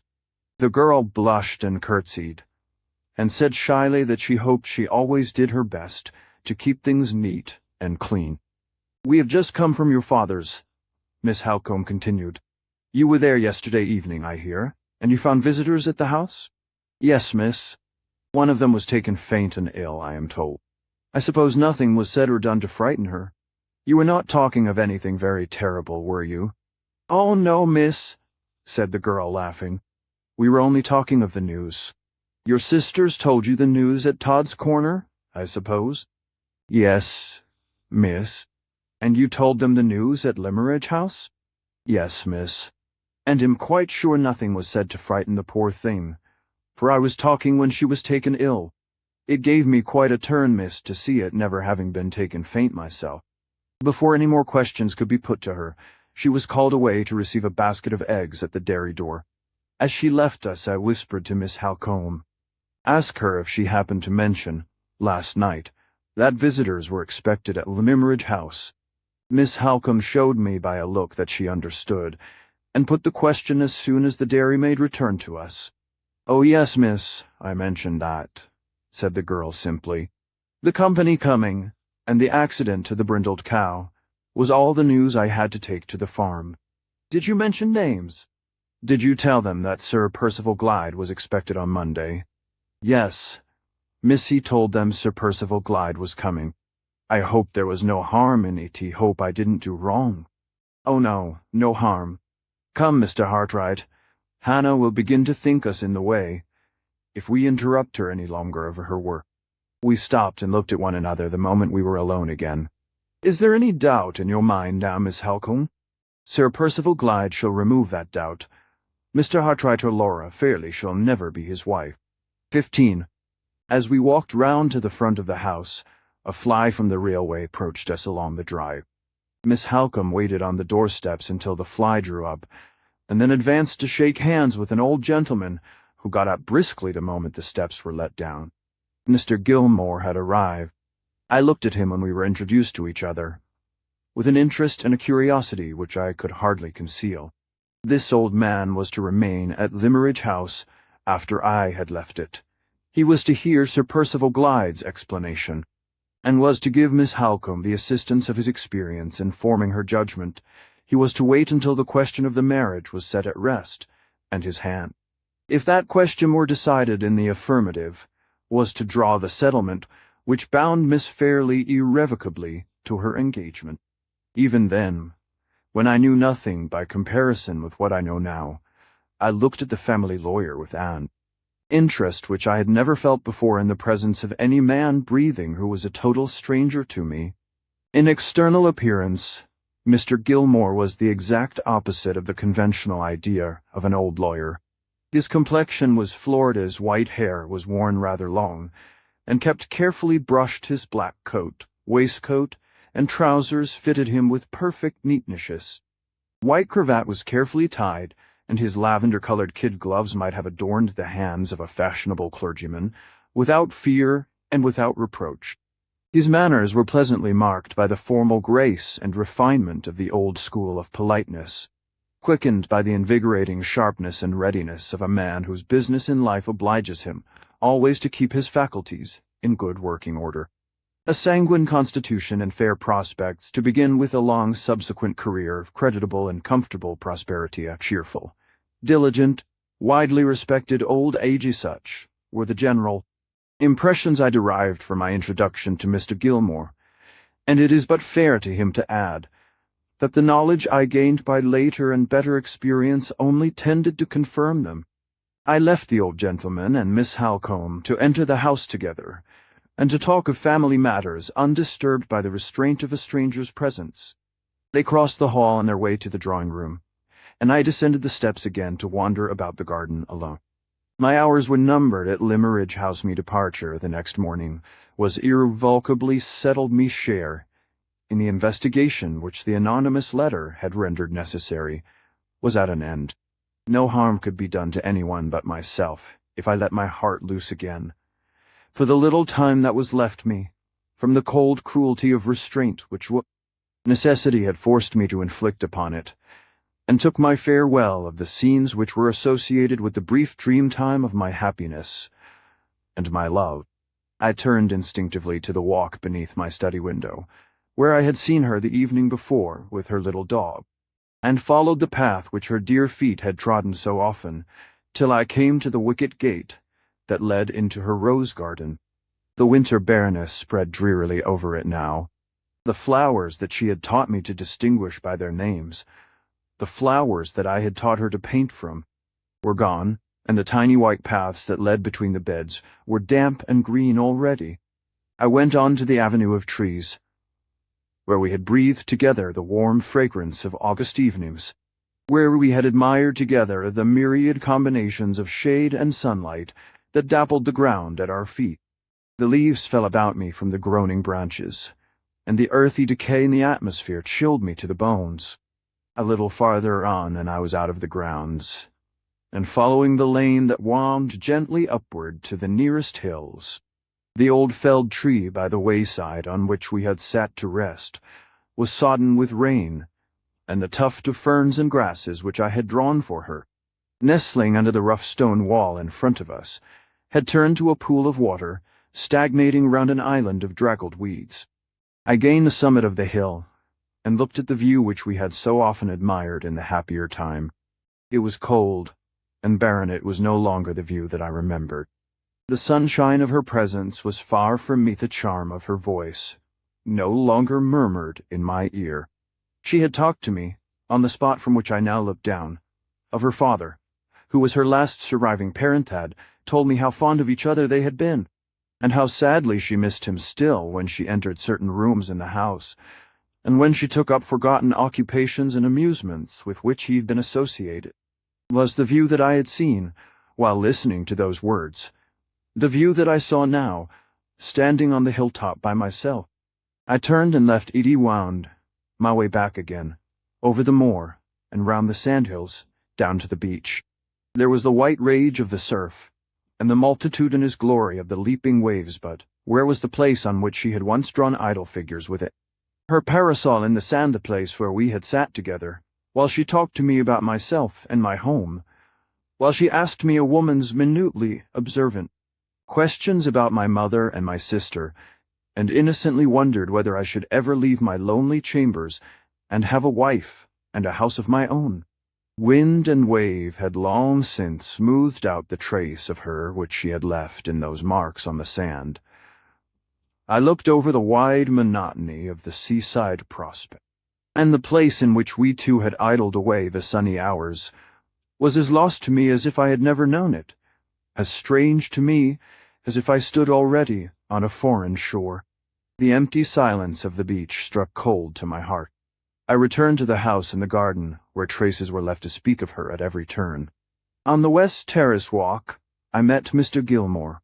He was evidently in search of me, for he quickened his pace when we caught sight of each other. The state of my spirits little fitted me for the society of a stranger, but the meeting was inevitable, and I resigned myself to make the best of it. "You are the very person I wanted to see," said the old gentleman. "I had 2 words to say to you, my dear sir, and if you have no objection, I will avail myself of the present opportunity. To put it plainly, Miss Halcombe and I have been talking over family affairs, which are the cause of my being here, and in the course of our conversation, she was naturally led to tell me of this unpleasant matter connected with the anonymous letter, and of the share which you have most creditably and properly taken in the proceedings so far. That share, I quite understand, gives you an interest which you might not otherwise have felt, in knowing that the future management of the investigation which you have begun will be placed in safe hands. My dear sir, make yourself quite easy on that point. It will be placed in my hands. You are, in every way, Mr. Gilmore, much fitter to advise and to act in the matter than I am. Is it an indiscretion on my part to ask if you have decided yet on a course of proceeding? So far as it is possible to decide, Mr. Hartright, I have decided. I mean to send a copy of the letter, accompanied by a statement of the circumstances, to Sir Percival Glyde's solicitor in London, with whom I have some acquaintance. The letter itself I shall keep here to show to Sir Percival as soon as he arrives. The tracing of the 2 women I have already provided for, by sending one of Mr. Fairley's servants, confidential presento, the station to make inquiries. The man has his money and his directions, and he will follow the women in the event of his finding any clue. This is all that can be done until Sir Percival comes on Monday. I have no doubt myself that every explanation which can be expected from a gentleman and a man of honour he will readily give. Sir Percival stands very high, sir an eminent position, a reputation above suspicion. Feel quite easy about results, quite easy, I am rejoiced to assure you. Things of this sort happen constantly in my experience. Anonymous letters, unfortunate, woman sad. State of society. I don't deny that there are peculiar complications in this case, but the case itself is, most unhappily, common.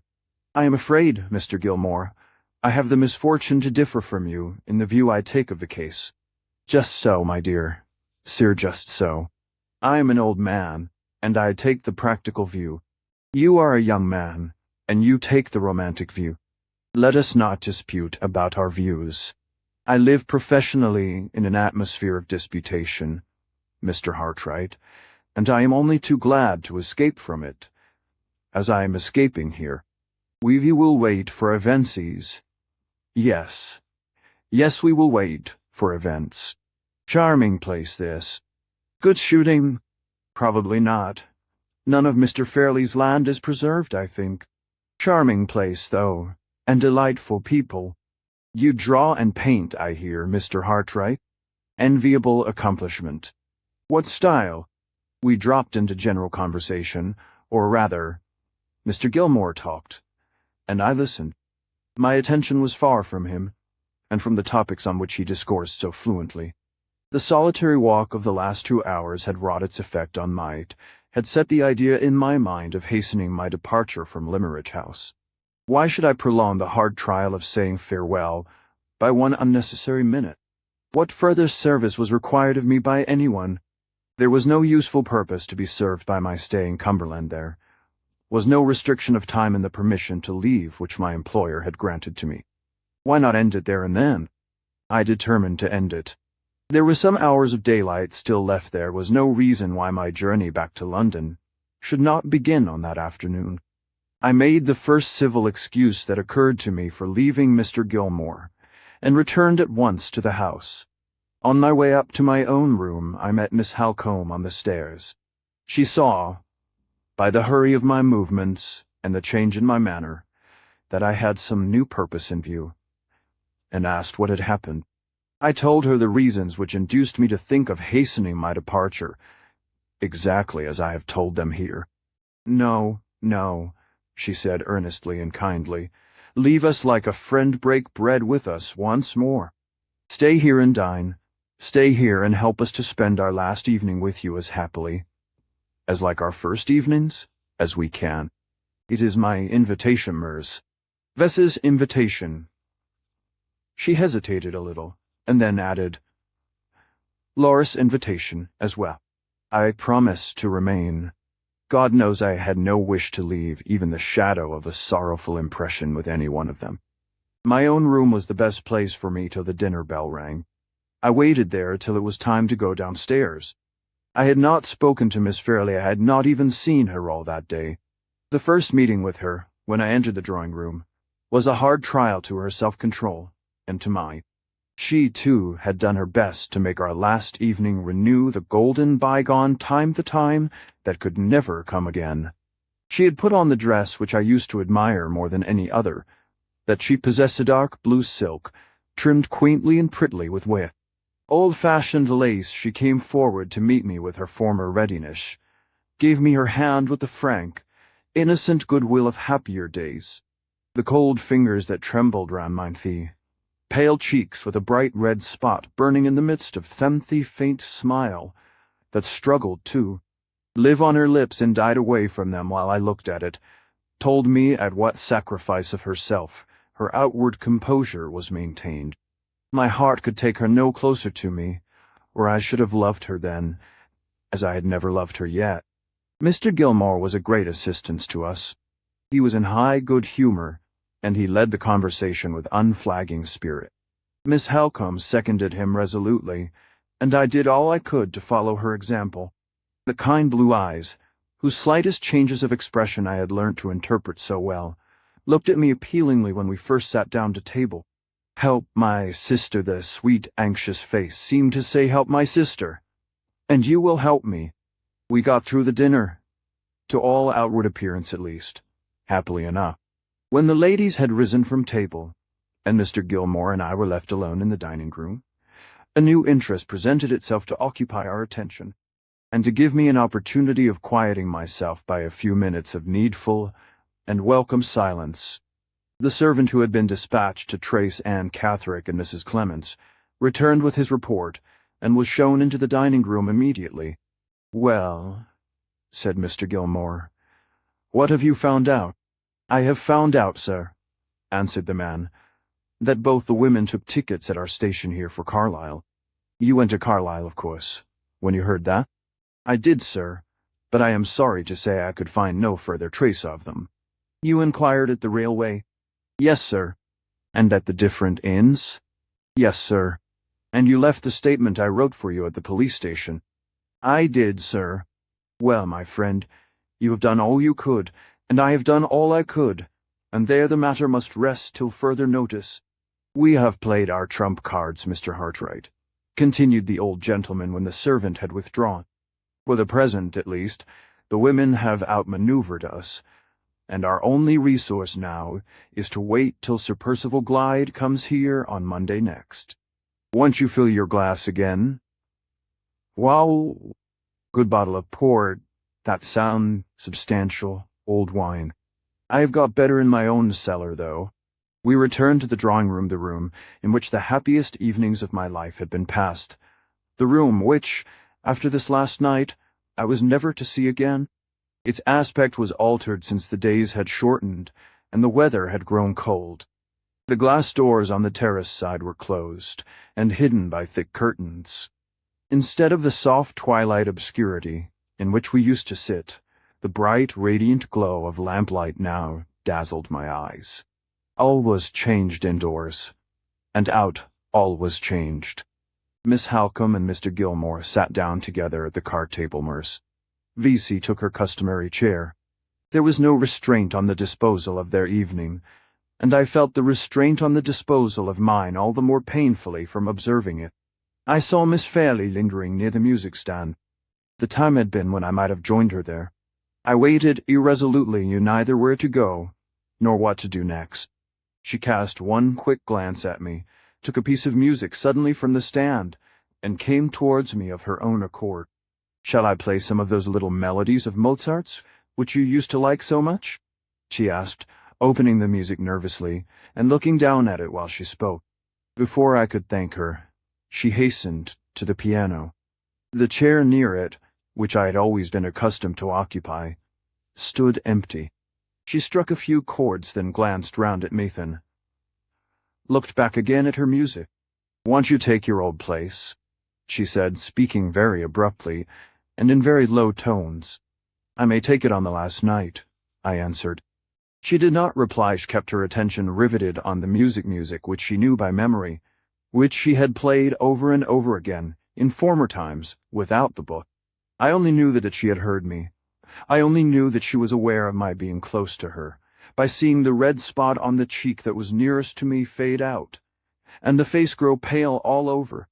"I am very sorry you are going," she said, her voice almost sinking to a whisper, her eyes looking more and more intently at the music, her fingers flying over the keys of the piano with a strange, feverish energy which I had never noticed in her before.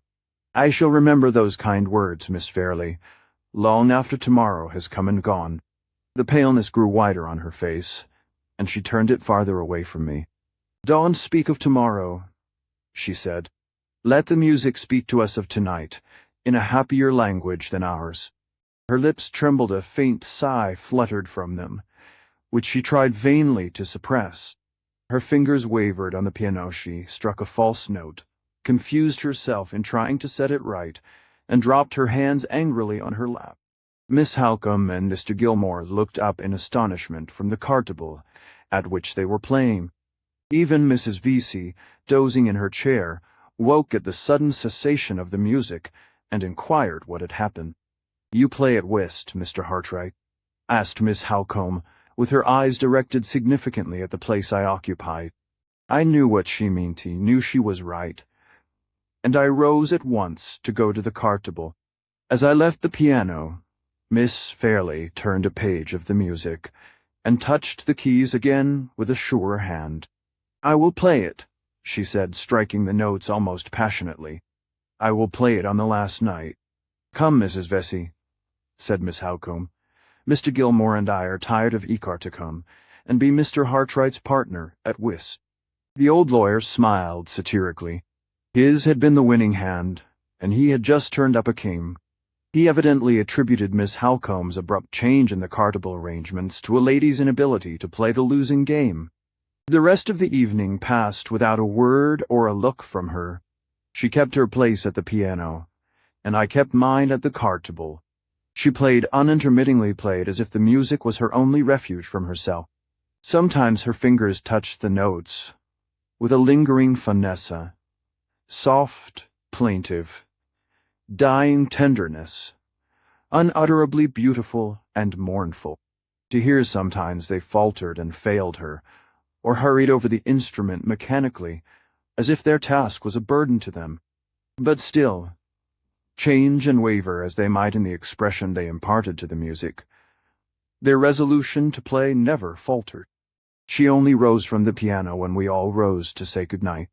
Mrs. Vesey was the nearest to the door, and the first to shake hands with me. "I shall not see you again, Mr. Hartright," said the old lady. "I am truly sorry you are going away. You have been very kind and attentive, and an old woman like me feels kindness and attention. I wish you happy, Siri, wish you a kind goodbye." Mr. Gilmore came next. "I hope we shall have a future opportunity of bettering our acquaintance, Mr. Hartright. You quite understand about that little matter of business being safe in my hands?" Yes, of course. Bless me, how cold it is. Don't let me keep you at the door. Bon voyage, my dear Sir, bon voyage, as the French say." Miss Halcombe followed. "7:30 tomorrow morning," she said, then added in a whisper, "I have heard and seen more than you think. Your conduct tonight has made me your friend for life." Miss Fairley came last. I could not trust myself to look at her when I took her hand, and when I thought of the next morning. "My departure must be a very early one," I said. "I shall be gone, Miss Fairley, before you—" No, she interposed hastily. "Not before I am out of my room. I shall be down to breakfast with Marian. I am not so ungrateful, not so forgetful of the past 3 months." Her voice failed her. Her hand closed gently round Minth and dropped it suddenly. Before I could say good night, she was gone. The end comes fast to meet Mickams inevitably, as the light of the last morning came at Limmeridge House. It was barely 7:30 when I went downstairs, but I found them both at the breakfast table waiting for me. In the chill air, in the dim light, in the gloomy morning silence of the house, we three sat down together and tried to eat, tried to talk. The struggle to preserve appearances was hopeless and useless, and I rose to end it. As I held out my hand as Miss Halcombe, who was nearest to me, took it, Miss Fairley turned away suddenly and hurried from the room. "Better so," said Miss Halcombe, when the door had closed. "Better so, for you and for her." I waited a moment before I could speak. It was hard to lose her, without a parting word or a parting look. I controlled myself, tried to take leave of Miss Halcombe in fitting terms, but all the farewell words I would fain have spoken dwindled to one sentence. "Have I deserved that you should write to me?" was all I could say. "You have nobly deserved everything that I can do for you, as long as we both live. Whatever the end is, you shall know it. And if I can ever be of help again, at any future time, long after the memory of my presumption and my folly is forgotten." I could add no more. My voice faltered, my eyes moistened in spite of me. She caught me by both hands. She pressed them with the strong, steady grasp of a man-hurt dark. Eyes glittered her brown complexion. Blushed deep, the force and energy of her face glowed and grew beautiful with the pure inner light of her generosity and her pity. "I will trust you if ever the time comes. I will trust you as my friend and her friend, as my brother and her brother." She stopped, drew me nearer to her. The fearless, noble creature touched my forehead, sister-like, with her lips, and called me by my Christian name. "God bless you, Walter," she said. "Wait here alone and compose yourself. He had better not stay, for both our Sakisi had better see you go from the balcony upstairs." She left the room. I turned away towards the window, where nothing faced me but the lonely autumn landscape. I turned away to master myself, before I too left the room in my turn, and left it forever.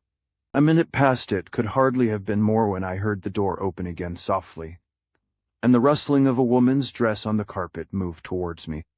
My heart beat violently as I turned round. Miss Fairley was approaching me from the farther end of the room. She stopped and hesitated when our eyes met, and when she saw that we were alone.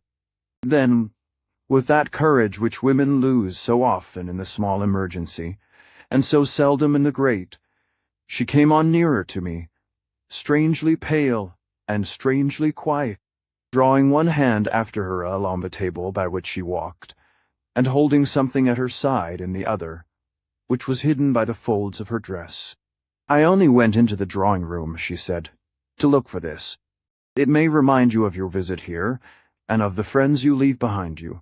You told me I had improved very much when I did it, and I thought you might like." She turned her head away, and offered me a little sketch, drawn throughout by her own pencil, of the summer house in which we had first met.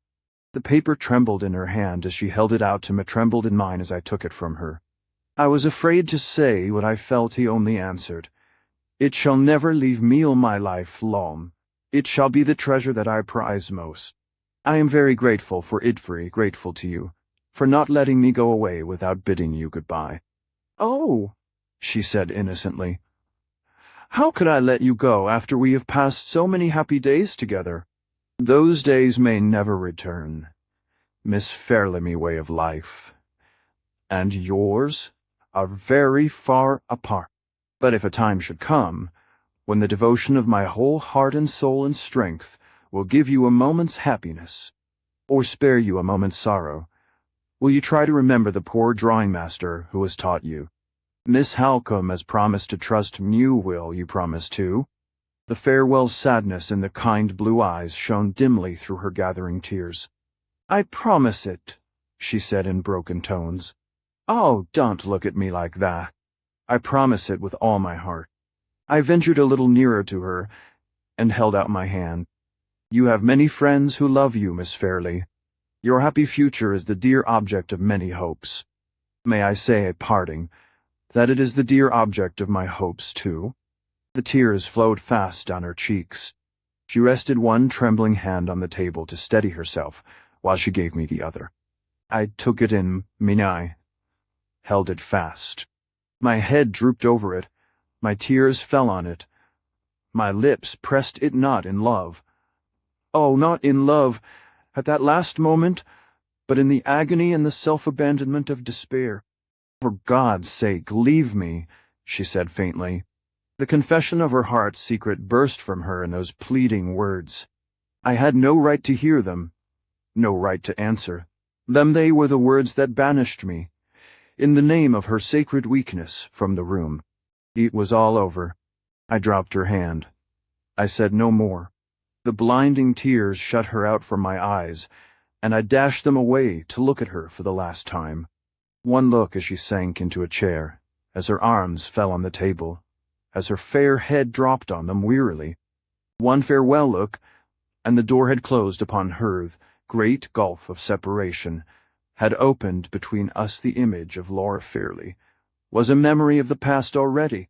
The end of Hartright's narrative. The story continued by Vincent Gilmore of Chancery Lane, solicitor. 1. I write these lines at the request of my friend, Mr. Walter Hartright. They are intended to convey a description of certain events which seriously affected Miss Fairley's interests, and which took place after the period of Mr. Hartright's departure from Limmeridge House.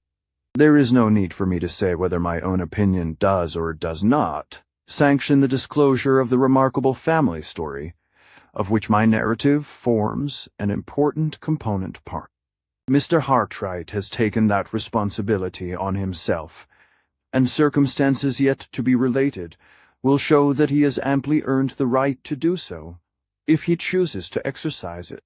The plan he has adopted for presenting the story to others, in the most truthful and most vivid manner, requires that it should be told, at each successive stage in the march of events, by the persons who were directly concerned in those events at the time of their occurrence. My appearance here as narrator is the necessary consequence of this arrangement. I was present during the sojourn of Sir Percival Glyde in Cumberland, and was personally concerned in one important result of his short residence under Mr. Fairley's roof. It is my duty, therefore, to add these new links to the chain of events, and to take up the chain itself at the point where, for the present only Mr. Hartright has dropped it. I arrived at Limmerge House on Friday the 2nd of November. My object was to remain at Mr. Fairley's until the arrival of Sir Percival Gly, if that event led to the appointment of any given day for Sir Percival's union with Miss Fairley. I was to take the necessary instructions back with me to London, and to occupy myself in drawing the lady's marriage settlement. On the Friday I was not favoured by Mr. Fairley with an interview. He had been, or had fancied himself to be, an invalid for years past, and he was not well enough to receive me. Miss Halcombe was the first member of the family whom I saw. She met me at the house door, and introduced me to Mr. Hartright, who had been staying at Limmerage for some time past. I did not see Miss Fairley until later in the day, at dinner time. She was not looking well, and I was sorry to observe it. She is a sweet, lovable girl, as amiable and attentive to everyone about her as her excellent mother used to be, though, personally speaking, she takes after her father. Mrs. Fairley had dark eyes and hair, and her elder daughter, Miss Halcombe, strongly reminds me of her. Miss Fairley played to us in the evening not so well as usual, I thought. We had a rubber at whist, a mere profanation, so far as play was concerned, of that noble game. I had been favourably impressed by Mr. Hartright on our first introduction to one another, but I soon discovered that he was not free from the social failings incidental to his age. There are 3 things that none of the young men of the present generation can do. They can't sit over their wine, they can't play at whist, and they can't pay a lady a compliment. Mr. Hartright was no exception to the general rule.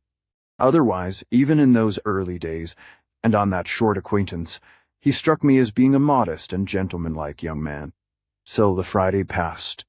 I say nothing about the more serious matters which engaged my attention on that day, anonymous letter to Miss Fairley, the measures I thought it right to adopt when the matter was mentioned to me, and the conviction I entertained that every possible explanation of the circumstances would be readily afforded by Sir Percival Gly, having all been fully noticed, as I understand, in the narrative which precedes this. On the Saturday Mr. Hartright had left before I got down to breakfast.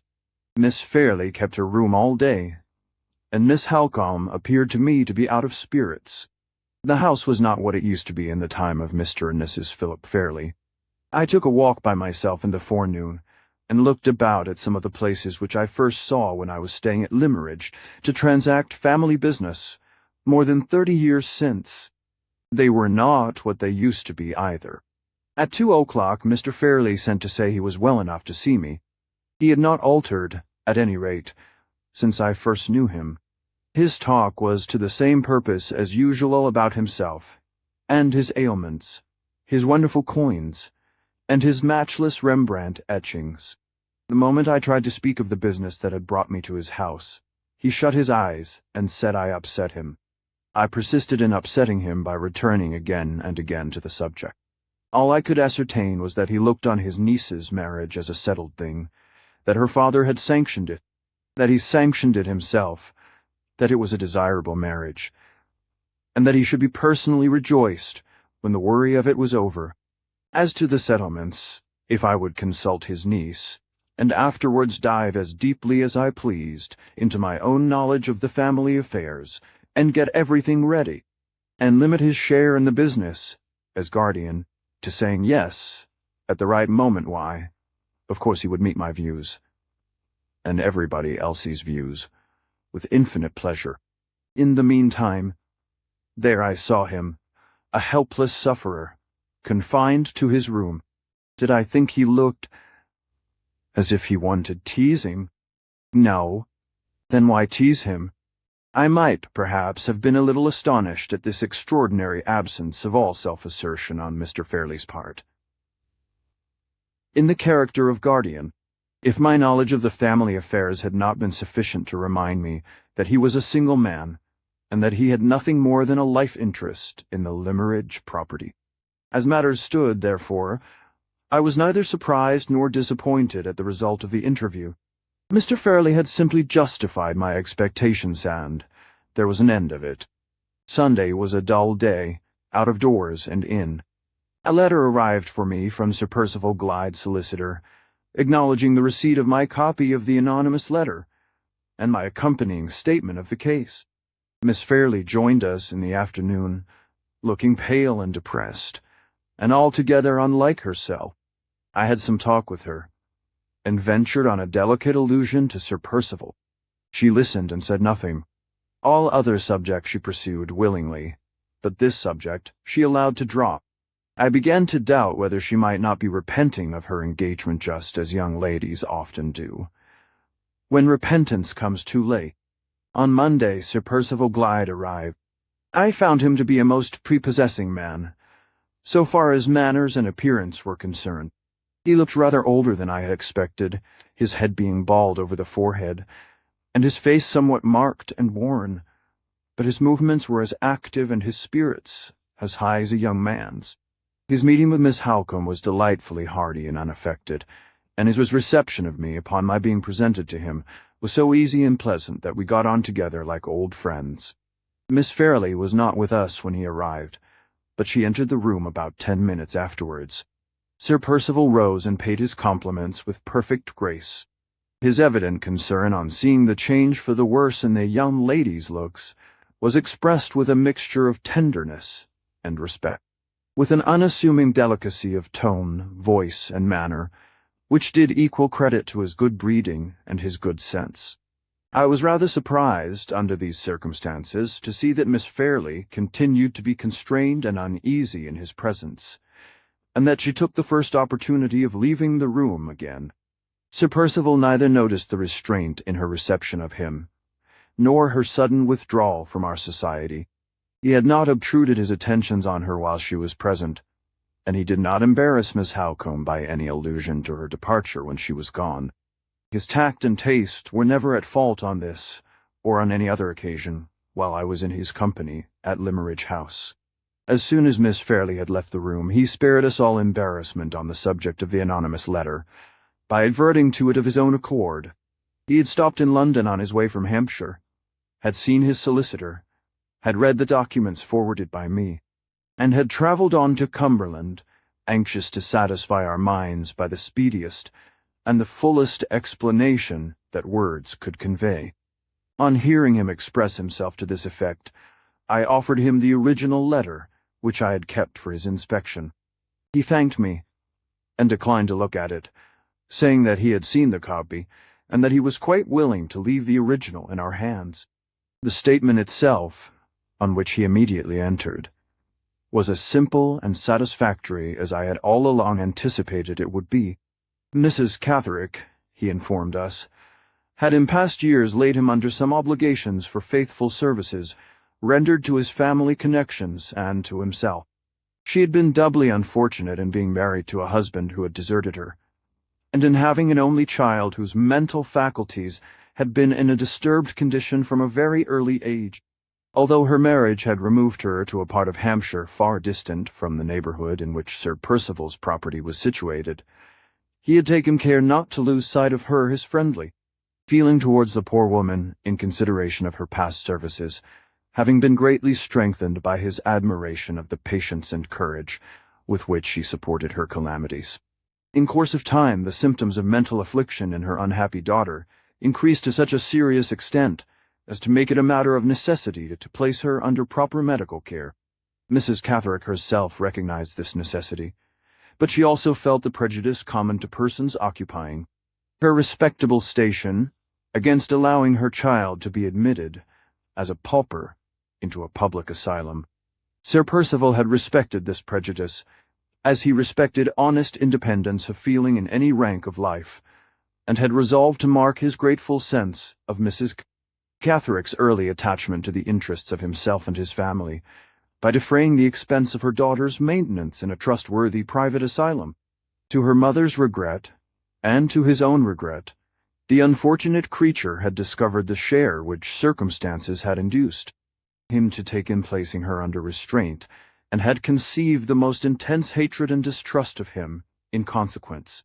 To that hatred and distrust which had expressed itself in various ways in the anonymous letter, written after her escape, was plainly attributable If Miss Halcombe's or Mr. Gilmore's recollection of the document did not confirm that view, or if they wished for any additional particulars about the asylum, the address of which he mentioned, as well as the names and addresses of the 2 doctors on whose certificates the patient was admitted, he was ready to answer any question and to clear up any uncertainty. He had done his duty to the unhappy young woman by instructing his solicitor to spare no expense in tracing her, and in restoring her once more to medical care, and he was now only anxious to do his duty towards Miss Fairley and towards her family in the same plain, straightforward way. I was the first to speak in answer to this appeal. My own course was plain to me. It is the great beauty of the law that it can dispute any human statement, made under any circumstances, and reduced to any form. If I had felt professionally called upon to set up a case against Sir Percival Glyde, on the strength of his own explanation, I could have done so beyond all doubt. But my duty did not lie in this direction. My function was of the purely judicial kind. I was to weigh the explanation we had just heard, to allow all due force to the high reputation of the gentleman who offered it, and to decide honestly whether the probabilities, on Sir Percival's own showing, were plainly with him, or plainly against him.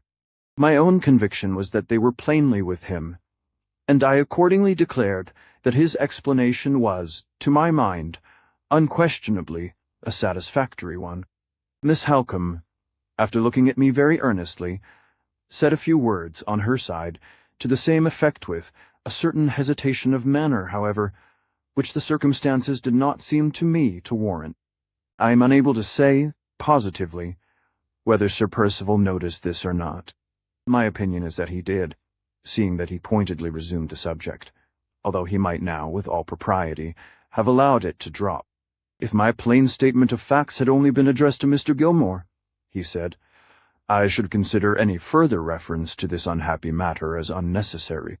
I may fairly expect Mr. Gilmore, as a gentleman, to believe me on my word, and when he has done me that justice, all discussion of the subject between us has come to an end. But my position with a lady is not the same. I owe to her what I would concede to no man alive a proof of the truth of my assertion. You cannot ask for that proof, Miss Halcombe, and it is therefore my duty to you, and still more to Miss Fairley, to offer it.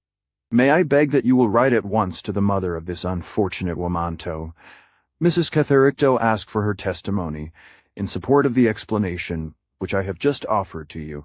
I saw Miss Halcombe change color and look a little uneasy. Sir Percival's suggestion, politely as it was expressed, appeared to her, as it appeared to me, to point very delicately at the hesitation which her manner had betrayed a moment or two since. I hope, Sir Percival, you don't do me the injustice to suppose that I distrust you, she said quickly. Certainly not, Miss Halcombe. I make my proposal purely as an act of attention to you. Will you excuse my obstinacy if I still venture to press it? He walked to the writing table as he spoke, drew a chair to it, and opened the paper case. Let me beg you to write the note, he said, as a favor to me. It need not occupy you more than a few minutes. You have only to ask Mrs. Catherick 2 questions. First, if her daughter was placed in the asylum with her knowledge and approval. Secondly, if the share I took in the matter was such as to merit the expression of her gratitude towards myself. Mr. Gilmore's mind is at ease on this unpleasant subject, and your mind is at ease. Pray, set my mind at ease also, by writing the note. You oblige me to grant your request, Sir Percival, when I would much rather refuse it. With those words Miss Halcombe rose from her place, and went to the writing table. Sir Percival thanked her, handed her a pen, and then walked away towards the fireplace. Miss Fairley's little Italian greyhound was lying on the rug. He held out his hand and called to the dog good-humoredly. Come, Nina, he said. We remember each other, don't we? The little beast, cowardly and cross-grained as pet dogs usually are, looked up at him sharply, shrank away from his outstretched hand, whined, shivered, and hid itself under a sofa. It was scarcely possible that he could have been put out by such a trifle as a dog's reception of him. But I observed, nevertheless, that he walked away towards the window very suddenly. Perhaps his temper is irritable at times. If so, I can sympathize with him. My temper is irritable at times too. Miss Halcombe was not long in writing the note. When it was done, she rose from the writing table and handed the open sheet of paper to Sir Percival. He bowed, took it from her, folded it up immediately without looking at the contents, sealed it, wrote the address, and handed it back to her in silence. I never saw anything more gracefully and more becomingly done in my life. "You insist on my posting this letter, Sir Percival," said Miss Halcombe. "I beg you will post it," he answered. "And now that it is written and sealed up, allow me to ask one or two last questions about the unhappy woman to whom it refers.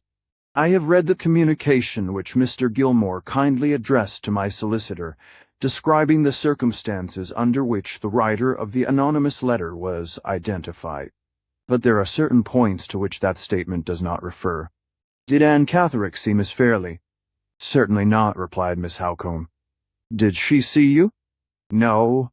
She saw nobody from the house then, except a certain Mr. Hartright, who accidentally met with her in the churchyard here. Nobody else. Mr. Hartright was employed at Limmeridge as a drawing master, I believe. Is he a member of one of the watercolour societies?" "I believe he is," answered Miss Halcombe.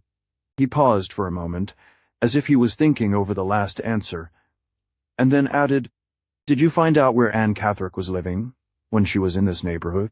"Yes, at a farm on the moor, called Todd's Corner. It is a duty we all owe to the poor creature herself to trace her," continued Sir Percival. "She may have said something at Todd's Corner which may help us to find her. I will go there and make inquiries on the chance. In the meantime, as I cannot prevail on myself to discuss this painful subject with Miss Fairley, may I beg, Miss Halcombe, that you will kindly undertake to give her the necessary explanation, deferring it, of course, until you have received the reply to that note." Miss Halcombe promised to comply with his request. He thanked her, nodded pleasantly, and left us, to go and establish himself in his own room. As he opened the door, the cross-grained greyhound poked out her sharp muzzle from under the sofa, and barked and snapped at him. "A good morning's work, Miss Halcombe," I said, as soon as we were alone. "Here is an anxious day well ended already." "Yes," she answered, "no doubt. I'm very glad your mind is satisfied." "My mind? Surely with that note in your hand, your mind is at ease too." "Oh yes, so can it be otherwise? I know the thing could not be," she went on, speaking more to herself than to me, "but I almost wish Walter Hartright had stayed here long enough to be present at the explanation, and to hear the proposal to me to write this note. I was a little surprised, perhaps a little piqued also by these last words. Events, it is true, connected Mr. Hartright very remarkably with the affair of the letter. I said, and I readily admit that he conducted himself, all things considered, with great delicacy and discretion. But I am quite at a loss to understand what useful influence his presence could have exercised in relation to the effect of Sir Percival's statement on your mind or mine. "It was only a fancy," she said absently. "There is no need to discuss it, Mr. Gilmore. Your experience ought to be, and is, the best guide I can desire." I did not altogether like her thrusting the whole responsibility in this marked manner on my shoulders. If Mr. Fairley had done it, I should not have been surprised. But, resolute, clear-minded Miss Halcombe was the very last person in the world whom I should have expected to find shrinking from the expression of an opinion of her own. "If any doubts still trouble you," I said, "why not mention them to me at once? Tell me plainly, have you any reason to distrust Sir Percival Glythe?" "None whatever." "Do you see anything improbable or contradictory in his explanation?" "How can I say I do, after the proof he has offered me of the truth of it? Can there be better testimony in his favour, Mr. Gilmore, than the testimony of the woman's mother? None better. If the answer to your note of inquiry proves to be satisfactory, I for one cannot see what more any friend of Sir Percival's can possibly expect from him." "Then we will post the note," she said, rising to leave the room, "and dismiss all further reference to the subject until the answer arrives." don't attach any weight to my hesitation. I can give no better reason for it than that I have been over-anxious about Laura lately and anxiety. Mr. Gilmore unsettles the strongest of us. She left me abruptly, her naturally firm voice faltering as she spoke those last words. A sensitive, vehement, passionate naturia woman of 10,000 in these trivial, superficial times. I had known her from her earliest years. He had seen her tested, as she grew up, in more than one trying family crisis, and my long experience made me attach an importance to her hesitation under the circumstances here detailed, which I should certainly not have felt in the case of another woman. I could see no cause for any uneasiness or any doubt, but she had made me a little uneasy, and a little doubtful, nevertheless. In my youth, I should have chafed and fretted under the irritation of my own unreasonable state of mind. In my age, I knew better, and went out philosophically to walk it off. 2. We all met again at dinner time. Sir Percival was in such boisterous high spirits that I hardly recognized him as the same man whose quiet tact, refinement, and good sense had impressed me so strongly at the interview of the morning. The only trace of his former self that I could detect reappeared, every now and then, in his manner towards Miss Fairley. A look or a word from her suspended his loudest laugh, checked his gayest flow of talk, and rendered him all attention to her, and to no one else at table, in an instant. Although he never openly tried to draw her into the conversation, he never lost the slightest chance she gave him of letting her drift into it by accident, and of saying the words to her, under those favorable circumstances, which a man with less tact and delicacy would have pointedly addressed to her the moment they occurred to him. Rather to my surprise, Miss Fairley appeared to be sensible of his attentions without being moved by them. She was a little confused from time to time when he looked at her, or spoke to her, but she never warmed towards him.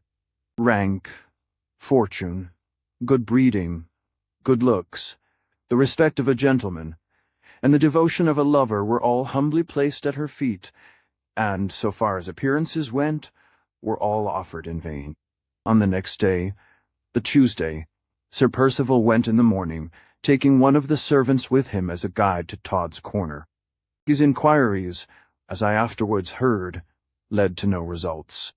On his return, he had an interview with Mr. Fairley, and in the afternoon he and Miss Halcombe rode out together. Nothing else happened worthy of record. The evening passed as usual. There was no change in Sir Percival, and no change in Miss Fairley. The Wednesday's post brought with it an event, the reply from Mrs. Carteret. I took a copy of the document, which I have preserved, and which I may as well present in this place. It ran as follows: Madam, I beg to acknowledge the receipt of your letter, inquiring whether my daughter Anne was placed under medical superintendence, with my knowledge and approval, and whether the share taken in the matter by Sir Percival Glyde was such as to merit the expression of my gratitude towards that gentleman. Be pleased to accept my answer in the affirmative to both those questions, and believe me to remain your obedient servant, Jane Ann Catherick. Dicta. Short, sharp, and to the point in form, rather a businesslike letter for a woman to write in substance, as plain a confirmation as could be desired of Sir Percival Glyde's statement. This was my opinion, and with certain minor reservations, Miss Halcombe's opinion also. Sir Percival, when the letter was shown to him, did not appear to be struck by the sharp, short tone of it. He told us that Mrs. Carteret was a woman of few words, a clear-headed, straightforward, unimaginative person who wrote briefly and plainly, just as she spoke. The next duty to be accomplished, now that the answer had been received, was to acquaint Miss Fairley with Sir Percival's explanation. Miss Halcombe had undertaken to do this, and had left the room to go to her sister, when she suddenly returned again, and sat down by the easy-chair in which I was reading the newspaper. Sir Percival had gone out a minute before to look at the stables, and no one was in the room but ourselves. I suppose we have really and truly done all we can, she said, turning and twisting Mrs. Catherick's letter in her hand. If we are friends of Sir Percival's, who know him and trust him, "We have done all, and more than all, that is necessary," I answered, a little annoyed by this return of her hesitation. "But if we are enemies who suspect him, that alternative is not even to be thought of," she interposed. "We are Sir Percival's friends, and if generosity and forbearance can add to our regard for him, we ought to be Sir Percival's admirers as well. You know that he saw Mr. Fairley yesterday, and that he afterwards went out with me." "Yes. I saw you riding away together. We began the ride by talking about Anne Catherick, and about the singular manner in which Mr. Hartright met with her. But we soon dropped that subject, and Sir Percival spoke next, in the most unselfish terms, of his engagement with Laura. He said he had observed that she was out of spirits, and he was willing, if not informed to the contrary, to attribute to that cause the alteration in her manner towards him during his present visit. If, however, there was any more serious reason for the change, he would entreat that no constraint might be placed on her inclinations, either by Mr. Fairley or by me. All he asked in that case was that she would recall to mind, for the last time, what the circumstances were under which the engagement between them was made, and what his conduct had been from the beginning of the courtship to the present time. If, after due reflection on those two subjects, she seriously desired that he should withdraw his pretensions to the honor of becoming her husband, and, if she would tell him so plainly with her own lips, would sacrifice himself by leaving her perfectly free to withdraw from the engagement. No man could say more than that, Miss Halcombe. As to my experience, few men in his situation would have said as much. She paused after I had spoken those words, and looked at me with a singular expression of perplexity and distress. "I accuse nobody, and I suspect nothing," she broke out abruptly. "But I cannot and will not accept the responsibility of persuading Laura to this marriage." "That is exactly the course which Sir Percival Glyde has himself requested you to take," I replied in astonishment. "He has begged you not to force her inclinations, and he indirectly obliges me to force them if I give her his message." "How can that possibly be?" "Consult your own knowledge of Laura, Mr. Gilmore. If I tell her to reflect on the circumstances of her engagement, I at once appeal to two of the strongest feelings in her nature, Tito, her love for her father's memory, and to her strict regard for truth. You know that she never broke a promise in her life. You know that she entered on this engagement at the beginning of her father's fatal illness, and that he spoke hopefully and happily of her marriage to Sir Percival Glyde on his deathbed. I own that I was a little shocked at this view of the case. "Surely," I said, "you don't mean to infer that when Sir Percival spoke to you yesterday, he speculated on such a result as you have just mentioned?" Her frank, fearless face answered for her before she spoke. "Do you think I would remain an instant in the company of any man whom I suspected of such baseness as that?" she asked angrily. I liked to feel her hearty indignation flash out on me in that way. We see so much malice and so little indignation in my profession. "In that case," I said, "excuse me if I tell you, in our legal phrase, that you are traveling out of the record. Whatever the consequences may be, Sir Percival has a right to expect that your sister should carefully consider her engagement from every reasonable point of view before she claims her release from it. If that unlucky letter has prejudiced her against him, go at once, and tell her that he has cleared himself in your eyes and in mine. What objection can she urge against him after that?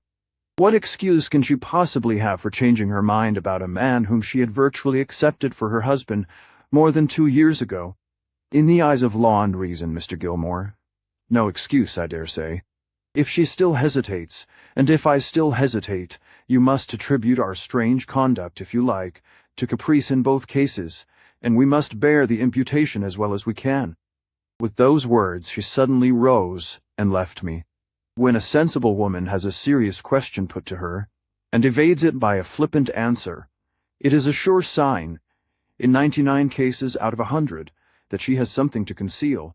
I returned to the perusal of the newspaper, strongly suspecting that Miss Halcombe and Miss Fairley had a secret between them, which they were keeping from Sir Percival, and keeping from me. I thought this hard on both of us, especially on Sir Percival. My doubts, or to speak more correctly, My convictions were confirmed by Miss Halcome's language and manner when I saw her again later in the day. She was suspiciously brief and reserved in telling me the result of her interview with her sister. Miss Fairley, it appeared, had listened quietly while the affair of the letter was placed before her in the right point of view. But when Miss Halcombe next proceeded to say that the object of Sir Percival's visit at Limmeridge was to prevail on her to let a day be fixed for the marriage, she checked all further reference to the subject by begging for time. If Sir Percival would consent to spare her for the present, she would undertake to give him his final answer before the end of the year. She pleaded for this delay with such anxiety and agitation that Miss Halcombe had promised to use her influence, if necessary, to obtain it, and there, at Miss Fairley's earnest entreaty, all further discussion of the marriage question had ended. The purely temporary arrangement thus proposed might have been convenient enough to the young lady, but it proved somewhat embarrassing to the writer of these lines. That morning's post had brought a letter from my partner, which obliged me to return to town the next day by the afternoon train. It was extremely probable that I should find no second opportunity of presenting myself at Limmeridge House during the remainder of the year. In that case, supposing Miss Fairley ultimately decided on holding to her engagement, my necessary personal communication with her, before I drew her settlement, would become something like a downright impossibility, and we should be obliged to commit to writing questions which ought always to be discussed on both sides by word of mouth. I said nothing about this difficulty until Sir Percival had been consulted on the subject of the desired delay. He was too gallant a gentleman not to grant the request immediately. When Miss Halcombe informed me of this, I told her that I must absolutely speak to her sister before I left Limmeridge, and it was therefore arranged that I should see Miss Fairley in her own sitting-room the next morning. She did not come down to dinner or join us in the evening. Indisposition was the excuse, and I thought Sir Percival looked, as well he might, a little annoyed when he heard of it. The next morning, as soon as breakfast was over, I went up to Miss Fairley's sitting-room. The poor girl looked so pale and sad, and came forward to welcome me so readily and prettily, that the resolution to lecture her on her caprice and indecision, which I had been forming all the way upstairs, failed me on the spot. I led her back to the chair from which she had risen, and placed myself opposite to her. Her cross-grained pet greyhound was in the room, and I fully expected a barking and snapping reception. Strange to say, the whimsical little brute falsified my expectations by jumping into my lap and poking its sharp muzzle familiarly into my hand the moment I sat down. "You used often to sit on my knee when you were a child, my dear," I said, "and now your little dog seems determined to succeed you in the vacant throne. Is that pretty drawing you're doing?" I pointed to a little album which lay on the table by her side, and which she had evidently been looking over when I came in. The page that lay open had a small watercolor landscape very neatly mounted on it. This was the drawing which had suggested my question, an idle question enough, but how could I begin to talk of business to her the moment I opened my lips? "No," she said, looking away from the drawing rather confusedly. "It is not my doing." Her fingers had a restless habit, which I remembered in her as a child, of always playing with the first thing that came to hand whenever anyone was talking to her. On this occasion they wandered to the album, and toyed absently about the margin of the little watercolor drawing. The expression of melancholy deepened on her face. She did not look at the drawing, or look at me. Her eyes moved uneasily from object to object in the room, betraying plainly that she suspected what my purpose was in coming to speak to her. Seeing that, I thought it best to get to the purpose with as little delay as possible. "One of the errands, my dear, which brings me here is to bid you good-bye," I began. "I must get back to London today, and before I leave, I want to have a word with you on the subject of your own affairs." "I am very sorry you are going, Mr. Gilmore," she said, looking at me kindly. "It is like the happy old times to have you here. I hope I may be able to come back and recall those pleasant memories once more." I continued, "But as there is some uncertainty about the future, I must take my opportunity when I can get it, and speak to you now. I am your old lawyer, and your old friend, and I may remind you, I am sure without offense, of the possibility of your marrying Sir Percival Glyde." She took her hand off the little album as suddenly as if it had turned hot and burnt her. Her fingers twined together nervously in her lap. Her eyes looked down again at the floor, and an expression of constraint settled on her face, which looked almost like an expression of pain. "Is it absolutely necessary to speak of my marriage engagement?" she asked in low tones.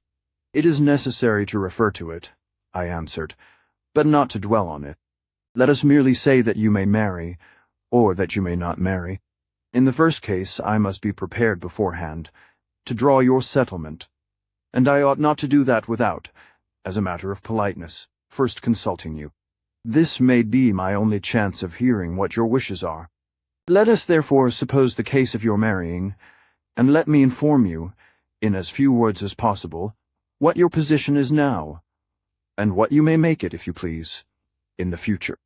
I explained to her the object of a marriage settlement, and then told her exactly what her prospects were in the first place, on her coming of age, and in the second place, on the decease of her uncle, marking the distinction between the property in which she had a life interest only, and the property which was left at her own control. She listened attentively, with a constrained expression still on her face, and her hands still nervously clasped together in her lap. "And now," I said in conclusion, "tell me if you can think of any condition which, in the case we have supposed, you would wish me to make for you, subject, of course, to your guardian's approval, as you are not yet of age." She moved uneasily in her chair, then looked in my face on a sudden very earnestly. "If it does happen," she began faintly. "If you are married," I added, helping her out.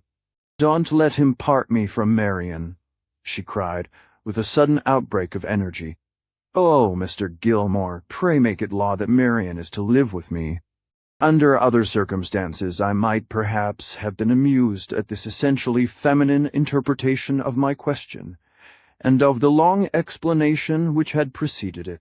But her looks and tones, when she spoke, were of a kind to make me more than serious. They distressed me. Her words, few as they were, betrayed a desperate clinging to the past which boded ill for the future. "Your having Marian Halcombe to live with you can easily be settled by private arrangement," I said. "You hardly understood my question, I think. It referred to your own property, to the disposal of your money. Supposing you were to make a will when you come of age, who would you like the money to go to?" "Marian has been mother and sister both to me," said the good, affectionate girl, her pretty blue eyes glistening while she spoke. "May I leave it to Marian, Mr. Gilmore?" "Certainly, my love," I answered. "But remember what a large sum it is. Would you like it all to go to Miss Halcombe?" She hesitated, her color came and went, and her hands stole back again to the little album. "Not all of it," she said. "There is someone else besides Marian."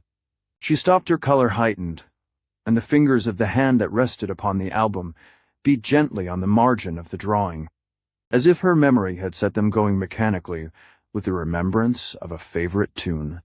"You mean some other member of the family besides Miss Halcombe?" I suggested, seeing her at a loss to proceed. The heightening color spread to her forehead and her neck, and the nervous fingers suddenly clasped themselves fast round the edge of the book. "There is someone else," she said, not noticing my last words, though she had evidently heard them. "There is someone else who might like a little keepsake, if I might leave it. There would be no harm if I should die first." She paused again. The color that had spread over her cheeks suddenly left them. The hand on the album resigned its hold, trembled a little, and moved the book away from her. She looked at me for an instant, then turned her head aside in the chair. Her handkerchief fell to the floor as she changed her position, and she hurriedly hid her face from me in her hands.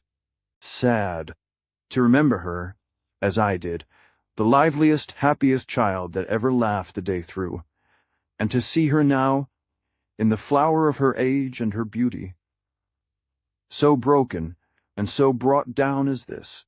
In the distress that she caused me, I forgot the years that had passed, and the change they had made in our position towards one another. I moved my chair close to her, and picked up her handkerchief from the carpet, and drew her hands from her face gently.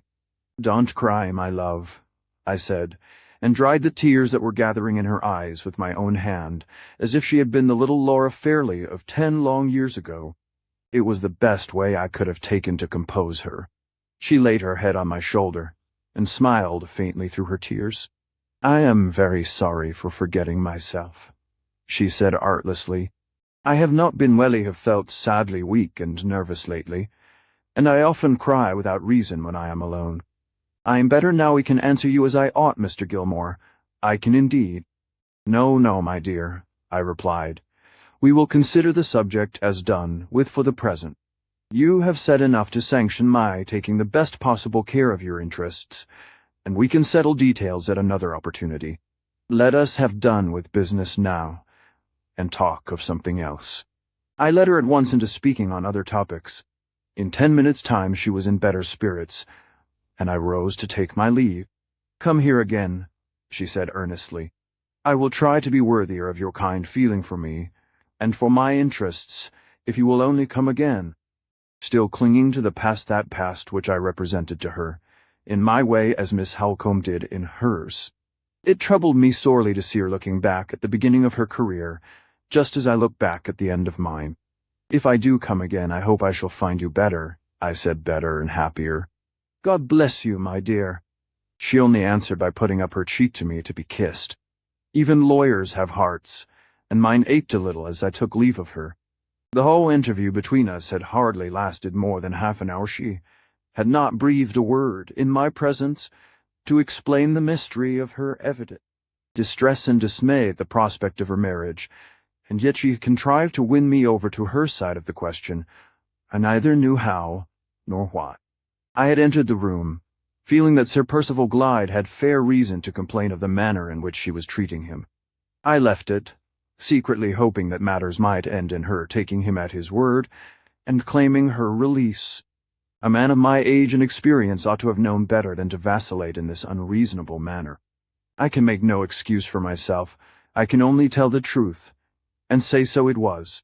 The hour for my departure was now drawing near.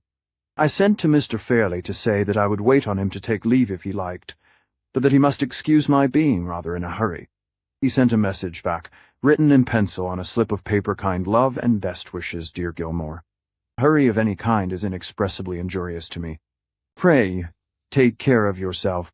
Goodbye." Just before I left, I saw Miss Halcombe for a moment alone. "Have you said all you wanted to Laura?" she asked. "Yes," I replied. "She is very weak and nervous. I'm glad she has you to take care of her." Miss Halcombe's sharp eyes studied my face attentively. "You are altering your opinion about Laura," she said. "You are readier to make allowances for her than you were yesterday. No sensible man ever engages, unprepared, in a fencing match of words with a woman." I only answered, "Let me know what happens. I will do nothing till I hear from you." She still looked hard in my face. "I wish it was all over, and well over, Mr. Gilmore, and so do you." With those words, she left me. Sir Percival most politely insisted on seeing me to the carriage door. "If you are ever in my neighborhood," he said, "pray don't forget that I am sincerely anxious to improve our acquaintance.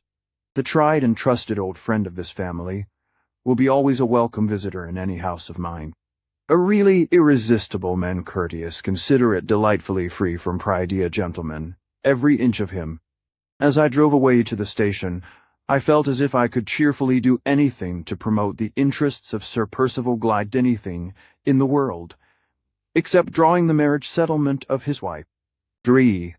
A week passed, after my return to London, without the receipt of any communication from Miss Halcombe. On the 8th day, a letter in her handwriting was placed among the other letters on my table. It announced that Sir Percival Glyde had been definitely accepted, and that the marriage was to take place, as he had originally desired, before the end of the year.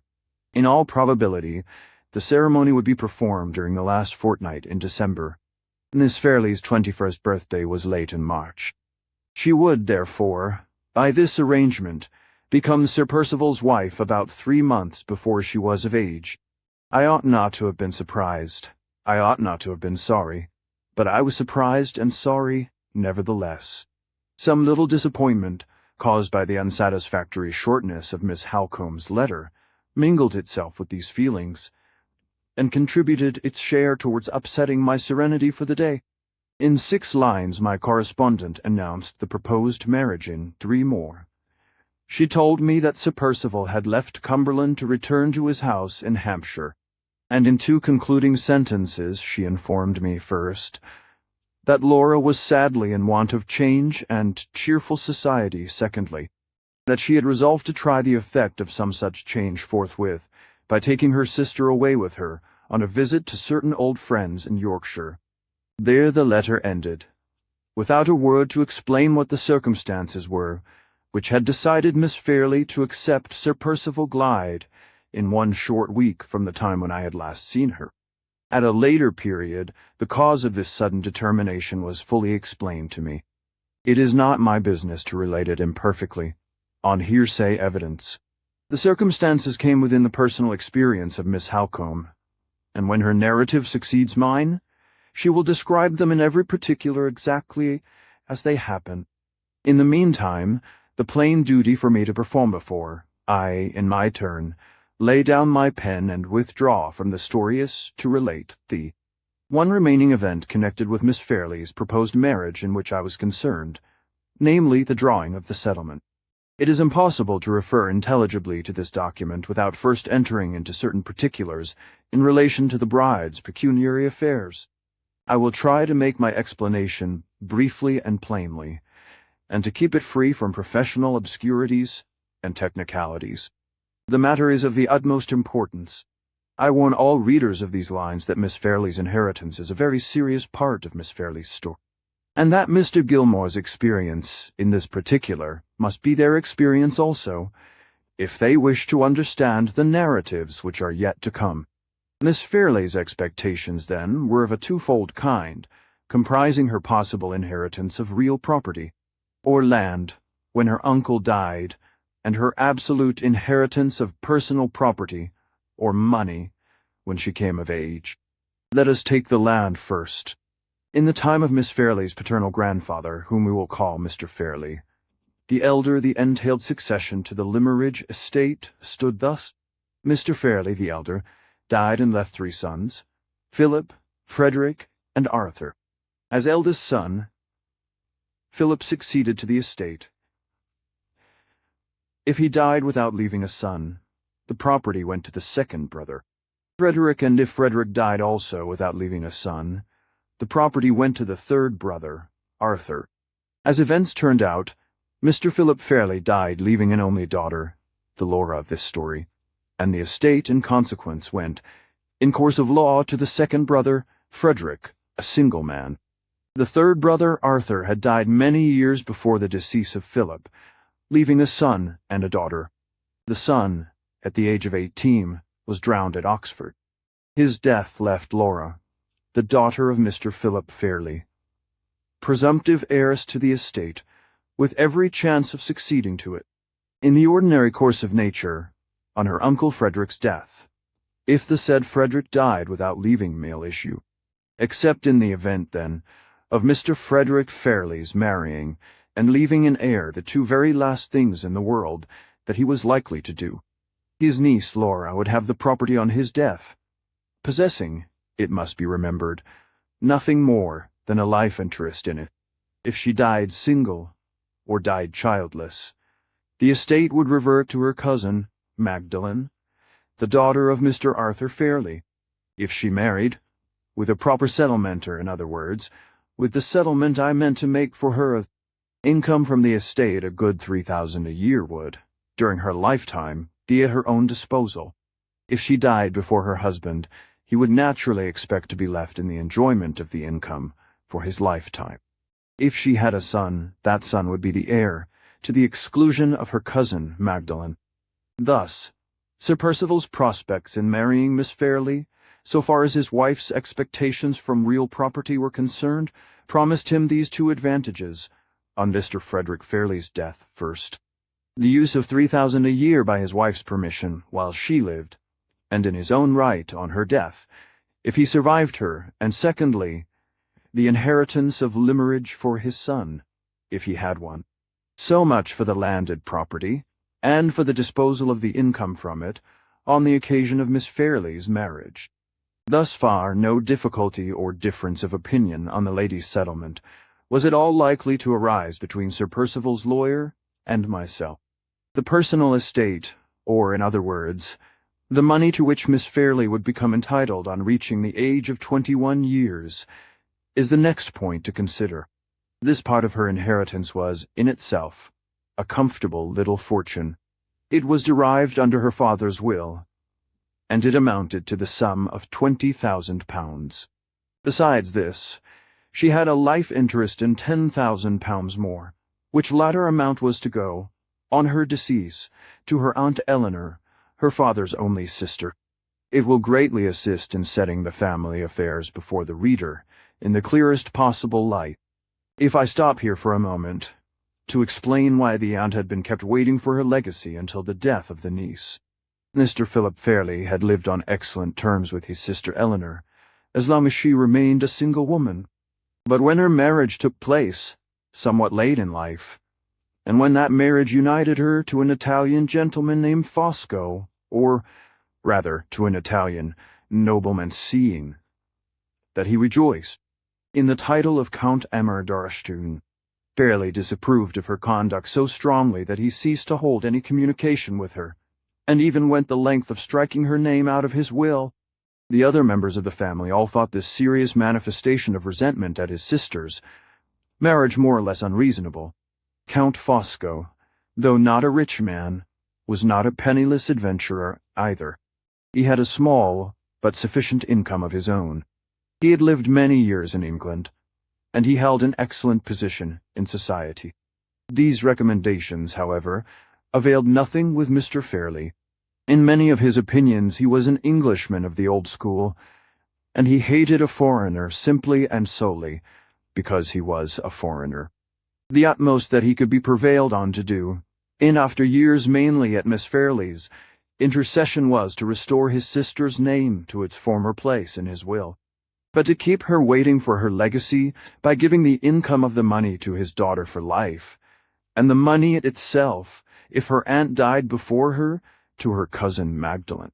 Considering the relative ages of the two ladies, the aunt's chance, in the ordinary course of nature, of receiving the £10,000, was thus rendered doubtful in the extreme, and Madame Fosco resented her brother's treatment of her, as unjustly as usual in such cases, by refusing to see her niece, and declining to believe that Miss Fairley's intercession had ever been exerted to restore her name to Mr. Fairley's will. Such was the history of the £10,000. Here again no difficulty could arise with Sir Percival's legal adviser. The income would be at the wife's disposal, and the principal would go to her aunt or her cousin on her death. All preliminary explanations being now cleared out of the way, I come at last to the real knot of the cassetto, the £20,000. This sum was absolutely Miss Fairley's own on her completing her 21st year, and the whole future disposition of it depended, in the first instance, on the conditions I could obtain for her in her marriage settlement. The other clauses contained in that document were of a formal kind, and need not be recited here. But the clause relating to the money is too important to be passed over. A few lines will be sufficient to give the necessary abstract of it. My stipulation in regard to the £20,000 was simply this: the whole amount was to be settled so as to give the income to the lady for her life afterwards, to Sir Percival for his life, and the principal to the children of the marriage. In default of issue, the principal was to be disposed of, as the lady might by her will direct, for which purpose I reserved to her the right of making a will. The effect of these conditions may be thus summed up. If Lady Glyde died without leaving children, her half-sister Miss Halcombe, and any other relatives or friends, whom she might be anxious to benefit, would, on her husband's death, divide among them such shares of her money as she desired them to have.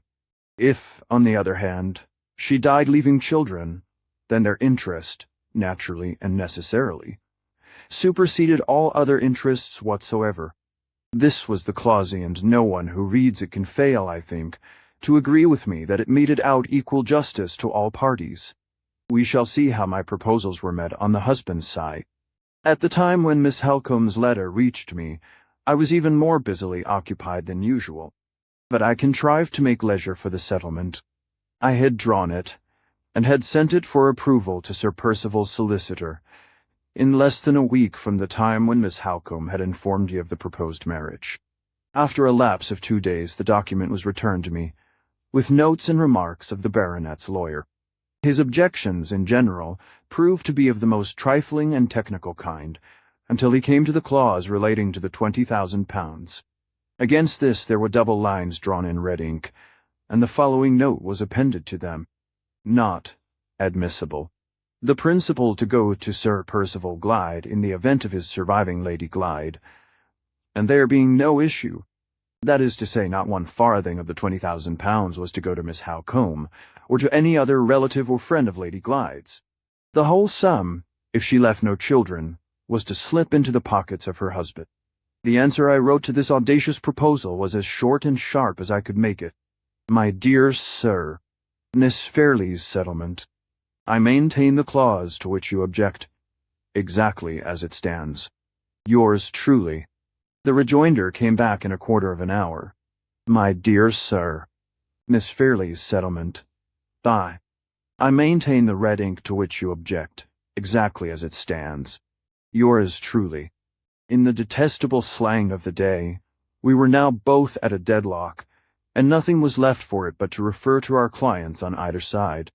As matters stood, my client Miss Fairley, not having yet completed her 21st year, Frederick Fairley was her guardian. I wrote by that day's post, and put the case before him exactly as it stood, not only urging every argument I could think of to induce him to maintain the clause as I had drawn it, but stating to him plainly the mercenary motive which was at the bottom of the opposition to my settlement of the £20,000. The knowledge of Sir Percival's affairs which I had necessarily gained when the provisions of the deed on his side were submitted in due course to my examination, had but too plainly informed me that the debts on his estate were enormous, and that his income, though nominally a large one, was virtually, for a man in his position, next to nothing.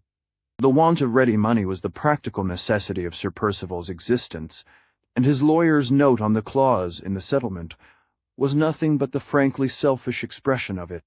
Mr. Fairley's answer reached me by return of post, and proved to be wandering and irrelevant in the extreme. Turned into plain English, it practically expressed itself to this effect: would dear Gilmore be so very obliging as not to worry his friend and client about such a trifle as a remote contingency? Was it likely that a young woman of 21 would die before a man of 45, and die without children? On the other hand, in such a miserable world as this, was it possible to overestimate the value of peace and quietness?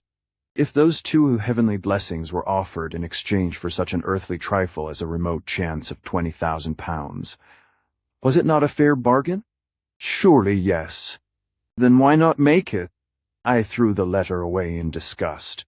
Just as it had fluttered to the ground, there was a knock at my door, and Sir Percival's solicitor, Mr. Merriman, was shown in. There are many varieties of sharp practitioners in this world, but I think the hardest of all to deal with are the men who overreach you under the disguise of inveterate good humor. A fat, well-fed, smiling, friendly man of business is of all parties to a bargain the most hopeless to deal with. Mr. Merriman was one of this class. "And how is good Mr. Gilmore?" he began, all in a glow with the warmth of his own amiability. "Glad to see you, sir, in such excellent health. I was passing your door, and I thought I would look in case you might have something to say to me. Now, pray, do let us settle this little difference of ours by word of mouth, if we can. Have you heard from your client yet?" "Yes." "Have you heard from yours?" "My dear, good sir, I wish I had heard from him to any purpose I wish. With all my heart. The responsibility was off my shoulders, but he is obstinater. Let me rather say, resolute, and he won't take it all. Merriman, I leave details to you. Do what you think right for my interests, and consider me as having personally withdrawn from the business until it is all over. Those were Sir Percival's words a fortnight ago, and all I can get him to do now is to repeat them. I am not a hard man, Mr. Gilmore, as you know. Personally and privately, I do assure you, I should like to sponge out that note of mine at this very moment. But if Sir Percival won't go into the matter, if Sir Percival will blindly leave all his interests in my sole care, what course can I possibly take, except the course of asserting them? My hands are bound, don't you see, my dear sir? My hands are bound. You maintain your note on the clause, then? To the letter? I said. Yes, dois take it. I have no other alternative.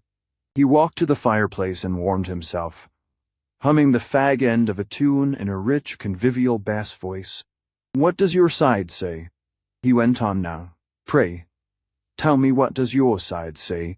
I was ashamed to tell him. I attempted to gain time, and I did worse. My legal instincts got the better of me, and I even tried to bargain. £20,000 is rather a large sum to be given up by the lady's friends at 2 days' notice, I said. Very true, replied Mr. Merriman, looking down thoughtfully at his boots. Properly put, sir, most properly put. A compromise, recognizing the interests of the lady's family as well as the interests of the husband, might not perhaps have frightened my client quite so much, I went on. Come, this contingency resolves itself into a matter of bargaining, after all. What is the least you will take?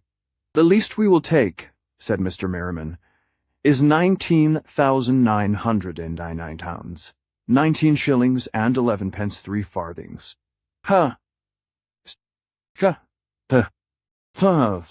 Excuse me, Mr. Gilmore. I must have my little joke. Little enough, I remarked. The joke is just worth the odd farthing it was made for. Mr. Merriman was delighted. He laughed over my retort till the room rang again. I was not half so good-humored on my side. I came back to business, and closed the interview. This is Friday, I said. Give us till Tuesday next for our final answer. By all means, replied Mr. Merriman. Longer, my dear sir, if you like. He took up his hat to go, and then addressed me again. By the way, he said, your clients in Cumberland have not heard anything more of the woman who wrote the anonymous letter, have they? Nothing more, I answered. Have you found no trace of her? Not yet, said my legal friend, but we don't despair. Sir Percival has his suspicions that somebody is keeping her in hiding, and we are having that somebody watched. You mean the old woman who was with her in Cumberland, I said. Quite another party, sir, answered Mr. Merriman. We don't happen to have laid hands on the old woman yet. Our somebody is a man. We have got him close under our eye here in London, and we strongly suspect he had something to do with helping her in the first instance to escape from the asylum.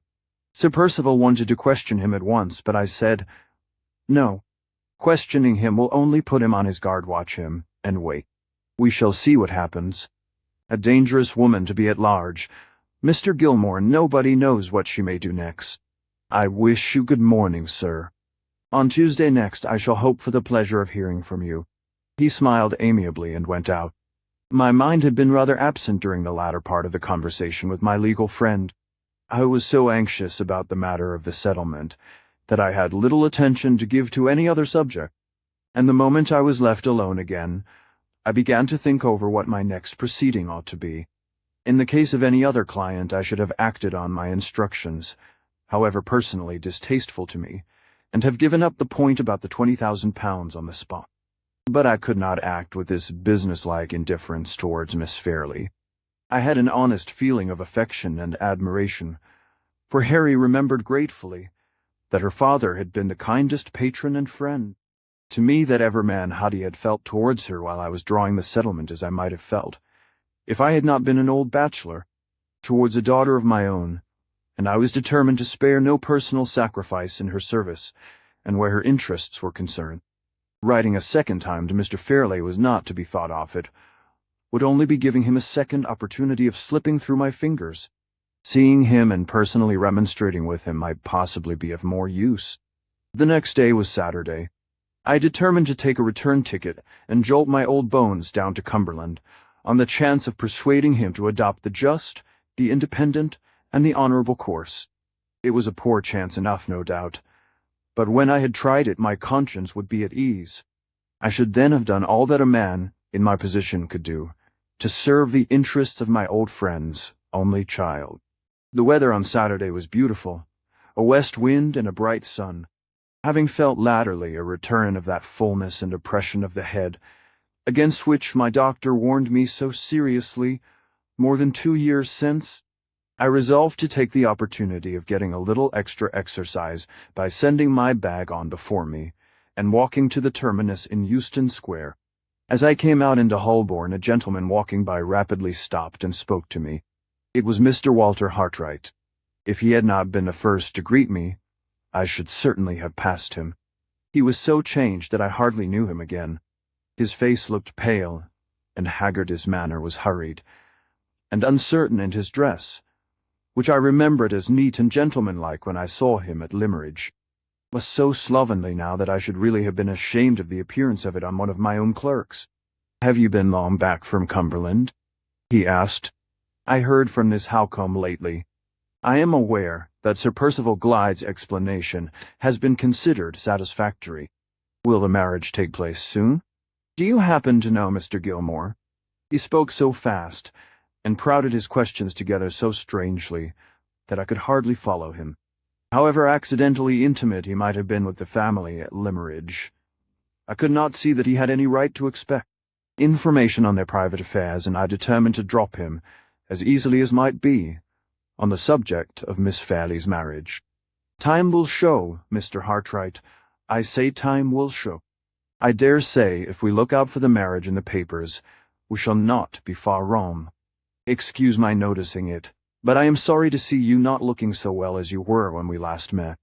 A momentary nervous contraction quivered about his lips and eyes, and made me half reproach myself for having answered him in such a significantly guarded manner. "I had no right to ask about her marriage," he said bitterly. "I must wait to see it in the newspapers like other people. Yes," he went on before I could make any apologies, "I have not been well lately. I am going to another country to try a change of scene and occupation. Miss Halcombe has kindly assisted me with her influence, and my testimonials have been found satisfactory. It is a long distance off, but I don't care where I go, what the climate is, or how long I am away." He looked about him while he said this at the throng of strangers passing us by on either side, in a strange, suspicious manner, as if he thought that some of them might be watching us. "I wish you well through it, and safe back again," I said, and then added, so as not to keep him altogether at arm's length on the subject of the Fairleys, "I am going down to Limmeridge today on business. Miss Halcombe and Miss Fairley are away just now on a visit to some friends in Yorkshire." His eyes brightened, and he seemed about to say something in answer, but the same momentary nervous spasm crossed his face again. He took my hand, pressed it hard, and disappeared among the crowd without saying another word. Though he was little more than a stranger to me, I waited for a moment, looking after him almost with a feeling of regret. I had gained in my profession sufficient experience of young men to know what the outward signs and tokens were of their beginning to go wrong, and when I resumed I walked to the railway, I am sorry to say I felt more than doubtful about Mr. Hartright's future. Poor world. Leaving by an early train, I got to Limmeridge in time for dinner. The house was oppressively empty and dull. I had expected that good Mrs. Vesey would have been company for me in the absence of the young ladies, but she was confined to her room by a cold. The servants were so surprised at seeing me that they hurried and bustled absurdly, and made all sorts of annoying mistakes. Even the butler, who was old enough to have known better, brought me a bottle of port that was chilled. The reports of Mr. Fairley's health were just as usual, and when I sent up a message to announce my arrival, I was told that he would be delighted to see me the next morning, but that the sudden news of my appearance had prostrated him with palpitations for the rest of the evening. The wind howled dismally all night, and strange cracking and groaning noises sounded here, there, and everywhere in the empty house. I slept as wretchedly as possible, and got up in a mighty bad humor to breakfast by myself the next morning. At 10 o'clock I was conducted to Mr. Fairley's apartments. He was in his usual room, his usual chair, and his usual aggravating state of mind and body. When I went in, his valet was standing before him, holding up for inspection a heavy volume of etchings, as long and as broad as my office writing desk.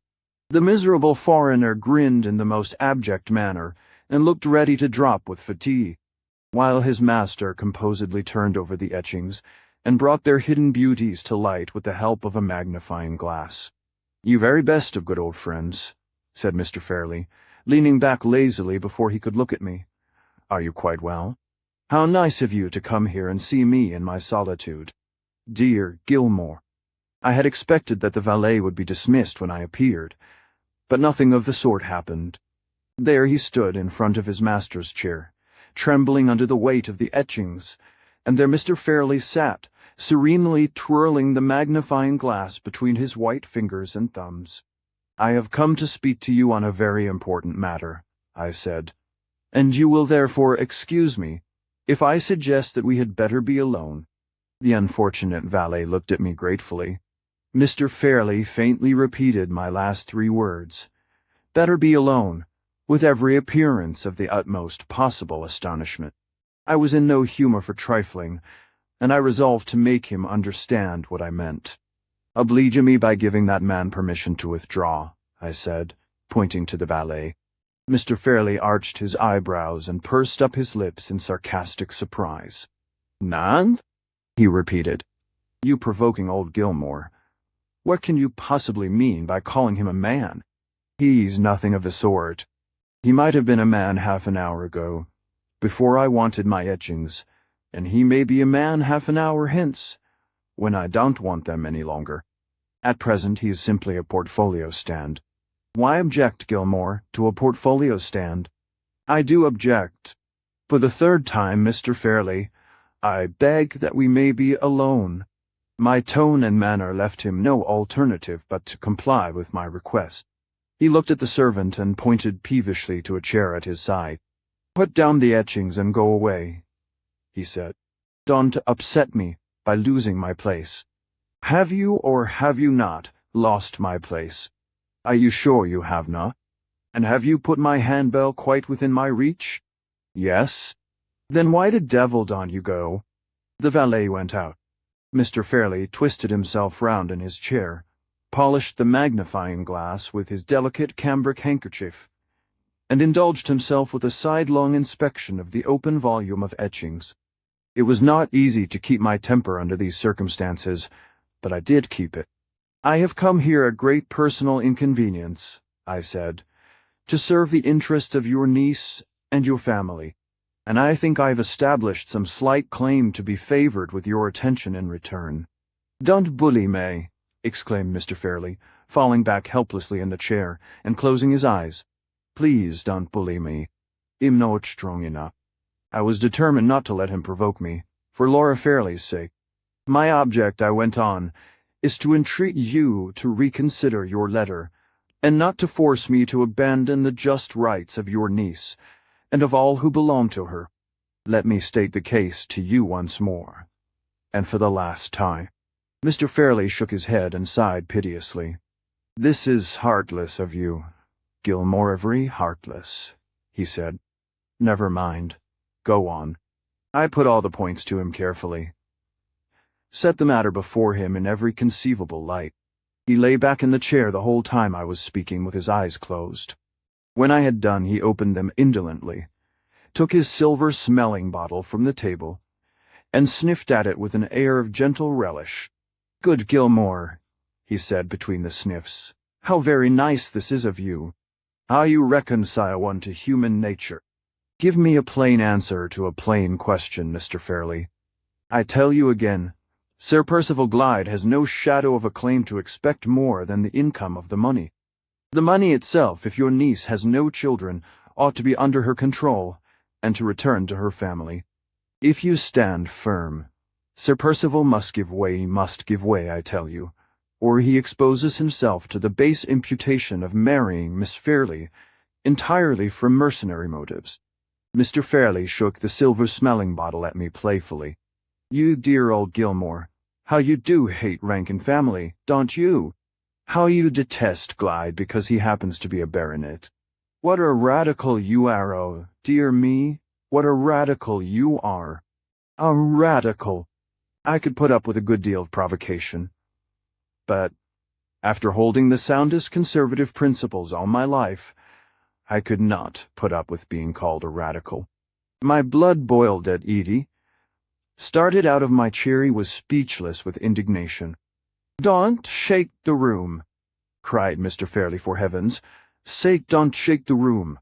Worthiest of all possible Gilmores, I meant no offence. My own views are so extremely liberal that I think I am a radical myself. Yes, we are a pair of radicals. Please don't be angry. I can quarrelly haven't stamina enough. Shall we drop the subject? Yes. Come and look at these sweet etchings. Do let me teach you to understand the heavenly pearliness of these lines. Do now. There's a good Gilmore. While he was maundering on in this way, I was, fortunately for my own self-respect, returning to my senses. When I spoke again, I was composed enough to treat his impertinence with the silent contempt that it deserved. You are entirely wrong, sir, I said, in supposing that I speak from any prejudice against Sir Percival Glyde. I may regret that he has so unreservedly resigned himself in this matter to his lawyer's direction as to make any appeal to himself impossible, but I am not prejudiced against him. What I have said would equally apply to any other man in his situation, high or low. The principle I maintain is a recognized principle. If you were to apply at the nearest town here, to the first respectable solicitor you could find, he would tell you as a stranger what I tell you as a friend. He would inform you that it is against all rule to abandon the lady's money entirely to the man she marries. He would decline, on grounds of common legal caution, to give the husband, under any circumstances whatever, an interest of £20,000 in his wife's death. Would he really, Gilmore? Said Mr. Fairley. If he said anything half so horrid, I do assure you I should tinkle my bell for Lewis, and have him sent out of the house immediately.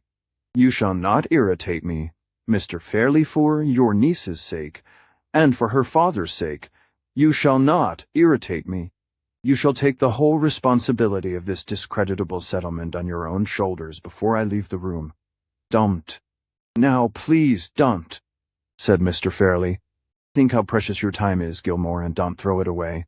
I would dispute with you if I could, but I haven't stamina enough. You want to upset me, to upset yourself, to upset Glyde, and to upset Laura, and, oh dear me, all for the sake of the very last thing in the world that is likely to happen. No, dear friend. In the interests of peace and quietness, positively no. I am to understand, then, that you hold, by the determination expressed in your letter? Yes, please. So glad we understand each other at last. Sit down again, Doe. I walked at once to the door, and Mr. Fairley resignedly tinkled his handbell. Before I left the room, I turned round and addressed him for the last time. Whatever happens in the future, sir, I said, remember that my plain duty of warning you has been performed.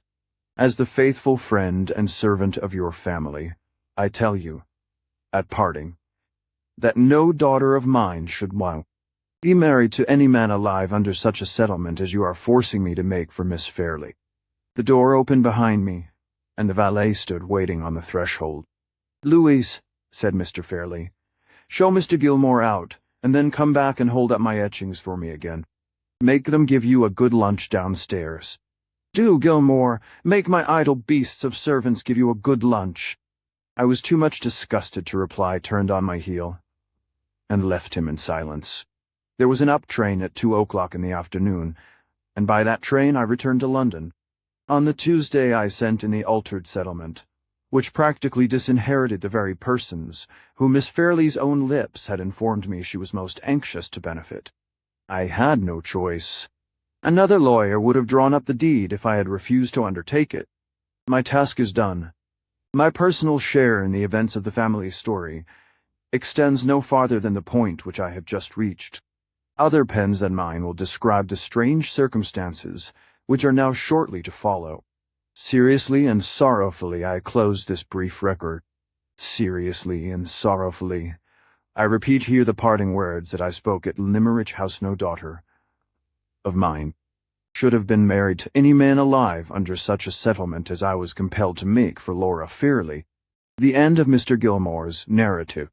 The story continued by Marion Halcombe, in extracts from her diary. 1. Limmerich House, Nov. 8.1. This morning, Mr. Gilmore left us. His interview with Laura had evidently grieved and surprised him more than he liked to confess. I felt afraid from his look and manner when we parted that she might have inadvertently betrayed to him the real secret of her depression and my anxiety. This doubt grew on me so, after he had gone, that I declined riding out with Sir Percival, and went up to Laura's room instead. I have been sadly distrustful of myself in this difficult and lamentable matter, ever since I found out my own ignorance of the strength of Laura's unhappy attachment. I ought to have known that the delicacy and forbearance and sense of honor which drew me to poor Hartright, and made me so sincerely admire and respect him, were just the qualities to appeal most irresistibly to Laura's natural sensitiveness and natural generosity of nature. And yet, until she opened her heart to me of her own accord, I had no suspicion that this new feeling had taken root so deeply. I once thought time and care might remove it. I now fear that it will remain with her and alter her for life. The discovery that I have committed such an error in judgment as this makes me hesitate about everything else. I hesitate about Sir Percival, in the face of the plainest proofs. I hesitate, even in speaking to Laura. On this very morning I doubted, with my hand on the door, whether I should ask her the questions I had come to put, or not. When I went into her room, I found her walking up and down in great impatience. She looked flushed and excited, and she came forward at once, and spoke to me before I could open my lip. "I wanted you," she said. "Come and sit down on the sofa with me. Marion, I can bear this no longer. I must, and will end it." There was too much color in her cheeks, too much energy in her manner, too much firmness in her voice. The little book of Hartright's drawings, the fatal book, that she will dream over whenever she is alone, was in one of her hands. I began by gently and firmly taking it from her, and putting it out of sight on a side table. "Tell me quietly, my darling, what you wish to do," I said. "Has Mr. Gilmore been advising you?" She shook her head. "No, not in what I am thinking of now. He was very kind and good to me, Marion, and I am ashamed to say I distressed him by crying. I am miserably helpless. I can't control myself. For my own sake, and for all our sakes, I must have courage enough to end it." "Do you mean courage enough to claim your release?" I asked. "No," she said simply. "Courage, dear, to tell the truth." She put her arms round my neck and rested her head quietly on my bosom. On the opposite wall hung the miniature portrait of her father. I bent over her and saw that she was looking at it while her head lay on my breast. "I can never claim my release from my engagement," she went on. "Whatever way it ends, it must end wretchedly for me. All I can do, Marion, is not to add the remembrance that I have broken my promise and forgotten my father's dying words, to make that wretchedness worse." "What is it you propose, then?" I asked. "To tell Sir Percival Glyde the truth with my own lips," she answered, "and to let him release me, if he will, not because I ask him, but because he knows all." "What do you mean, Laura, by all?" "Sir Percival will know enough, he has told me so himself, if he knows that the engagement is opposed to your own wishes." "Can I tell him that, when the engagement was made for me by my father, with my own consent, I should have kept my promise, not happily, I am afraid, but still contentedly?" She stopped, turned her face to me, and laid her cheek close against Manet. "Should have kept my engagement, Marion, if another love had not grown up in my heart, which was not there when I first promised to be Sir Percival's wife." "Laura, you will never lower yourself by making a confession to him?" I shall lower myself, indeed, if I gain my release by hiding from him what he has a right to know. He has not the shadow of a right to know it. Vrom, Marian, vrom! I ought to deceive no one, least of all the man to whom my father gave me, and to whom I gave myself. She put her lips to mine and kissed me. My own love, she said softly, you are so much too fond of me, and so much too proud of me, that you forget, in my case, what you would remember in your own. Better that Sir Percival should doubt my motives, and misjudge my conduct if he will, than that I should be first false to him in thought, and then mean enough to serve my own interest by hiding the falsehood. I held her away from me in astonishment. For the first time in our lives we had changed places. The resolution was all on her side, the hesitation all on mine. I looked into the pale, quiet, resigned young face. She saw the pure, innocent heart in the loving eyes that looked back at me, and the poor worldly cautions and objections that rose to my lips dwindled and died away in their own emptiness. I hung my head in silence. In her place, the despicably small pride which makes so many women deceitful would have been my pride, and would have made me deceitful too. Don't be angry with me, Marian, she said, mistaking my silence. I only answered by drawing her close to me again. I was afraid of crying if I spoke. My tears do not flow so easily as they ought. They come almost like men's tears, with sobs that seem to tear me in pieces, and that frighten everyone about me. I have thought of this love. For many days, she went on, twining and twisting my hair with that childish restlessness in her fingers, which poor Mrs. Vesey still tries so patiently and so vainly to cure her of.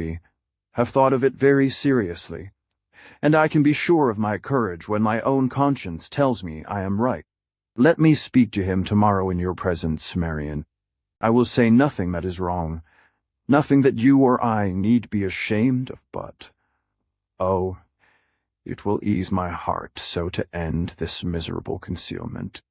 Only let me know and feel that I have no deception to answer for on my side, and then, when he has heard what I have to say, let him act towards me as he will. She sighed, and put her head back in its old position on my bosom.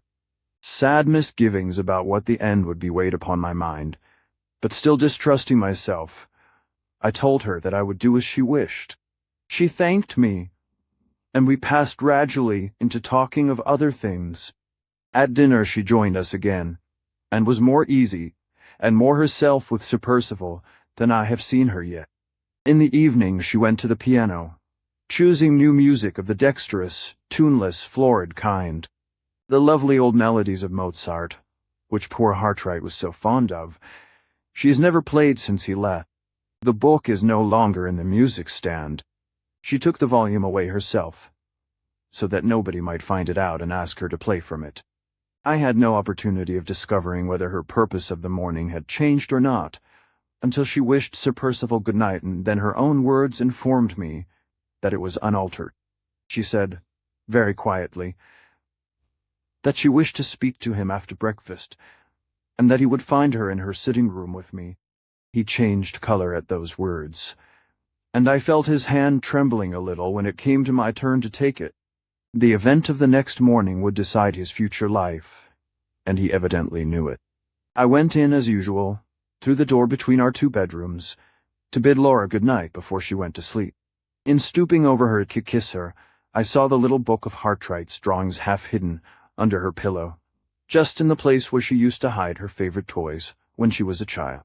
I could not find it in my heart to say anything, but I pointed to the book and shook my head. She reached both hands up to my cheeks and drew my face down to hers till our lips met. "Leave it there tonight," she whispered. "Tomorrow may be cruel, and may make me say goodbye to it forever." 9th. The first event of the morning was not of a kind to raise my spirits. A letter arrived for me from poor Walter Hartright. It is the answer to mine, describing the manner in which Sir Percival cleared himself of the suspicions raised by Anne Catherick's letter. He writes shortly and bitterly about Sir Percival's explanations, only saying that he has no right to offer an opinion on the conduct of those who are above him. This is sad, but his occasional references to himself grieve me still more. He says that the effort to return to his old habits and pursuits grows harder instead of easier to him every day, and he implores me, if I have any interest, to exert it to get him employment that will necessitate his absence from England and take him among new scenes and new people. I have been made all the readier to comply with this request by a passage at the end of his letter, which has almost alarmed me. After mentioning that he has neither seen nor heard anything of Anne Catherick, he suddenly breaks off, and hints in the most abrupt, mysterious manner that he has been perpetually watched and followed by strange men ever since he returned to London.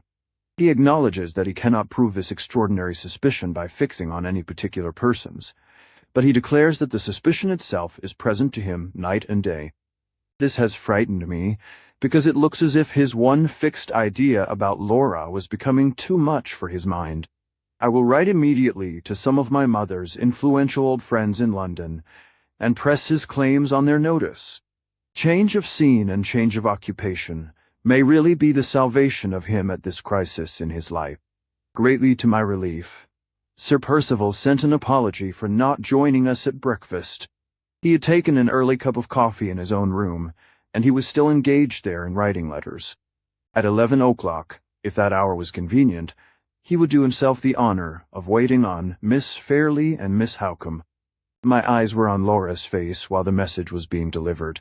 I had found her unaccountably quiet and composed on going into her room in the morning, and so she remained all through breakfast.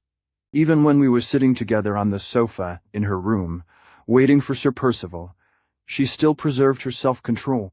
"Don't be afraid of me, Marian," was all she said. "I may forget myself with an old friend like Mr. Gilmore, or with a dear sister like you, but I will not forget myself with Sir Percival Glyde." I looked at her, and listened to her in silent surprise. Through all the years of our close intimacy, this passive force in her character had been hidden even from herself, till love found it, and suffering called it forth. As the clock on the mantelpiece struck 11, Sir Percival knocked at the door and came in. There was suppressed anxiety and agitation in every line of his face. The dry, sharp cough, which teases him at most times, seemed to be troubling him more incessantly than ever. He sat down opposite to us at the table, and Laura remained by me. I looked attentively at them both, and he was the palest of the two. He said a few unimportant words, with a visible effort to preserve his customary ease of manner, but his voice was not to be steadied, and the restless uneasiness in his eyes was not to be concealed. He must have felt this himself, for he stopped in the middle of a sentence, and gave up even the attempt to hide his embarrassment any longer. There was just one moment of dead silence before Laura addressed him. "I wish to speak to you, Sir Percival," she said, "on a subject that is very important to us both. My sister is here, because her presence helps me and gives me confidence. She has not suggested one word of what I am going to say. Speak from my own thoughts, not from hers. I am sure you will be kind enough to understand that before I go any farther." Sir Percival bowed. She had proceeded thus far with perfect outward tranquillity and perfect propriety of manner. She looked at him, and he looked at her. They seemed, at the outset at least, resolved to understand one another plainly. "I have heard from Marian," she went on, "that I have only to claim my release from our engagement to obtain that release from you. It was forbearing and generous on your part, Sir Percival, to send me such a message. It is only doing you justice to say that I am grateful for the offer, and I hope and believe that it is only doing myself justice to tell you that I decline to accept it." His attentive face relaxed a little, but I saw one of his feet, softly, quietly, incessantly beating on the carpet under the table, and I felt that he was secretly as anxious as ever. "I have not forgotten," she said, "that you asked my father's permission before you honored me with a proposal of marriage. Perhaps you have not forgotten either what I said when I consented to our engagement. I venture to tell you that my father's influence and advice had mainly decided me to give you my promise. I was guided by my father, because I had always found him the truest of all advisers, the best and fondest of all protectors and friends. I have lost him. Now we have only his memory to love, but my faith in that dear dead friend has never been shaken.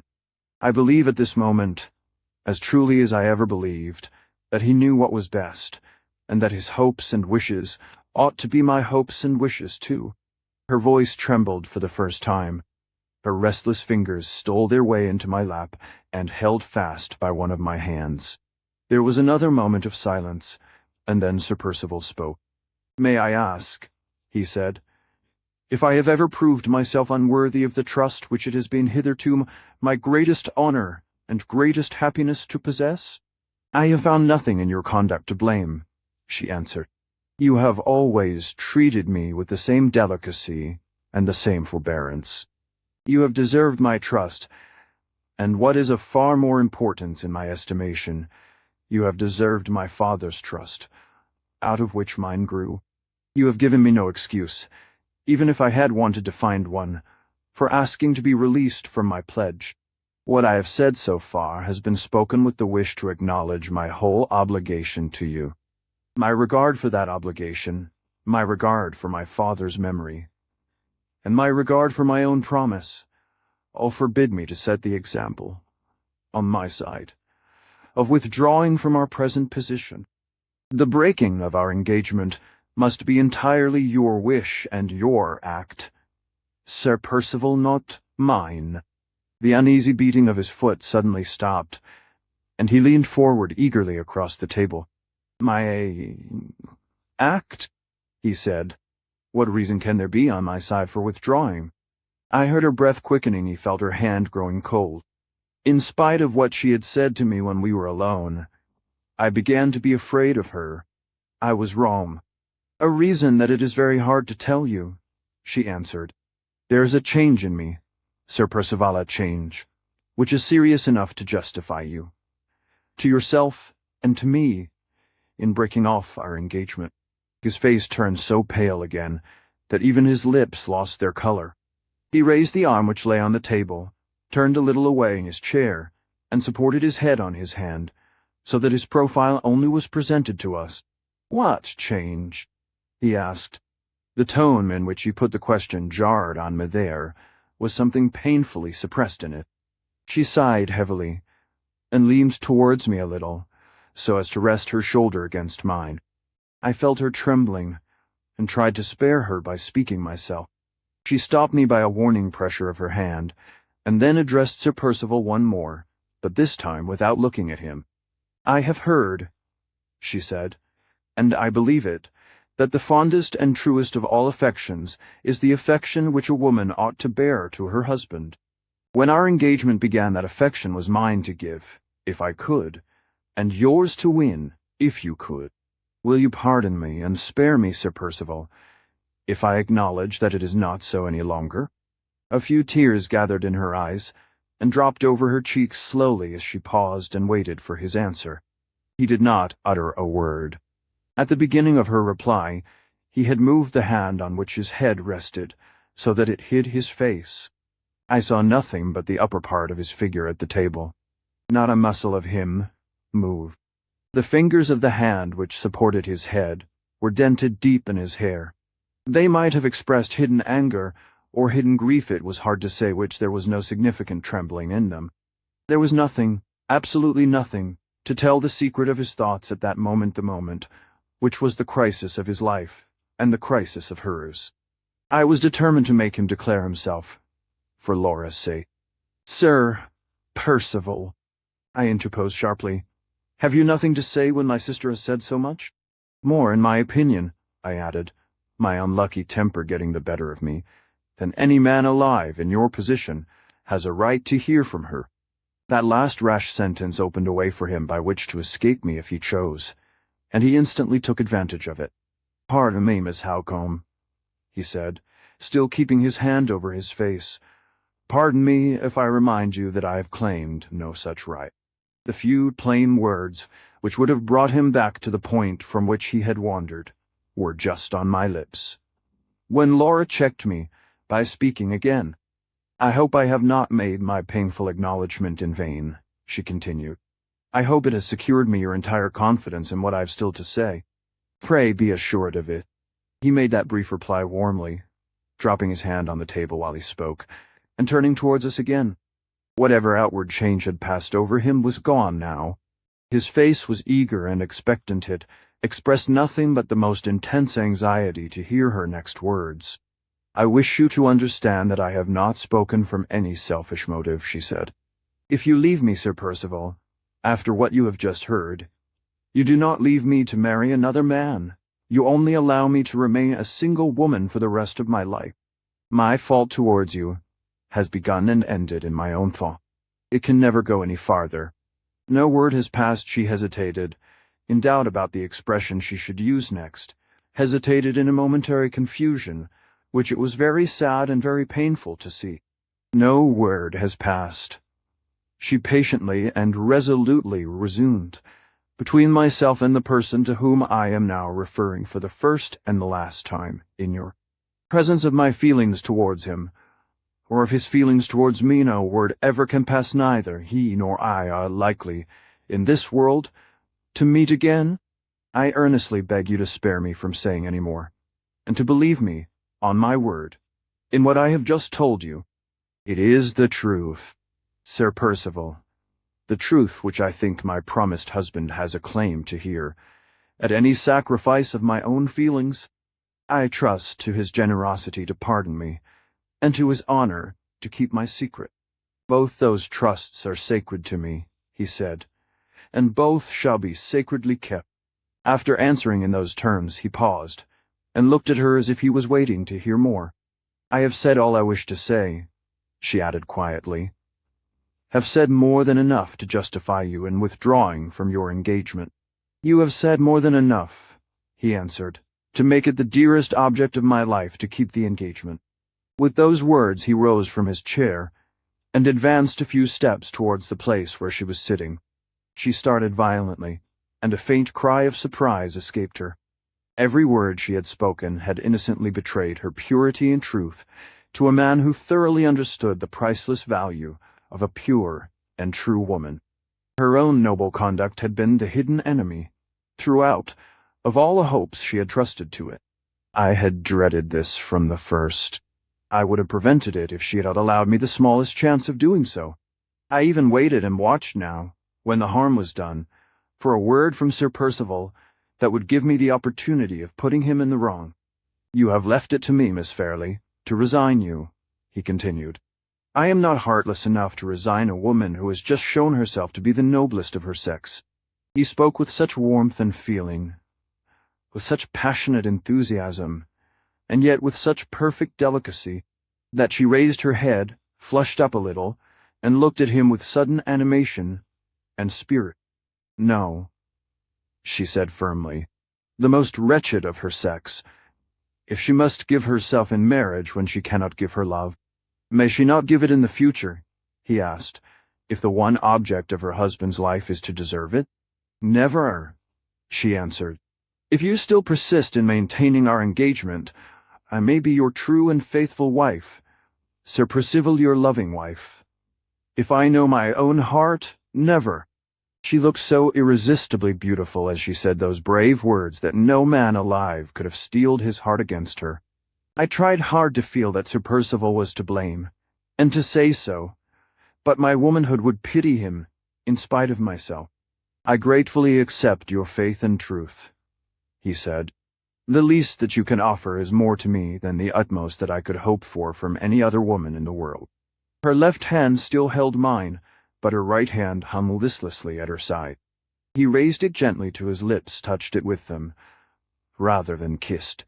It bowed to me and then, with perfect delicacy and discretion, silently quitted the room. She neither moved nor said a word when he was gone. She sat by me, cold and still, with her eyes fixed on the ground.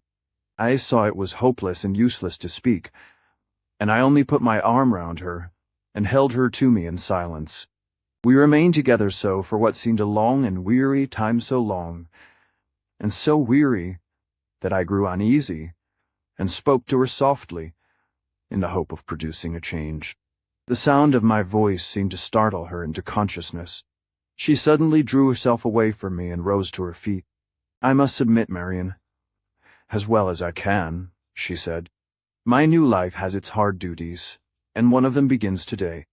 As she spoke, she went to a side table near the window, on which her sketching materials were placed, gathered them together carefully, and put them in a drawer of her cabinet.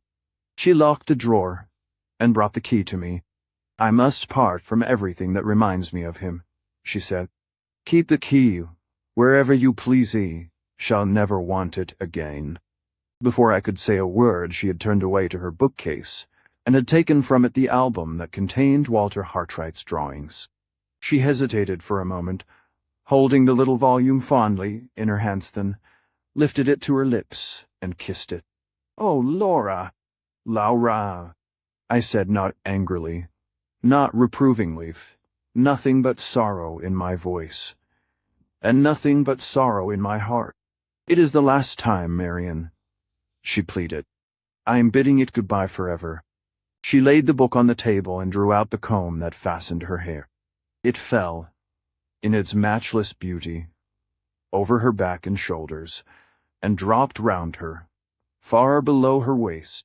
She separated one long, thin lock from the rest, cut it off, and pinned it carefully, in the form of a circle, on the first blank page of the album. The moment it was fastened, she closed the volume hurriedly, and placed it in my hands. "You write to him and he writes to you," she said. "While I am alive, if he asks after me, always tell him I am well, and never say I am unhappy. Don't distress him, Marian, for my sake, don't distress him. If I die first, promise you will give him this little book of his drawings, with my hair in it. There can be no harm, when I am gone, in telling him that I put it there with my own hands. And say, Marian, say for me then, what I can never say for myself, say, I loved him."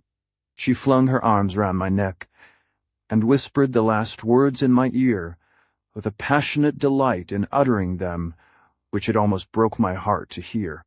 All the long restraint she had imposed on herself gave way in that first last outburst of tenderness. She broke from me with hysterical vehemence, and threw herself on the sofa in a paroxysm of sobs and tears that shook her from head to foot. I tried vainly to soothe her and reason with her. Was past being soothed, and past being reasoned with. It was the sad, sudden end for us, too, of this memorable day. When the fit had worn itself out, she was too exhausted to speak. She slumbered towards the afternoon, and I put away the book of drawings so that she might not see it when she woke. My face was calm, whatever my heart might be, when she opened her eyes again and looked at me. We said no more to each other about the distressing interview of the morning. Sir Percival's name was not mentioned. Walter Hartright was not alluded to again by either of us for the remainder of the day. Finding that she was composed and like herself this morning, I returned to the painful subject of yesterday, for the sole purpose of imploring her to let me speak to Sir Percival and Mr. Fairley, more plainly and strongly than she could speak to either of them herself, about this lamentable marriage. She interposed, gently but firmly, in the middle of my remonstrances. "I left yesterday to decide," she said, "and yesterday has decided. It is too late to go back. Sir Percival spoke to me this afternoon about what had passed in Laura's room. He assured me that the unparalleled trust she had placed in him had awakened such an answering conviction of her innocence and integrity in his mind, that he was guiltless of having felt even a moment's unworthy jealousy, either at the time when he was in her presence, or afterwards when he had withdrawn from it. Deeply as he lamented the unfortunate attachment which had hindered the progress he might otherwise have made in her esteem and regard, he firmly believed that it had remained unacknowledged in the past, and that it would remain, under all changes of circumstance which it was possible to contemplate, unacknowledged in the future. This was his absolute conviction, and the strongest proof he could give of it was the assurance which he now offered, that he felt no curiosity to know whether the attachment was of recent date or not, or who had been the object of it. His implicit confidence in Miss Fairley made him satisfied with what she had thought fit to say to him, and he was honestly innocent of the slightest feeling of anxiety to hear more. He waited after saying those words and looked at me. I was so conscious of my unreasonable prejudice against him, conscious of an unworthy suspicion that he might be speculating on my impulsively answering the very questions which he had just described himself as resolved not to ask, that I evaded all reference to this part of the subject, with something like a feeling of confusion on my own part. At the same time, I was resolved not to lose even the smallest opportunity of trying to plead Laura's cause, and I told him boldly that I regretted his generosity had not carried him one step farther, and induced him to withdraw from the engagement altogether. Here, again, he disarmed me by not attempting to defend himself. He would merely beg me to remember the difference there was between his allowing Miss Fairley to give him up, which was a matter of submission only, and his forcing himself to give up Miss Fairley, which was, in other words, asking him to be the suicide of his own hopes. Her conduct of the day before had so strengthened the unchangeable love and admiration of 2 long years, that all active contention against those feelings on his part was henceforth entirely out of his power. I must think him weak, selfish, unfeeling towards the very woman whom he idolized, and he must bow to my opinion as resignedly as he couldn't putting it to me. At the same time, whether her future as a single woman, pining under an unhappily placed attachment which she could never acknowledge, could be said to promise her a much brighter prospect than her future as the wife of a man who worshipped the very ground she walked on. In the last case there was hope from time, however slight it might be in the first case. On her own showing, there was no hope at all. I answered him more, because my tongue is a woman's, and must answer, than because I had anything convincing to say. It was only too plain that the course Laura had adopted the day before had offered him the advantage, if he chose to take Iden, that he had chosen to take it. I felt this at the time, and I feel it just as strongly now while I write these lines in my own room. The one hope left is that his motives really spring, as he says they do, from the irresistible strength of his attachment to Laura. Before I close my diary for tonight, I must record that I wrote today, in poor Hartright's interest, to 2 of my mother's old friends in London, both men of influence and position. If they can do anything for him, I am quite sure they will. Except Laura, I never was more anxious about anyone than I am now about Walter. All that has happened since he left us has only increased my strong regard and sympathy for him. I hope I am doing right in trying to help him to employment abroad. I hope, most earnestly and anxiously, that it will end well. 11. Sir Percival had an interview with Mr. Fairley, and I was sent for to join them. I found Mr. Fairley greatly relieved at the prospect of the family worry, as he was pleased to describe his niece's marriage being settled at last. So far, I did not feel called on to say anything to him about my own opinion. But when he proceeded, in his most aggravatingly languid manner, to suggest that the time for the marriage had better be settled next, in accordance with Sir Percival's wishes, I enjoyed the satisfaction of assailing Mr. Fairley's nerves with as strong a protest against hurrying Laura's decision as I could put into words. Sir Percival immediately assured me that he felt the force of my objection, and begged me to believe that the proposal had not been made in consequence of any interference on his part. Mr. Fairley leaned back in his chair, closed his eyes, said we both of us did honor to human nature, and then repeated his suggestion as coolly as if neither Sir Percival nor I had said a word in opposition to it. It ended in my flatly declining to mention the subject to Laura, unless she first approached it of her own accord. I left the room at once after making that declaration. Sir Percival looked seriously embarrassed and distressed. Mr. Fairley stretched out his lazy legs on his velvet footstool, and said, "Dear Marian, how I envy you, your robust, nervous system. Don't bang the door. On going to Laura's room, I found that she had asked for me, and that Mrs. Vesey had informed her that I was with Mr. Fairley. She inquired at once what I had been wanted for, and I told her all that had passed, without attempting to conceal the vexation and annoyance that I really felt. Her answer surprised and distressed me inexpressibly. Was the very last reply that I should have expected her to make. "My uncle is right," she said. "I have caused trouble and anxiety enough to you, and to all about me. Let me cause no more. Marianne, let Sir Percival decide." I remonstrated warmly, but nothing that I could say moved her. "I am held to my engagement," she replied. "I have broken with my old life. The evil day will not come the less surely because I put it off." "No, Marian.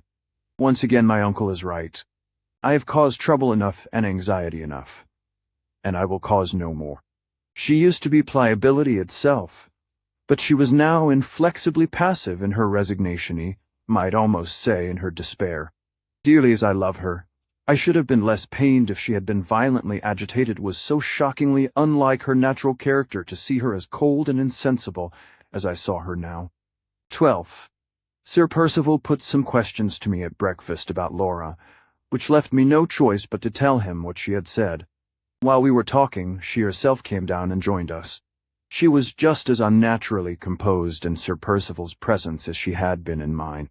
When breakfast was over, he had an opportunity of saying a few words to her privately, in a recess of one of the windows. They were not more than 2 or 3 minutes together, and on their separating, she left the room with Mrs. Vesey. While Sir Percival came to me, he said he had entreated her to favour him by maintaining her privilege of fixing the time for the marriage at her own will and pleasure.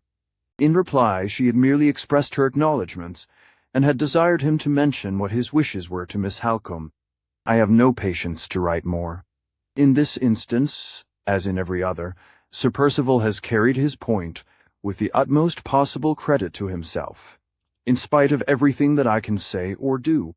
His wishes are now what they were, of course, when he first came here, and Laura, having resigned herself to the one inevitable sacrifice of the marriage, remains as coldly hopeless and enduring as ever. In parting with the little occupations and relics that reminded her of Hartright, she seems to have parted with all her tenderness and all her impressibility. It is only 3 o'clock in the afternoon while I write these lines, and Sir Percival has left us already, in the happy hurry of a bridegroom, to prepare for the bride's reception at his house in Hampshire. Unless some extraordinary event happens to prevent it, they will be married exactly at the time when he wished to be married before the end of the year.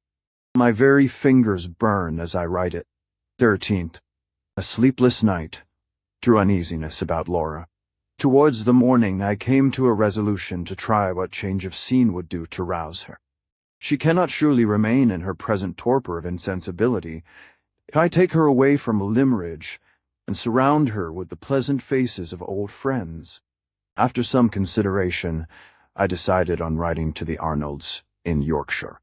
They are simple, kind-hearted, hospitable people, and she has known them from her childhood. When I had put the letter in the post-bag, I told her what I had done. It would have been a relief to me if she had shown the spirit to resist and object. But now she only said, "I will go anywhere with you, Marian. I dare say you are righty. Dare say the change will do me good." 14th. I wrote to Mr. Gilmore, informing him that there was really a prospect of this miserable marriage taking place, and also mentioning my idea of trying what change of scene would do for Laura. I had no heart to go into particulars. Time enough for them when we get nearer to the end of the year. 15th. 3 letters for me. The first, from the Arnolds, full of delight at the prospect of seeing Laura and me. The second, from one of the gentlemen to whom I wrote on Walter Hartright's behalf, informing me that he has been fortunate enough to find an opportunity of complying with my request. The third, from Walter himself, thanking me, poor fellow, in the warmest terms, for giving him an opportunity of leaving his home, his country, and his friends. A private expedition to make excavations among the ruined cities of Central America is, it seems, about to sail from Liverpool. The draftsman who had been already appointed to accompany it has lost heart, and withdrawn at the 11th hour, and Walter is to fill his place. He is to be engaged for 6 months certain, from the time of the landing in Honduras, and for a year afterwards, if the excavations are successful, and if the funds hold out. His letter ends with a promise to write me a farewell line when they are all on board ship, and when the pilot leaves them. I can only hope and pray earnestly that he and I are both acting in this matter for the best. It seems such a serious step for him to take that the mere contemplation of it startles me, and yet, in his unhappy position, how can I expect him or wish him to remain at home? 16th. The carriage is at the door. Laura and I set out on our visit to the Arnolds today. Palestine Lodge, Yorkshire. 23rd. A week in these new scenes, and among these kind-hearted people, has done her some good, though not so much as I had hoped.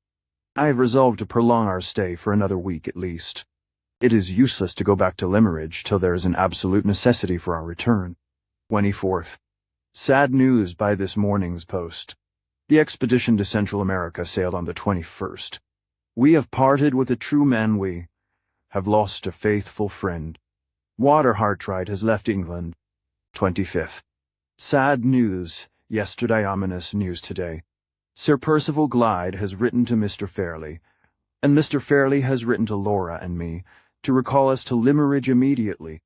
What can this mean? Has the day for the marriage been fixed in our absence? 2. Limmeridge House, November 27th. My forebodings are realized. The marriage is fixed for the 22nd of December. The day after we left for Polesdean Lodge, Sir Percival wrote, it seems, to Mr. Fairley to say that the necessary repairs and alterations in his house in Hampshire would occupy a much longer time in completion than he had originally anticipated. The proper estimates were to be submitted to him as soon as possible, and it would greatly facilitate his entering into definite arrangements with the workpeople if he could be informed of the exact period at which the wedding ceremony might be expected to take place. He could then make all his calculations in reference to time, besides writing the necessary apologies to friends who had been engaged to visit him that winter, and who could not, of course, be received when the house was in the hands of the workmen. To this letter Mr. Fairley had replied by requesting Sir Percival himself to suggest a day for the marriage, subject to Miss Fairley's approval, which her guardian willingly undertook to do his best to obtain. Sir Percival wrote back by the next post, and proposed in accordance with his own views and wishes from the first. The latter part of December, perhaps the 22nd or 24th, or any other day that the lady and her guardian might prefer. The lady not being at hand to speak for herself, her guardian had decided in her absence, on the earliest day mentioned the 22nd of December, and had written to recall us to Limmeridge in consequence. After explaining these particulars to me at a private interview yesterday, Mr. Fairley suggested, in his most amiable manner, that I should open the necessary negotiations today. Feeling that resistance was useless, unless I could first obtain Laura's authority to make it, I consented to speak to her, but declared at the same time that I would on no consideration undertake to gain her consent to Sir Percival's wishes. Mr. Fairley complimented me on my excellent conscience, much as he would have complimented me if he had been out walking, on my excellent constitution, and seemed perfectly satisfied so far with having simply shifted one more family responsibility from his own shoulders to mine. This morning I spoke to Laura, as I had promised. The composure, I may almost say, the insensibility which she has so strangely and so resolutely maintained, ever since Sir Percival left us, was not proof against the shock of the news I had to tell her. She turned pale and trembled violently. "Not so soon," she pleaded. "Oh, Marian, not so soon." The slightest hint she could give was enough for me. I rose to leave the room and fight her battle for her at once with Mr. Fairley. Just as my hand was on the door, she caught fast hold of my dress and stopped me. "Let me go," I said. "My tongue burns to tell your uncle that he and Sir Percival are not to have it all their own way." She sighed bitterly. and still held my dress. "No," she said faintly. "Too late, Marian, too late." "Not a minute too late," I retorted.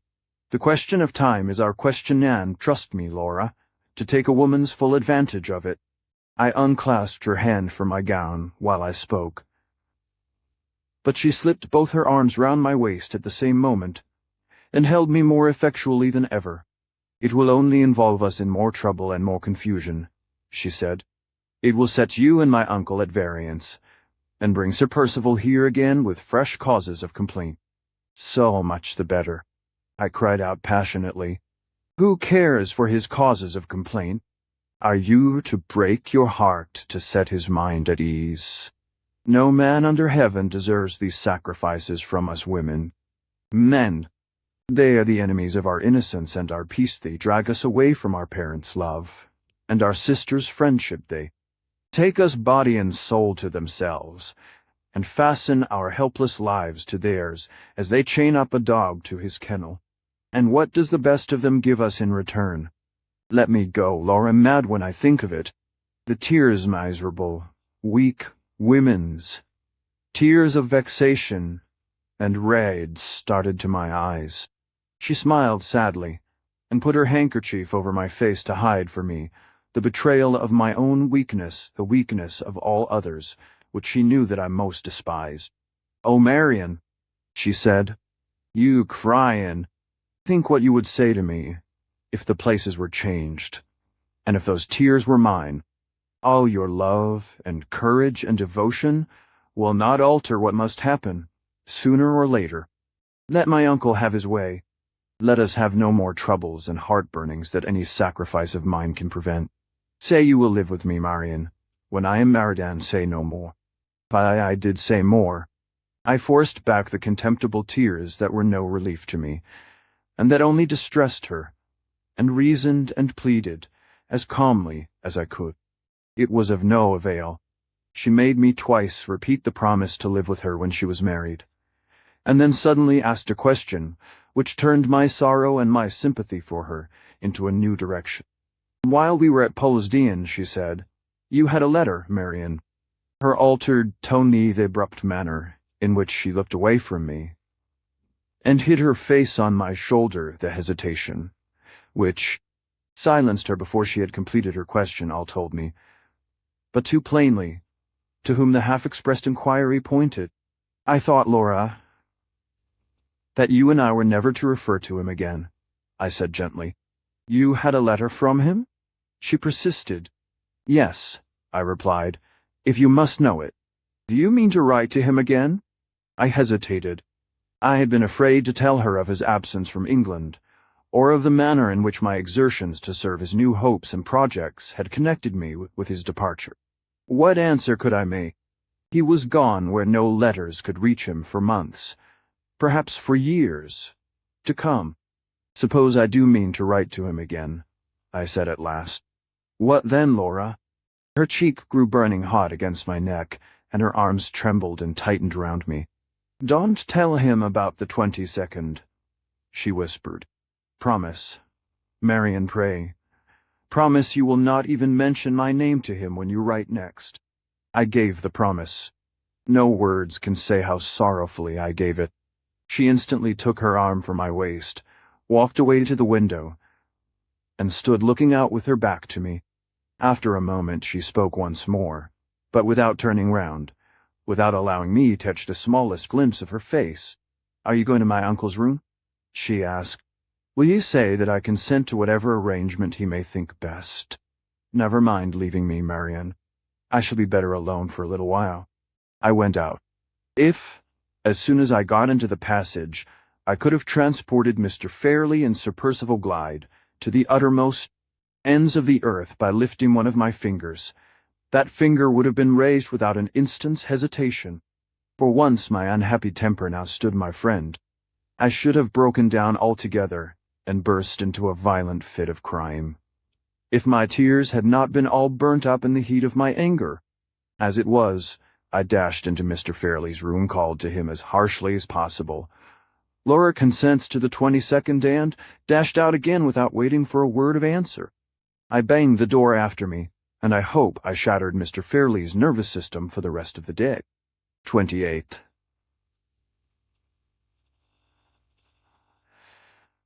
Pal, this morning I read poor Hartright's farewell letter over again, a doubt having crossed my mind since yesterday, whether I am acting wisely in concealing the fact of his departure from Laura.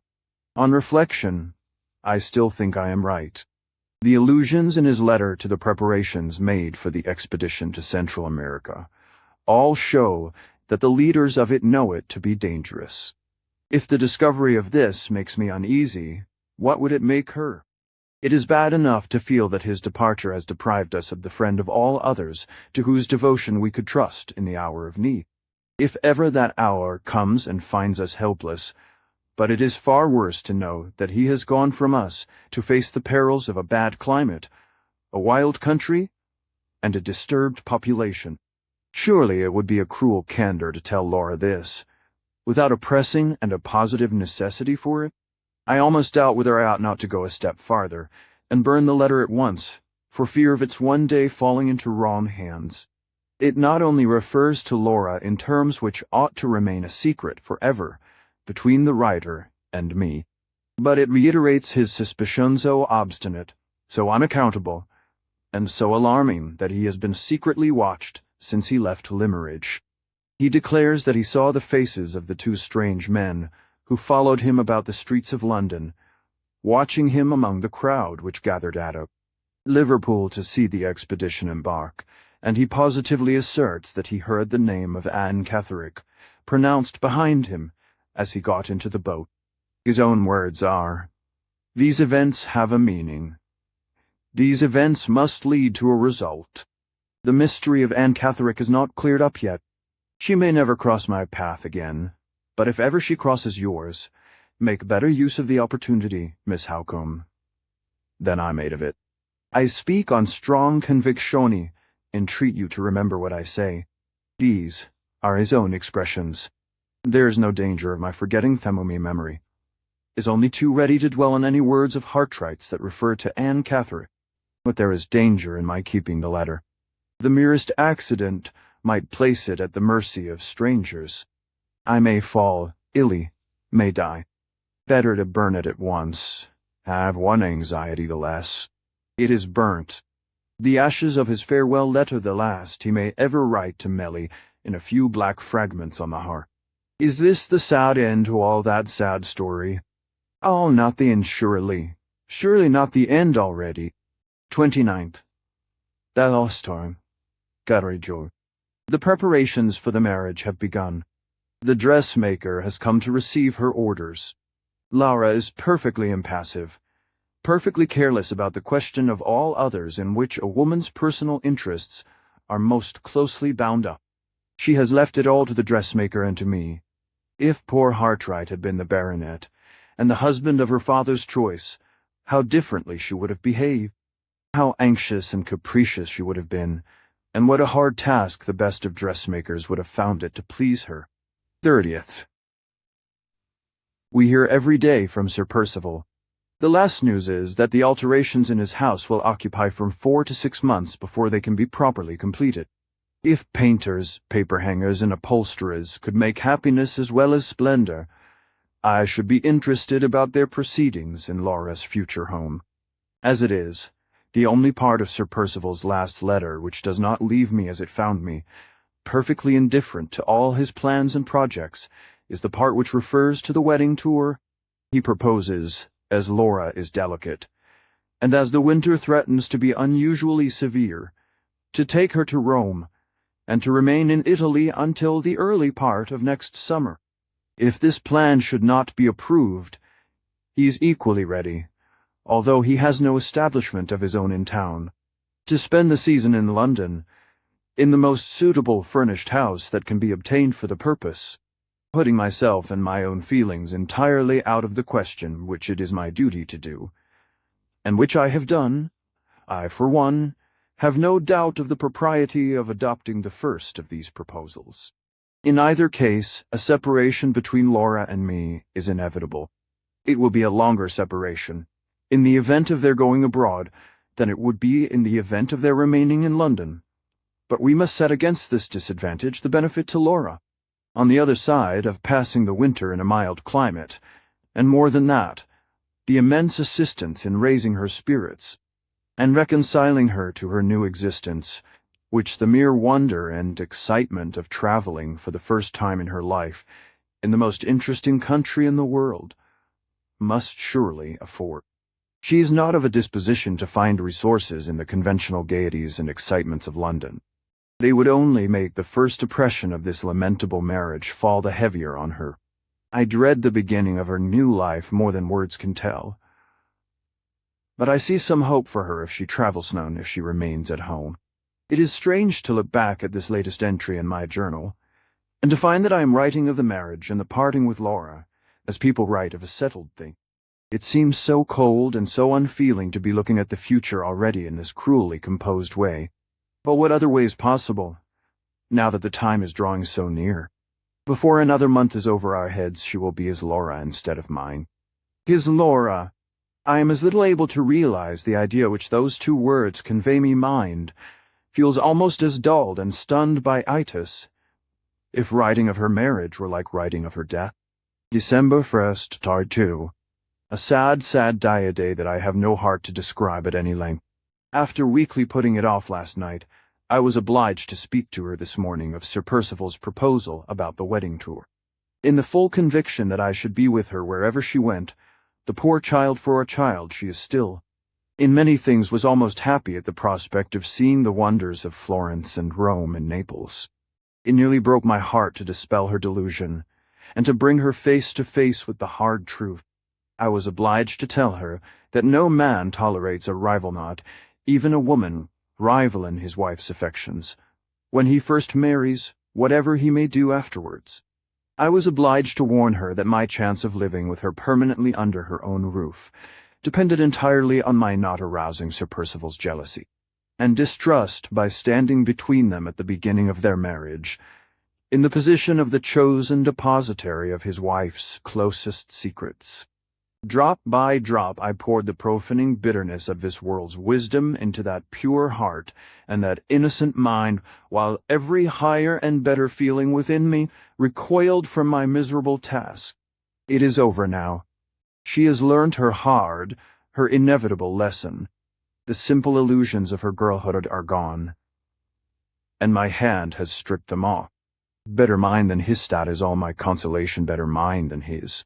So the first proposal is the proposal accepted. They are to go to Italy, and I am to arrange, with Sir Percival's permission, for meeting them and staying with them when they return to England. In other words, I am to ask a personal favor, for the first time in my life, and to ask it of the man of all others, to whom I least desire to owe a serious obligation of any kind. Well, I think I could do even more than that for Laura's sake. Second, on looking back, I find myself always referring to Sir Percival in disparaging terms, in the turn affairs have now taken. I must and will root out my prejudice against him. I cannot think how it first got into my mind. It certainly never existed in former times. Is it Laura's reluctance to become his wife that has set me against him? Have Hartright's perfectly intelligible prejudices infected me without my suspecting their influence? Does that letter of Anne Catherick still leave a lurking distrust in my mind, in spite of Sir Percival's explanation, and of the proof in my possession of the truth of it? I cannot account for the state of my own feelings. The one thing I am certain of is, that it is my duty, doubly my duty, now not to wrong Sir Percival by unjustly distrusting him. If it has got to be a habit with me always to write of him in the same unfavorable manner, I must and will break myself of this unworthy tendency, even though the effort should force me to close the pages of my journal till the marriage is over. I am seriously dissatisfied with myself. I will write no more today. December 16th. Dawei. A whole fortnight has passed, and I have not once opened these pages. I have been long enough away from my journal to come back to it with a healthier and better mind, I hope, so far as Sir Percival is concerned. There is not much to record of the past 2 weeks. The dresses are almost all finished, and the new travelling trunks have been sent here from London. Poor dear Laura hardly leaves me for a moment all day, and last night, When neither of us could sleep, she came and crept into my bed to talk to me there. "I shall lose you so soon, Marian," she said. "I must make the most of you while I can. They are to be married at Limmeridge Church, and thank heaven not one of the neighbors is to be invited to the ceremony. The only visitor will be our old friend, Mr. Arnold, who is to come from Paulsdean to give Laura away, her uncle being far too delicate to trust himself outside the door in such inclement weather as we now have. If I were not determined, from this day forth, to see nothing but the bright side of our prospects, the melancholy absence of any male relative of Laura's, at the most important moment of her life, would make me very gloomy and very distrustful of the future.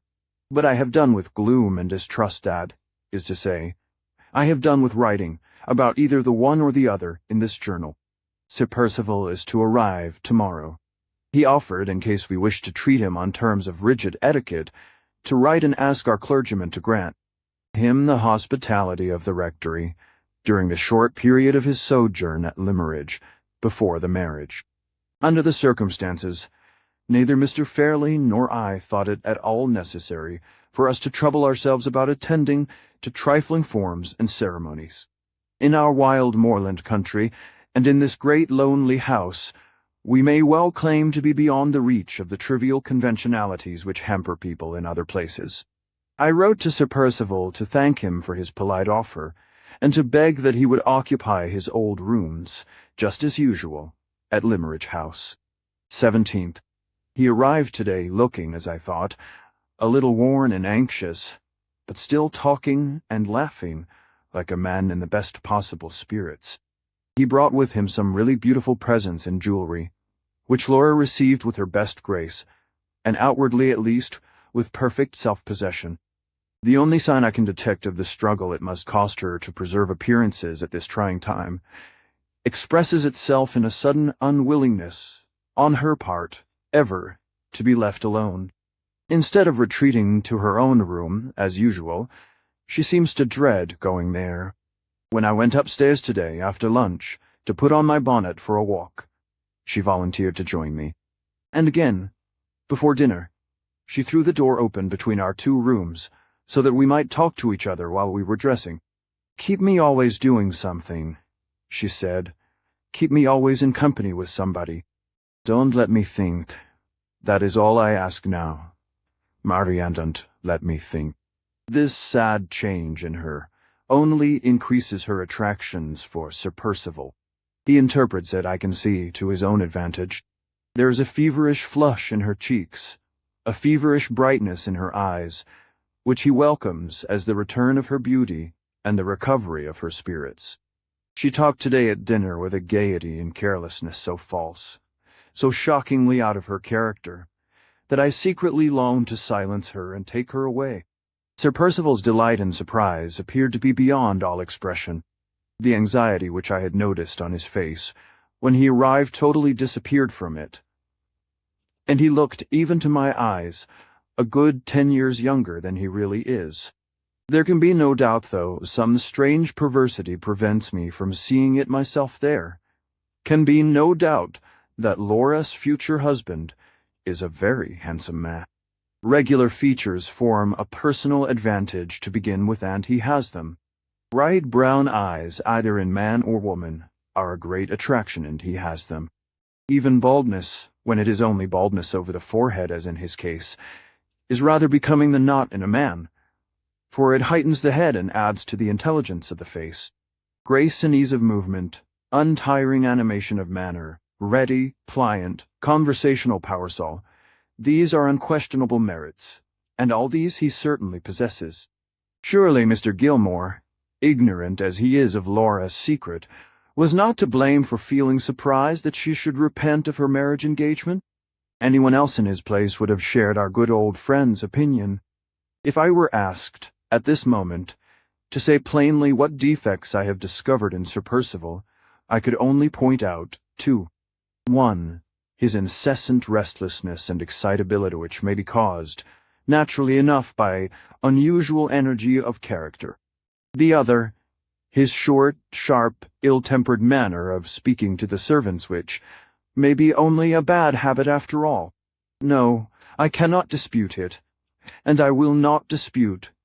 Sir Percival is a very handsome and a very agreeable man. There! I have written it down at last, and I am glad it's over. 18. Feeling weary and depressed this morning, I left Laura with Mrs. Vesey, and went out alone for one of my brisk midday walks, which I have discontinued too much of late. I took the dry, airy road over the moor that leads to Todd's Corner. After having been out half an hour, I was excessively surprised to see Sir Percival approaching me from the direction of the farm. He was walking rapidly, swinging his stick, his head erect as usual, and his shooting jacket flying open in the wind. When we met, he did not wait for me to ask any questions. She told me at once that he had been to the farm to inquire if Mr. or Mrs. Todd had received any tidings since his last visit to Limeridge of Anne Catherine. You found, of course, that they had heard nothing. I said, Nothing whatever. He replied, I begin to be seriously afraid that we have lost her. Do you happen to know, he continued, looking me in the face very attentively, if the artist nor Hartright is in a position to give us any further information? He's neither heard of her nor seen her since he left Cumberland, I answered. Very sad, said Sir Percival, speaking like a man who was disappointed, and yet, oddly enough, looking at the same time like a man who was relieved. It is impossible to say what misfortunes may not have happened to the miserable creature. I am inexpressibly annoyed at the failure of all my efforts to restore her to the care and protection which she so urgently needs. This time he really looked annoyed. I said a few sympathizing words, and we then talked of other subjects on our way back to the house. Surely my chance meeting with him on the moor has disclosed another favorable trait in his character. Surely it was singularly considerate and unselfish of him to think of Anne Catherine on the eve of his marriage, and to go all the way to Todd's Corner to make inquiries about her, when he might have passed the time so much more agreeably in Laura's society. Considering that he can only have acted from motives of pure charity, his conduct, under the circumstances, shows unusual good feeling and deserves extraordinary praise. Well, I give him extraordinary praise, and there's an end of it. 19th. More discoveries in the inexhaustible mine of Sir Percival's virtues. Today I approach the subject of my proposed sojourn under his wife's roof, when he brings her back to England. I had hardly dropped my first hint in this direction before he caught me warmly by the hand, and said I had made the very offer to him which he had been, on his side, most anxious to make to me. I was the companion of all others whom he most sincerely longed to secure for his wife, and he begged me to believe that I had conferred a lasting favor on him by making the proposal to live with Laura after her marriage, exactly as I had always lived with her before it. When I had thanked him in her name and mine for his considerate kindness to both of us, we passed next to the subject of his wedding tour, and began to talk of the English society in Rome to which Laura was to be introduced. He ran over the names of several friends whom he expected to meet abroad this winter. They were all English, as well as I can remember, with one exception.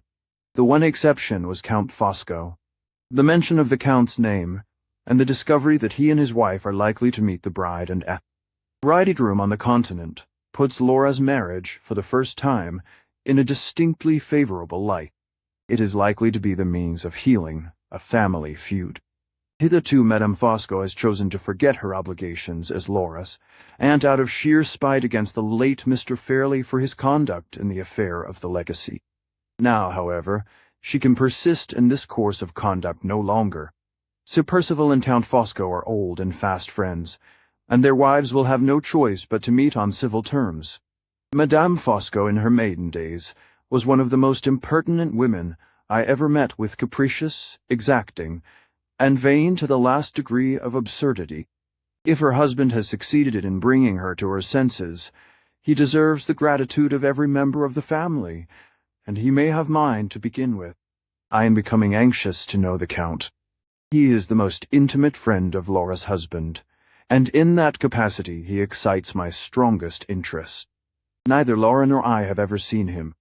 All I know of him is that his accidental presence, years ago, on the steps of the Trinita del Monte at Rome, assisted Sir Percival's escape from Robbery and assassination at the critical moment when he was wounded in the hand, and might the next instant have been wounded in the heart.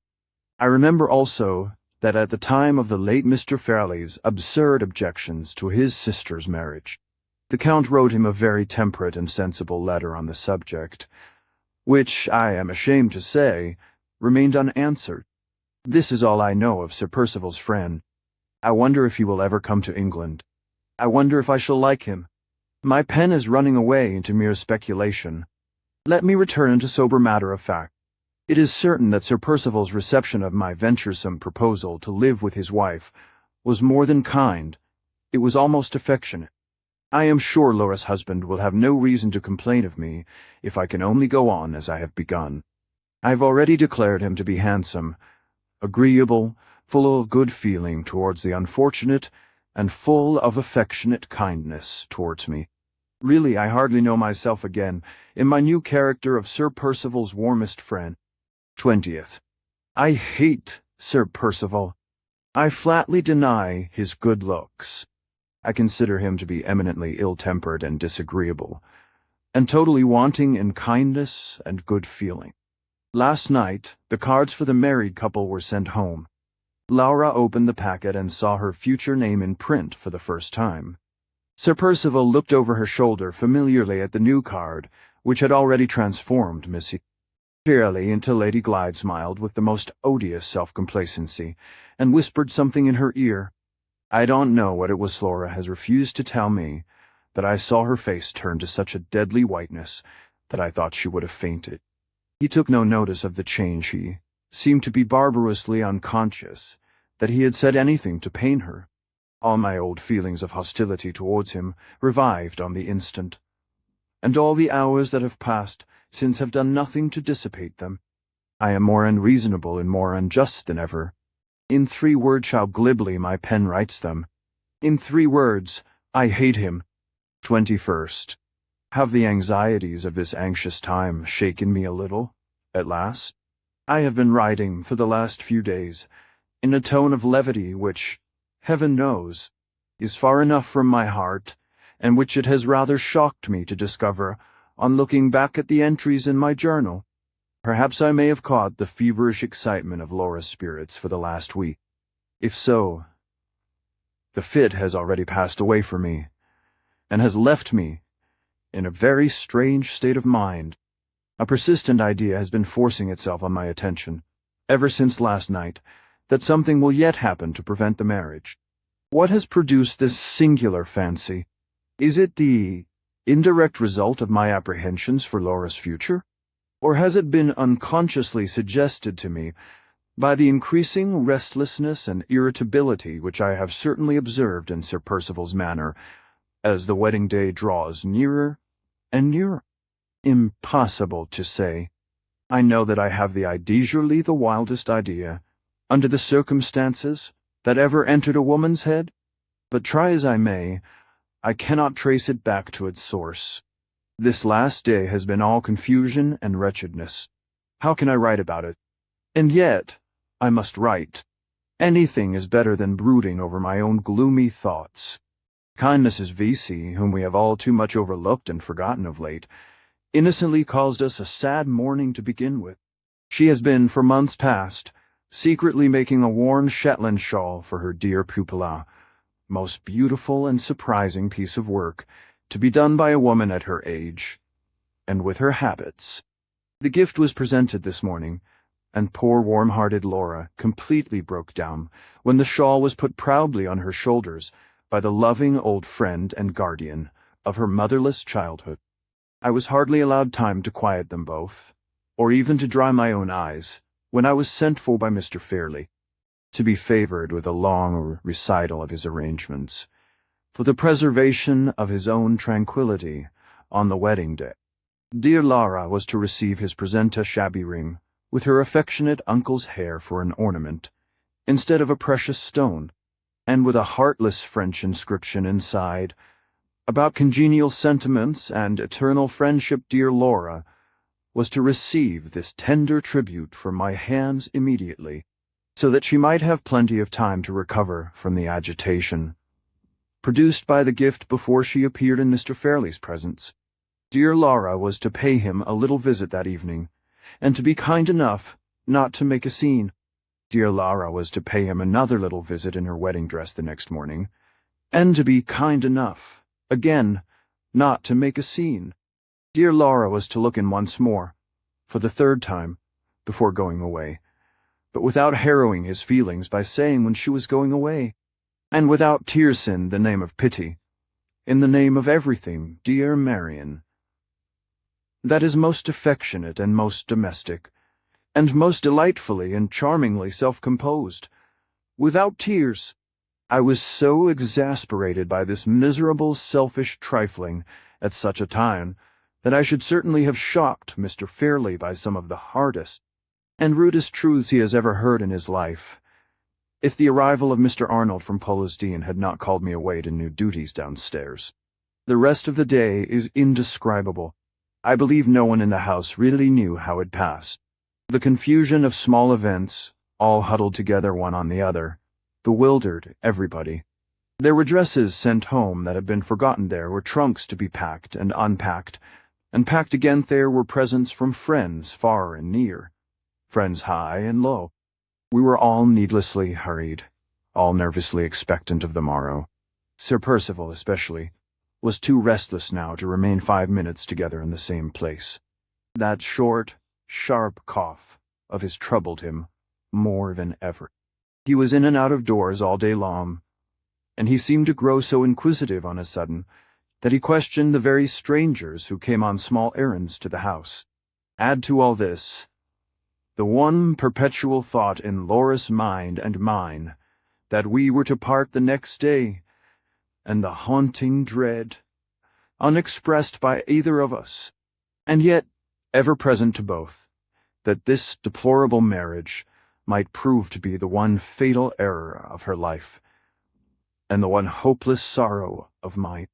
For the first time in all the years of our close and happy intercourse, we almost avoided looking each other in the face, and we refrained, by common consent, from speaking together in private through the whole evening.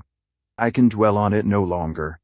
Whatever future sorrows may be in store for me, I shall always look back on this 21st of December as the most comfortless and most miserable day of my life. I am writing these lines in the solitude of my own room, long after midnight, having just come back from a stolen look at Laura and her pretty little white bed, the bed she has occupied since the days of her girlhood.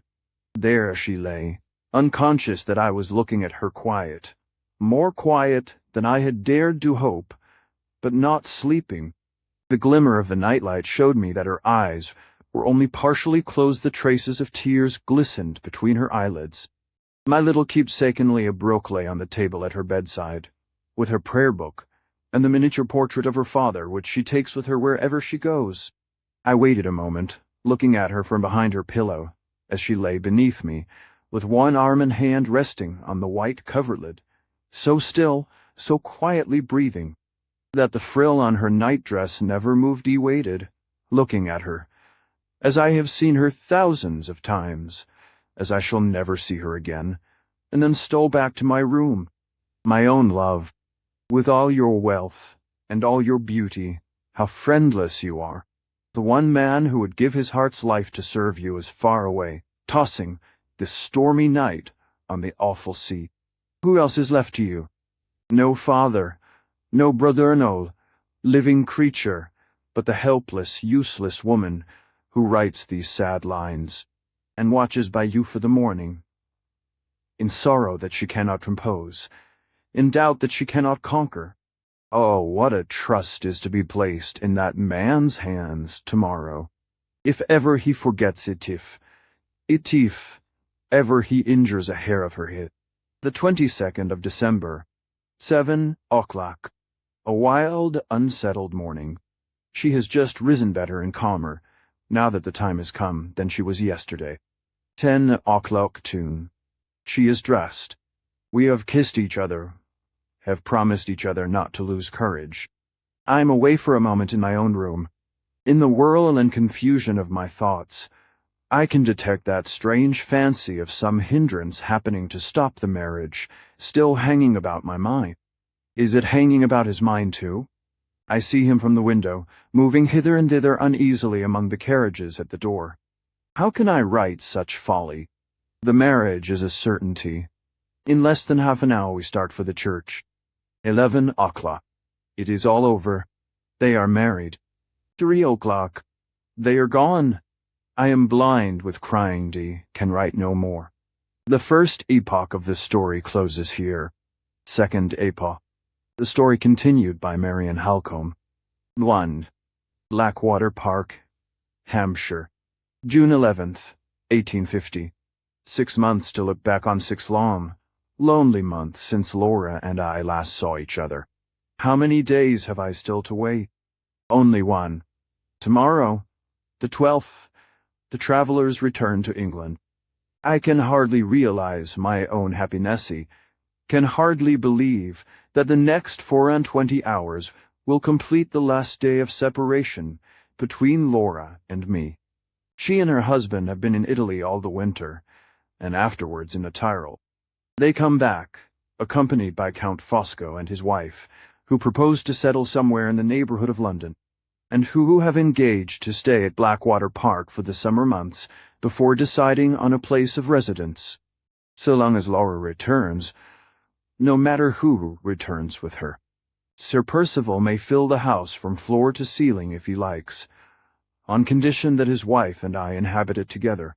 Meanwhile, here I am, established at Blackwater Park, the ancient and interesting seat, as the county history obligingly informs me, of Sir Percival Glyde, Bart, and the future abiding place, as I may now venture, to add on my account of plain Marian Halcombe, spinster, now settled in a snug little sitting-room, with a cup of tea by her side, and all her earthly possessions ranged round her in 3 boxes and a bag. I left Limmeridge yesterday, having received Laura's delightful letter from Paris the day before. I had been previously uncertain whether I was to meet them in London or in Hampshire, but this last letter informed me that Sir Percival proposed to land at Southampton, and to travel straight on to his country house. He has spent so much money abroad that he has none left to defray the expenses of living in London for the remainder of the season, and he is economically resolved to pass the summer and autumn quietly at Blackwater. Laura has had more than enough of excitement and change of scene, and is pleased at the prospect of country tranquillity and retirement which her husband's prudence provides for her. As for me, I am ready to be happy anywhere in her society. We are all, therefore, well contented in our various ways to begin with. Last night I slept in London, and was delayed there so long today by various calls and commissions, that I did not reach Blackwater this evening till after dusk. Judging by my vague impressions of the place thus far, it is the exact opposite of Limmeridge. The house is situated on a dead flat, and seems to be shut in, almost suffocated, to my north country notions, by trees. I have seen nobody but the manservant who opened the door to me, and the housekeeper, a very civil person, who showed me the way to my own room, and got me my tea. I have a nice little boudoir and bedroom at the end of a long passage on the first floor. The servants and some of the spare rooms are on the second floor, and all the living rooms are on the ground floor. I have not seen one of them yet, and I know nothing about the house, except that one wing of it is said to be 500 years old, that it had a moat round it once, and that it gets its name of Blackwater from a lake in the park.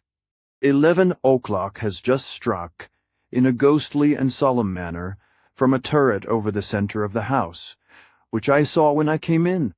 A large dog has been woke, apparently by the sound of the bell, and is howling and yawning drearily, somewhere round a corner.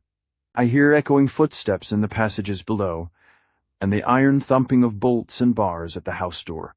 The servants are evidently going to bed. Shall I follow their example?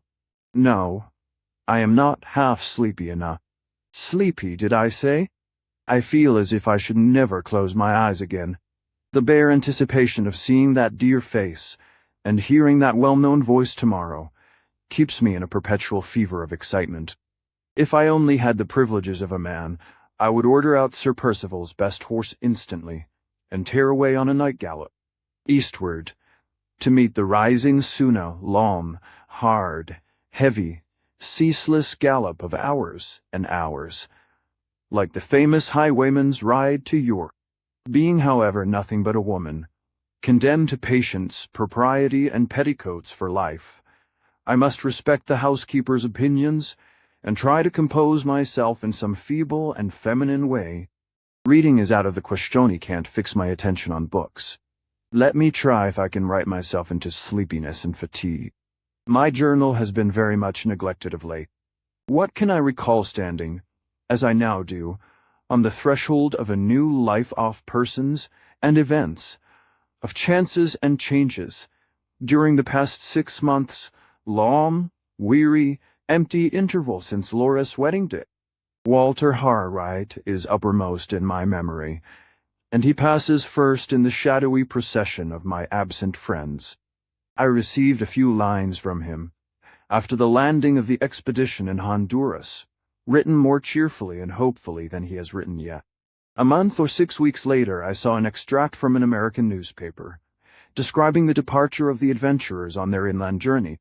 They were last seen entering a wild, primeval forest, each man with his rifle on his shoulder and his baggage at his back. Since that time, civilization has lost all trace of them. Not a line more have I received from Walter. Not a fragment of news from the expedition has appeared in any of the public journals. The same dense, disheartening obscurity hangs over the fate and fortunes of Anne Catherick, and her companion, Mrs. Clements. Nothing whatever has been heard of either of them. Whether they are in the country or out of it, whether they are living or dead, no one knows. Even Sir Percival's solicitor has lost all hope, and has ordered the useless search after the fugitives to be finally given up. Our good old friend Mr. Gilmore has met with a sad check in his active professional career. Early in the spring, we were alarmed by hearing that he had been found insensible at his desk, and that the seizure was pronounced to be an apoplectic fit. He had been long complaining of fullness and oppression in the head, and his doctor had warned him of the consequences that would follow his persistency in continuing to work, early and late, as if he were still a young man. The result now is that he has been positively ordered to keep out of his office for a year to come, at least, and to seek repose of body and relief of mind by altogether changing his usual mode of life. The business is left, accordingly, to be carried on by his partner, and he is himself, at this moment, away in Germany, visiting some relations who are settled there in mercantile pursuits. Thus another true friend and trustworthy adviser is lost to Uslost, I earnestly hope and trust, for a time only. Poor Mrs. Vesey travelled with me as far as London. It was impossible to abandon her to solitude at Limmeridge, after Laura and I had both left the house, and we have arranged that she is to live with an unmarried younger sister of hers, who keeps a school at Clapham. She is to come here this autumn to visit her pupilly, might almost say her adopted child. I saw the good old lady safe to her destination, and left her in the care of her relative, quietly happy at the prospect of seeing Laura again in a few months' time. As for Mr. Fairley, I believe I am guilty of no injustice if I describe him as being unutterably relieved by having the house clear of us women. The idea of his missing his niece is simply preposterous use to let months pass in the old times without attempting to see hair end in my case and Mrs. Vesey's. I take leave to consider his telling us both that he was half heartbroken at our departure, to be equivalent to a confession that he was secretly rejoiced to get rid of us. His last caprice has led him to keep 2 photographers incessantly employed in producing sun pictures of all the treasures and curiosities in his possession. One complete copy of the collection of the photographs is to be presented to the Mechanics' Institution of Carlisle, mounted on the finest cardboard, with ostentatious red-letter inscriptions underneath, Madonna and Child, by Raphael. In the possession of Frederick Fairley, Esquire. Copper coin of the period of Tiglath-Pileser. In the possession of Frederick Fairley, Esquire. unique Rembrandt etching, known all over Europe as the smudge, from a printer's blot in the corner which exists in no other copy, valued at 300 guineas, in the possession of Frederick Fairley, Esquire. Dozens of photographs of this sort, and all inscribed in this manner, were completed before I left Cumberland, and hundreds more remain to be done. With this new interest to occupy him, Mr. Fairley will be a happy man for months and months to come, and the two unfortunate photographers will share the social martyrdom which he has hitherto inflicted on his valet alone. So much for the persons and events which hold the foremost place in my memory. What next of the one person who holds the foremost place in my heart? Laura has been present to my thoughts all the while I have been writing these lines. What can I recall of her during the past 6 months, before I close my journal for the night? I have only her letters to guide me, and on the most important of all the questions which our correspondents can discuss. Every one of those letters leaves me in the dark. Does he treat her kindly? Is she happier now than she was when I parted with her on the wedding day? All my letters have contained these two inquiries, put more or less directly, now in one form, and now in another. And all, on that point only, have remained without reply, or have been answered as if my questions merely related to the state of her health. She informs me, over and over again, that she is perfectly well, that traveling agrees with her, that she is getting through the winter, for the first time in her life, without catching cold, but not a word can I find anywhere which tells me plainly that she is reconciled to her marriage, and that she can now look back to the 22nd of December without any bitter feelings of repentance and regret. The name of her husband is only mentioned in her letters, as she might mention the name of a friend who was traveling with them, and who had undertaken to make all the arrangements for the journey. Sir Percival has settled that we leave on such a day, sire. Percival has decided that we travel by such a road. Sometimes she writes Percival only, but very seldom, in 9 cases out of 10, she gives him his title. I cannot find that his habits and opinions have changed and colored hers in any single particular. The usual moral transformation which is insensibly wrought in a young, fresh, sensitive woman by her marriage seems never to have taken place in Laura.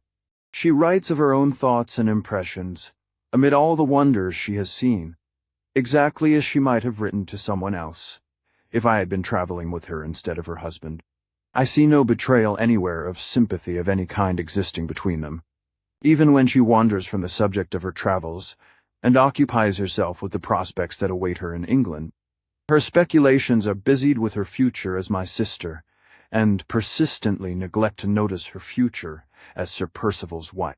In all this there is no undertone of complaint to warn me that she is absolutely unhappy in her married life.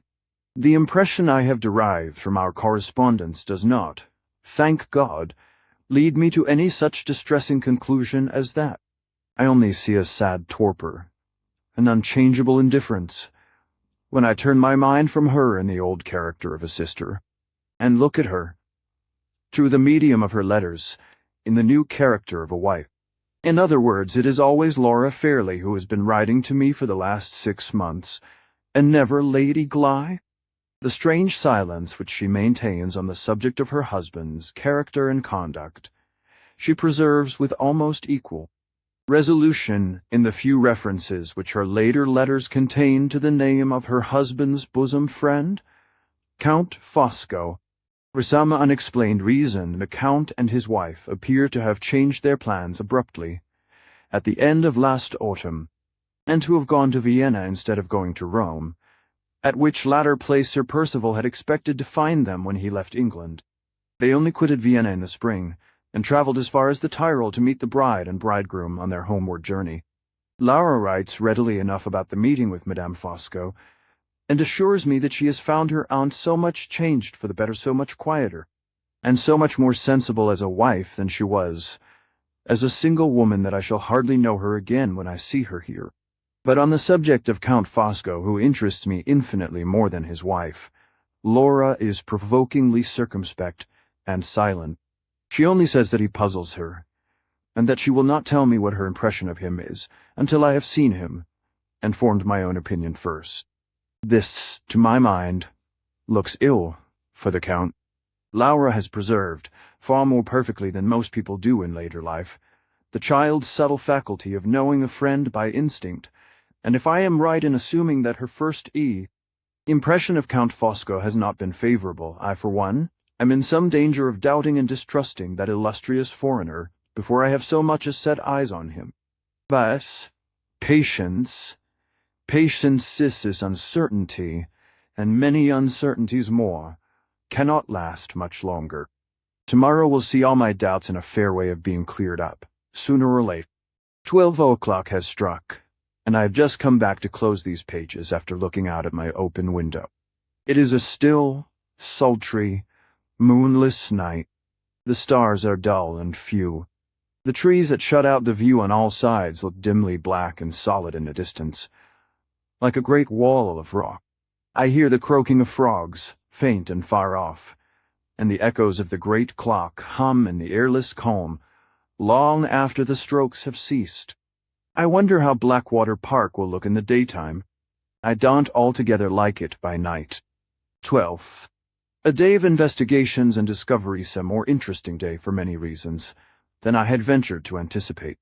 I began my sightseeing, of course, with the house. The main body of the building is of the time of that highly overrated woman, Queen Elizabeth. On the ground floor, there are two hugely long galleries, with low ceilings lying parallel with each other, and rendered additionally dark and dismal by hideous family portraits, every one of which I should like to burn. The rooms on the floor above the two galleries are kept in tolerable repair, but are very seldom used. The civil housekeeper, who acted as my guide, offered to show me over them, but considerately added that she feared I should find them rather out of order.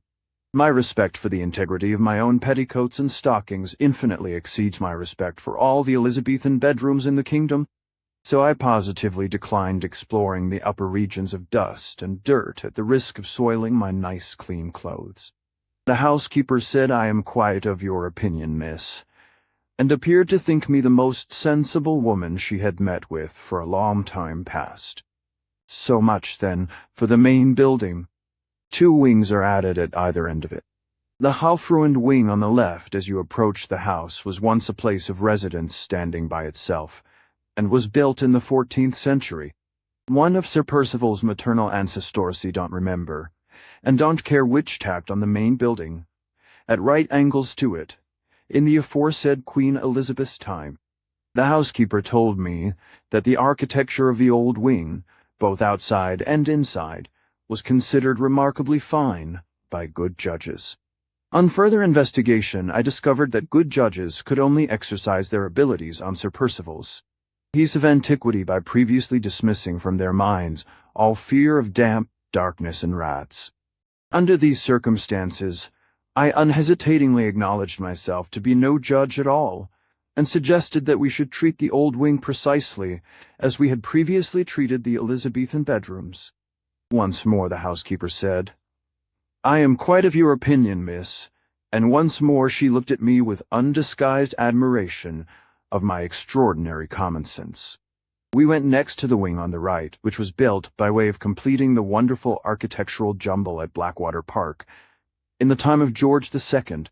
This is the habitable part of the house, which has been repaired and redecorated inside on Laura's account. My 2 rooms and all the good bedrooms besides are on the first floor, and the basement contains a drawing room, a dining room, a morning room, a library, and a pretty little boudoir for Laura, all very nicely ornamented in the bright modern way, and all very elegantly furnished with the delightful modern luxuries. None of the rooms are anything like so large an area as our rooms at Limmeridge, but they all look pleasant to live in.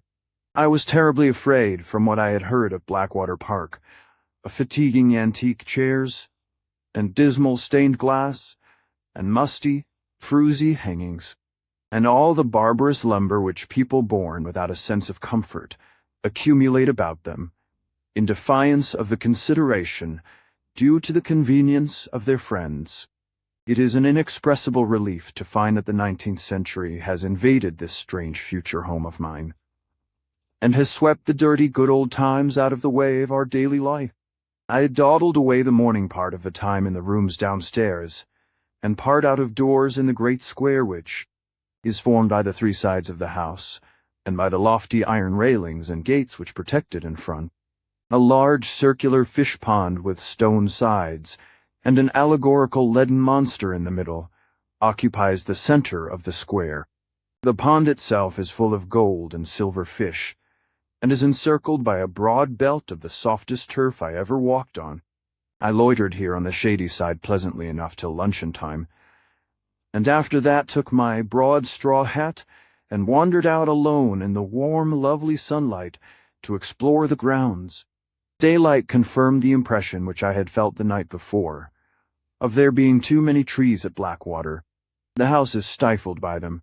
They are, for the most part, young, and planted far too thickly. I suspect they must have been a ruinous cutting down of timber all over the estate before Sir Percival's time, and an angry anxiety on the part of the next possessor to fill up all the gaps as thickly and rapidly as possible. After looking about me in front of the house, I observed a flower garden on my left hand, and walked towards it to see what I could discover in that direction. On a nearer view, the garden proved to be small and poor, and ill-kept. I left it behind me, opened a little gate in a ring fence, and found myself in a plantation of fir trees. A pretty winding path, artificially made, led me on among the trees, and my north country experience soon informed me that I was approaching sandy, heathy ground. After a walk of more than half a mile, I should think, among the firs, the path took a sharp turn. The trees abruptly ceased to appear on either side of me, and I found myself standing suddenly on the margin of a vast open space, and looking down at the Blackwater lake from which the house takes its name. The ground shelving away below me was all sand, with a few little heathy hillocks to break the monotony of it in certain places. The lake itself had evidently once flowed to the spot on which I stood, and had been gradually wasted and dried up to less than a third of its former size. I saw its still, stagnant waters, a quarter of a mile away from me in the hollow, separated into pools and ponds by twining reeds and rushes, and little knolls of earth. On the farther bank from me the trees rose thickly again, and shut out the view, and cast their black shadows on the sluggish, shallow water. As I walked down to the lake, I saw that the ground on its farther side was damp and marshy, overgrown with rank grass and dismal willows. The water, which was clear enough on the open sandy side, where the sun shone, looked black and poisonous opposite to me, where it lay deeper under the shade of the spongy banks, and the rank overhanging thickets and tangled trees. The frogs were croaking, and the rats were slipping in and out of the shadowy water, like live shadows themselves. As I got nearer to the marshy side of the lake, I saw here, lying half in and half out of the water, the rotten wreck of an old overturned boat with a sickly spot of sunlight glimmering through a gap in the trees on its dry surface, and a snake basking in the midst of the spot, fantastically coiled and treacherously still. Far and near the view suggested the same dreary impressions of solitude and decay, and the glorious brightness of the fowl. Summer sky overhead seemed only to deepen and harden the gloom and barrenness of the wilderness on which it shone. I turned and retraced my steps to the high heathy ground, directing them a little aside from my former path towards a shabby old wooden shed, which stood on the outer skirt of the fir plantation, and which had hitherto been too unimportant to share my notice with the wide, wild prospect of the lake. On approaching the shed, I found that it had once been a boathouse, and that an attempt had apparently been made to convert it afterwards into a sort of rude arbor, by placing inside it a fir-wood seat, a few stools, and a table. I entered the place, and sat down for a little while to rest and get my breath again.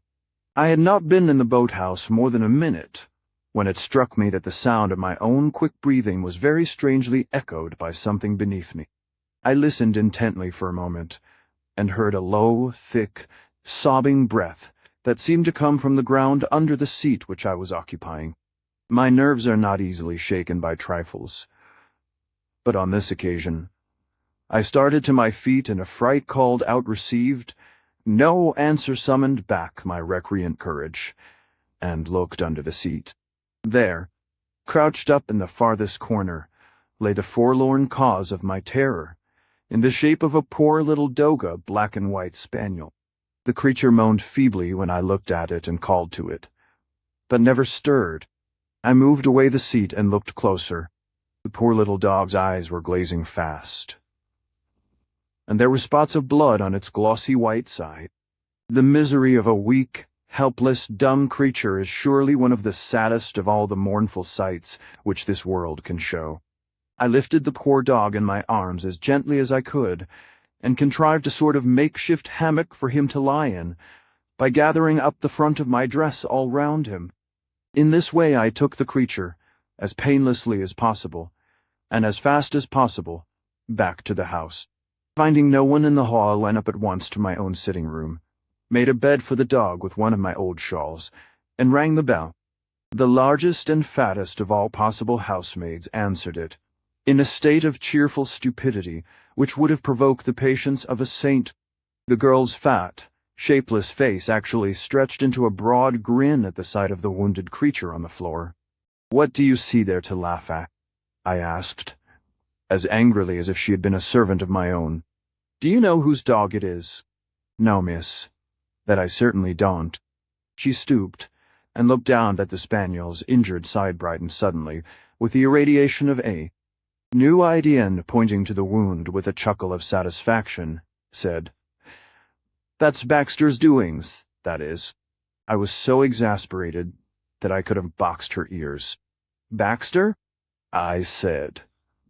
"Aye. Who is the brute you call Baxter?" The girl grinned again more cheerfully than ever. "Bless you, miss. Baxter's the keeper, and when he finds strange dogs hunting about, he takes and shoots him. It's keeper's duty, miss. I think that dog will die. Here is where he's been shot, ain't it? That's Baxter's doings, that is. Baxter's doings, miss, and Baxter's duty." I was almost wicked enough to wish that Baxter had shot the housemaid instead of the dog, seeing that it was quite useless to expect this densely impenetrable personage to give me any help in relieving the suffering creature at our feet. I told her to request the housekeeper's attendance with my compliments. She went out exactly as she had come in, grinning from ear to ear. As the door closed on her, she said to herself softly, "It's Baxter's doings and Baxter's duty, that's what it is." The housekeeper, a person of some education and intelligence, thoughtfully brought upstairs with her some milk and some warm water. The instant she saw the dog on the floor, she started and changed color. "Why, Lord bless me!" cried the housekeeper. "That must be Mrs. Catherick's dog." "Whose?" I asked, in the utmost astonishment. "Mrs. Catherick's. You seem to know Mrs. Catherick, Miss Halcombe." "Not personally, but I have heard of her." "Does she live here? Has she had any news of her daughter?" "No, Miss Halcombe. She came here to ask for news." "When?" "Only yesterday.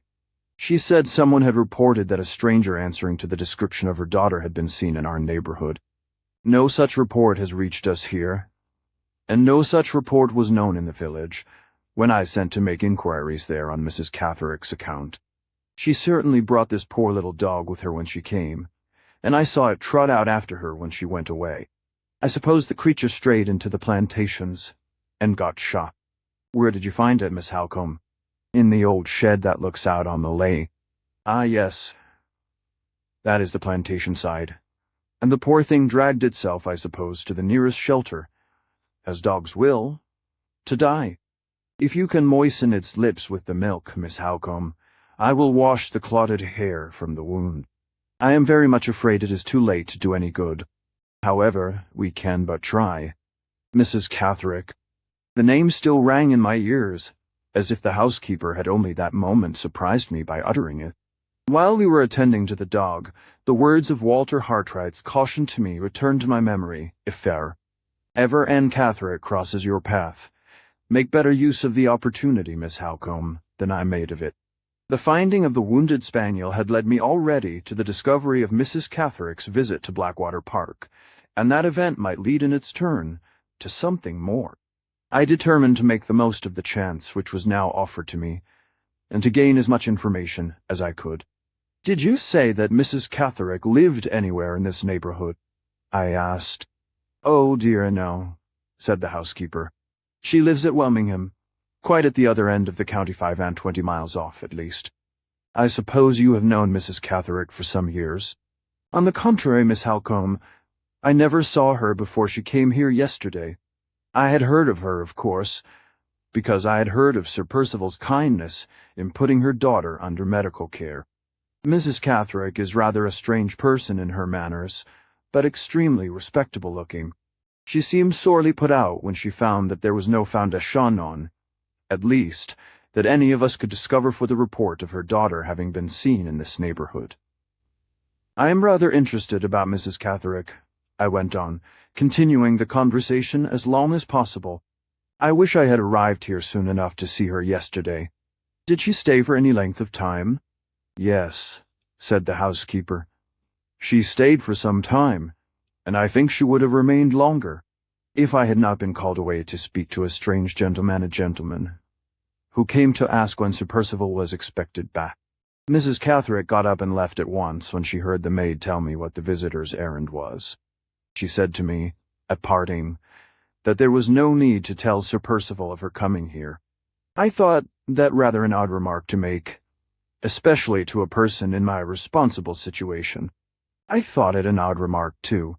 Sir Percival had certainly led me to believe, at Limmeridge, that the most perfect confidence existed between himself and Mrs. Catherick. If that was the case, why should she be anxious to have her visit at Blackwater Park kept a secret from him? "Probably," I said, seeing that the housekeeper expected me to give my opinion on Mrs. Catherick's parting words. "Probably she thought the announcement of her visit might vex Sir Percival to no purpose, by reminding him that her lost daughter was not found yet." "Did she talk much on that subject?" "Very little," replied the housekeeper. "She talked principally of Sir Percival, and asked a great many questions about where he had been travelling, and what sort of lady his new wife was. She seemed to be more soured and put out than distressed by failing to find any traces of her daughter in these parts. I give her up.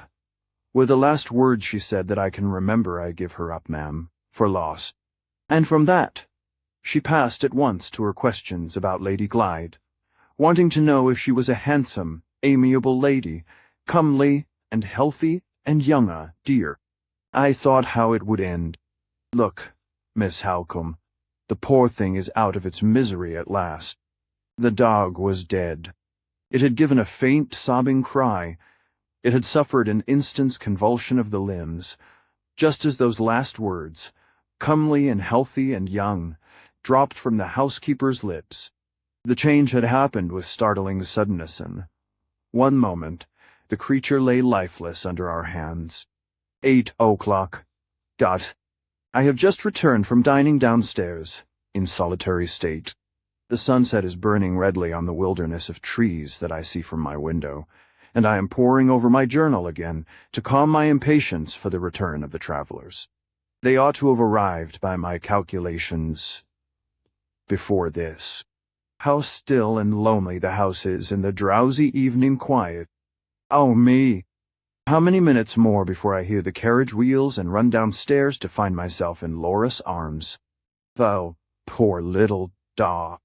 I wish my first day at Blackwater Park had not been associated with death, though it is only the death of a stray animal. Welmingham, see, I'm looking back through these private pages of mine, that Welmingham is the name of the place where Mrs. Catherick lives. Her note is still in my possession, the note in answer to that letter about her unhappy daughter which Sir Percival obliged me to write. One of these days, when I can find a safe opportunity, I will take the note with me by way of introduction, and try what I can make of Mrs. Catherick at a personal interview. I don't understand her wishing to conceal her visit to this place from Sir Percival's knowledge, and I don't feel half so sure, as the housekeeper seems to do, that her daughter Anne is not in the neighborhood after all. What would Walter Hartright have said in this emergency? Poor, Dear Hartright, I am beginning to feel the want of his honest advice and his willing help already. Surely I heard something. Was it a bustle of footsteps below stairs? Yes. I hear the horses' feet, hear the rolling wheels. 2. June 15th. The confusion of their arrival has had time to subside. 2 days have elapsed since the return of the travelers, and that interval has sufficed to put the new machinery of our lives at Blackwater Park in fair working order. I may now return to my journal, with some little chance of being able to continue the entries in it as collectedly as usual. I think I must begin by putting down an odd remark which has suggested itself to me since Laura came back. When two members of a family or two intimate friends are separated, and one goes abroad, and one remains at home, the return of the relative or friend who has been traveling always seems to place the relative or friend who has been staying at home at a painful disadvantage when the two first meet. The sudden encounter of the new thoughts and new habits eagerly gained in the one case, with the old thoughts and old habits passively preserved in the other, seems at first to part the sympathies of the most loving relatives and the fondest friends, and to set a sudden strangeness, unexpected by both and uncontrollable by both, between them on either side.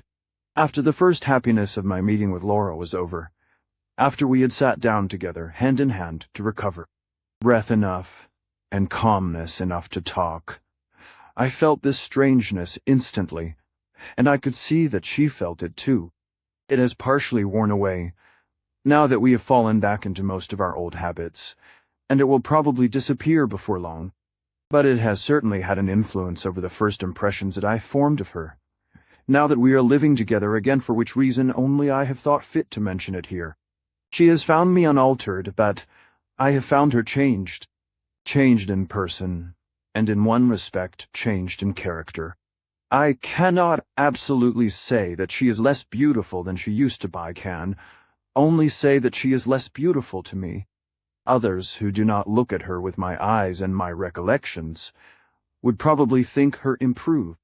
There is more color and more decision and roundness of outline in her face than there used to be, and her figure seems more firmly set and more sure and easy in all its movements than it was in her maiden days.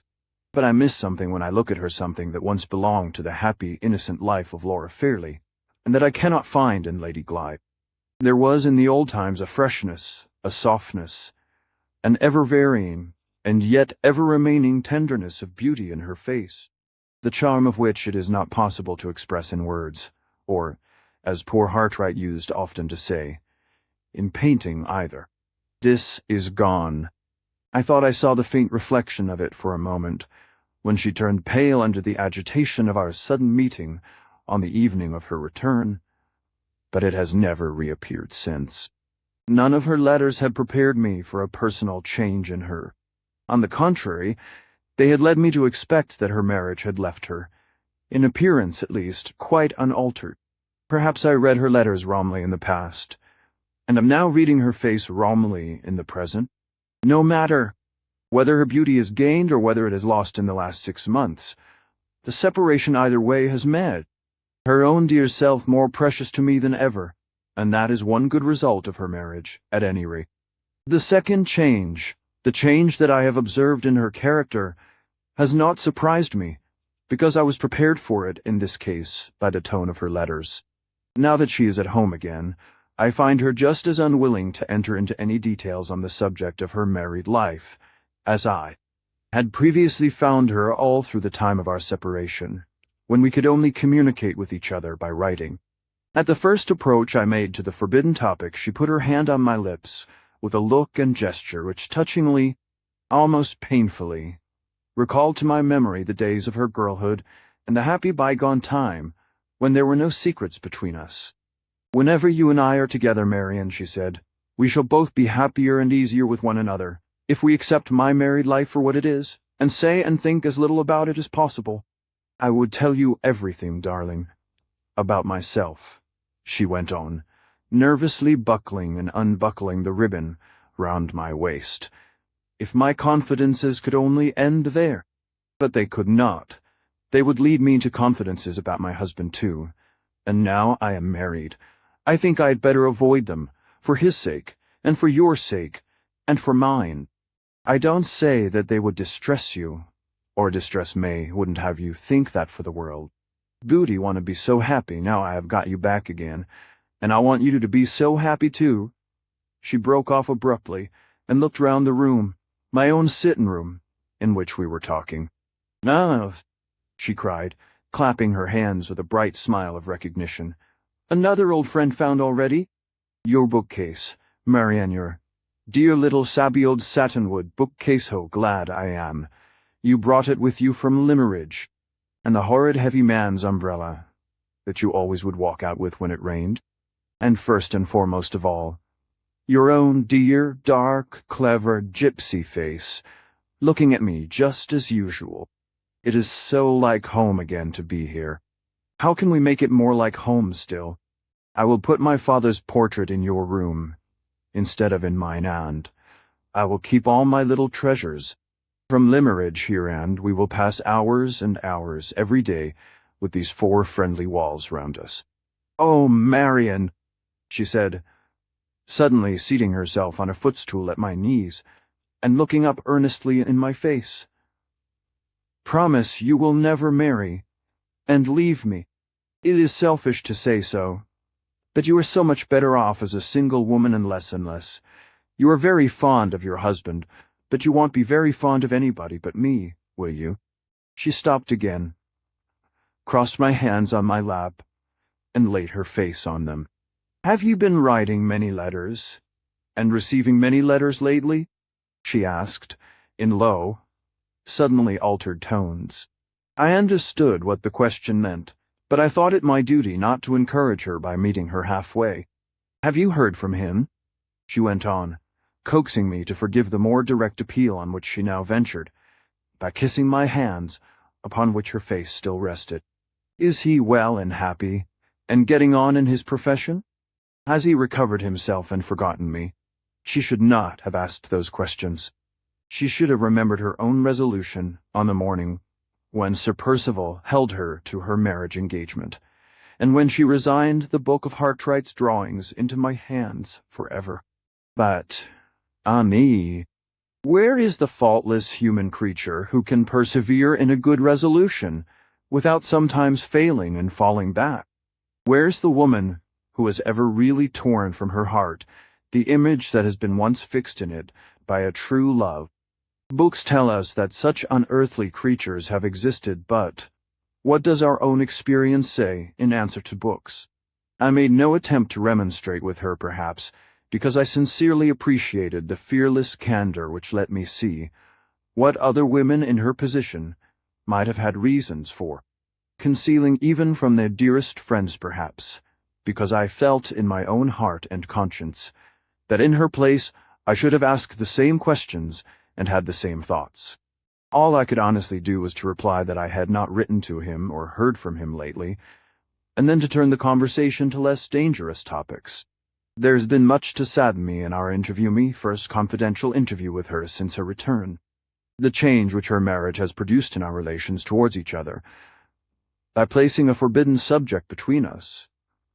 For the first time in our lives the melancholy conviction of the dearth of all warmth of feeling, of all close sympathy between her husband and herself, which her own unwilling words now force on my mind the distressing discovery that the influence of that ill-fated attachment still remains, no matter how innocently, how harmlessly rooted as deeply as ever in her heart all.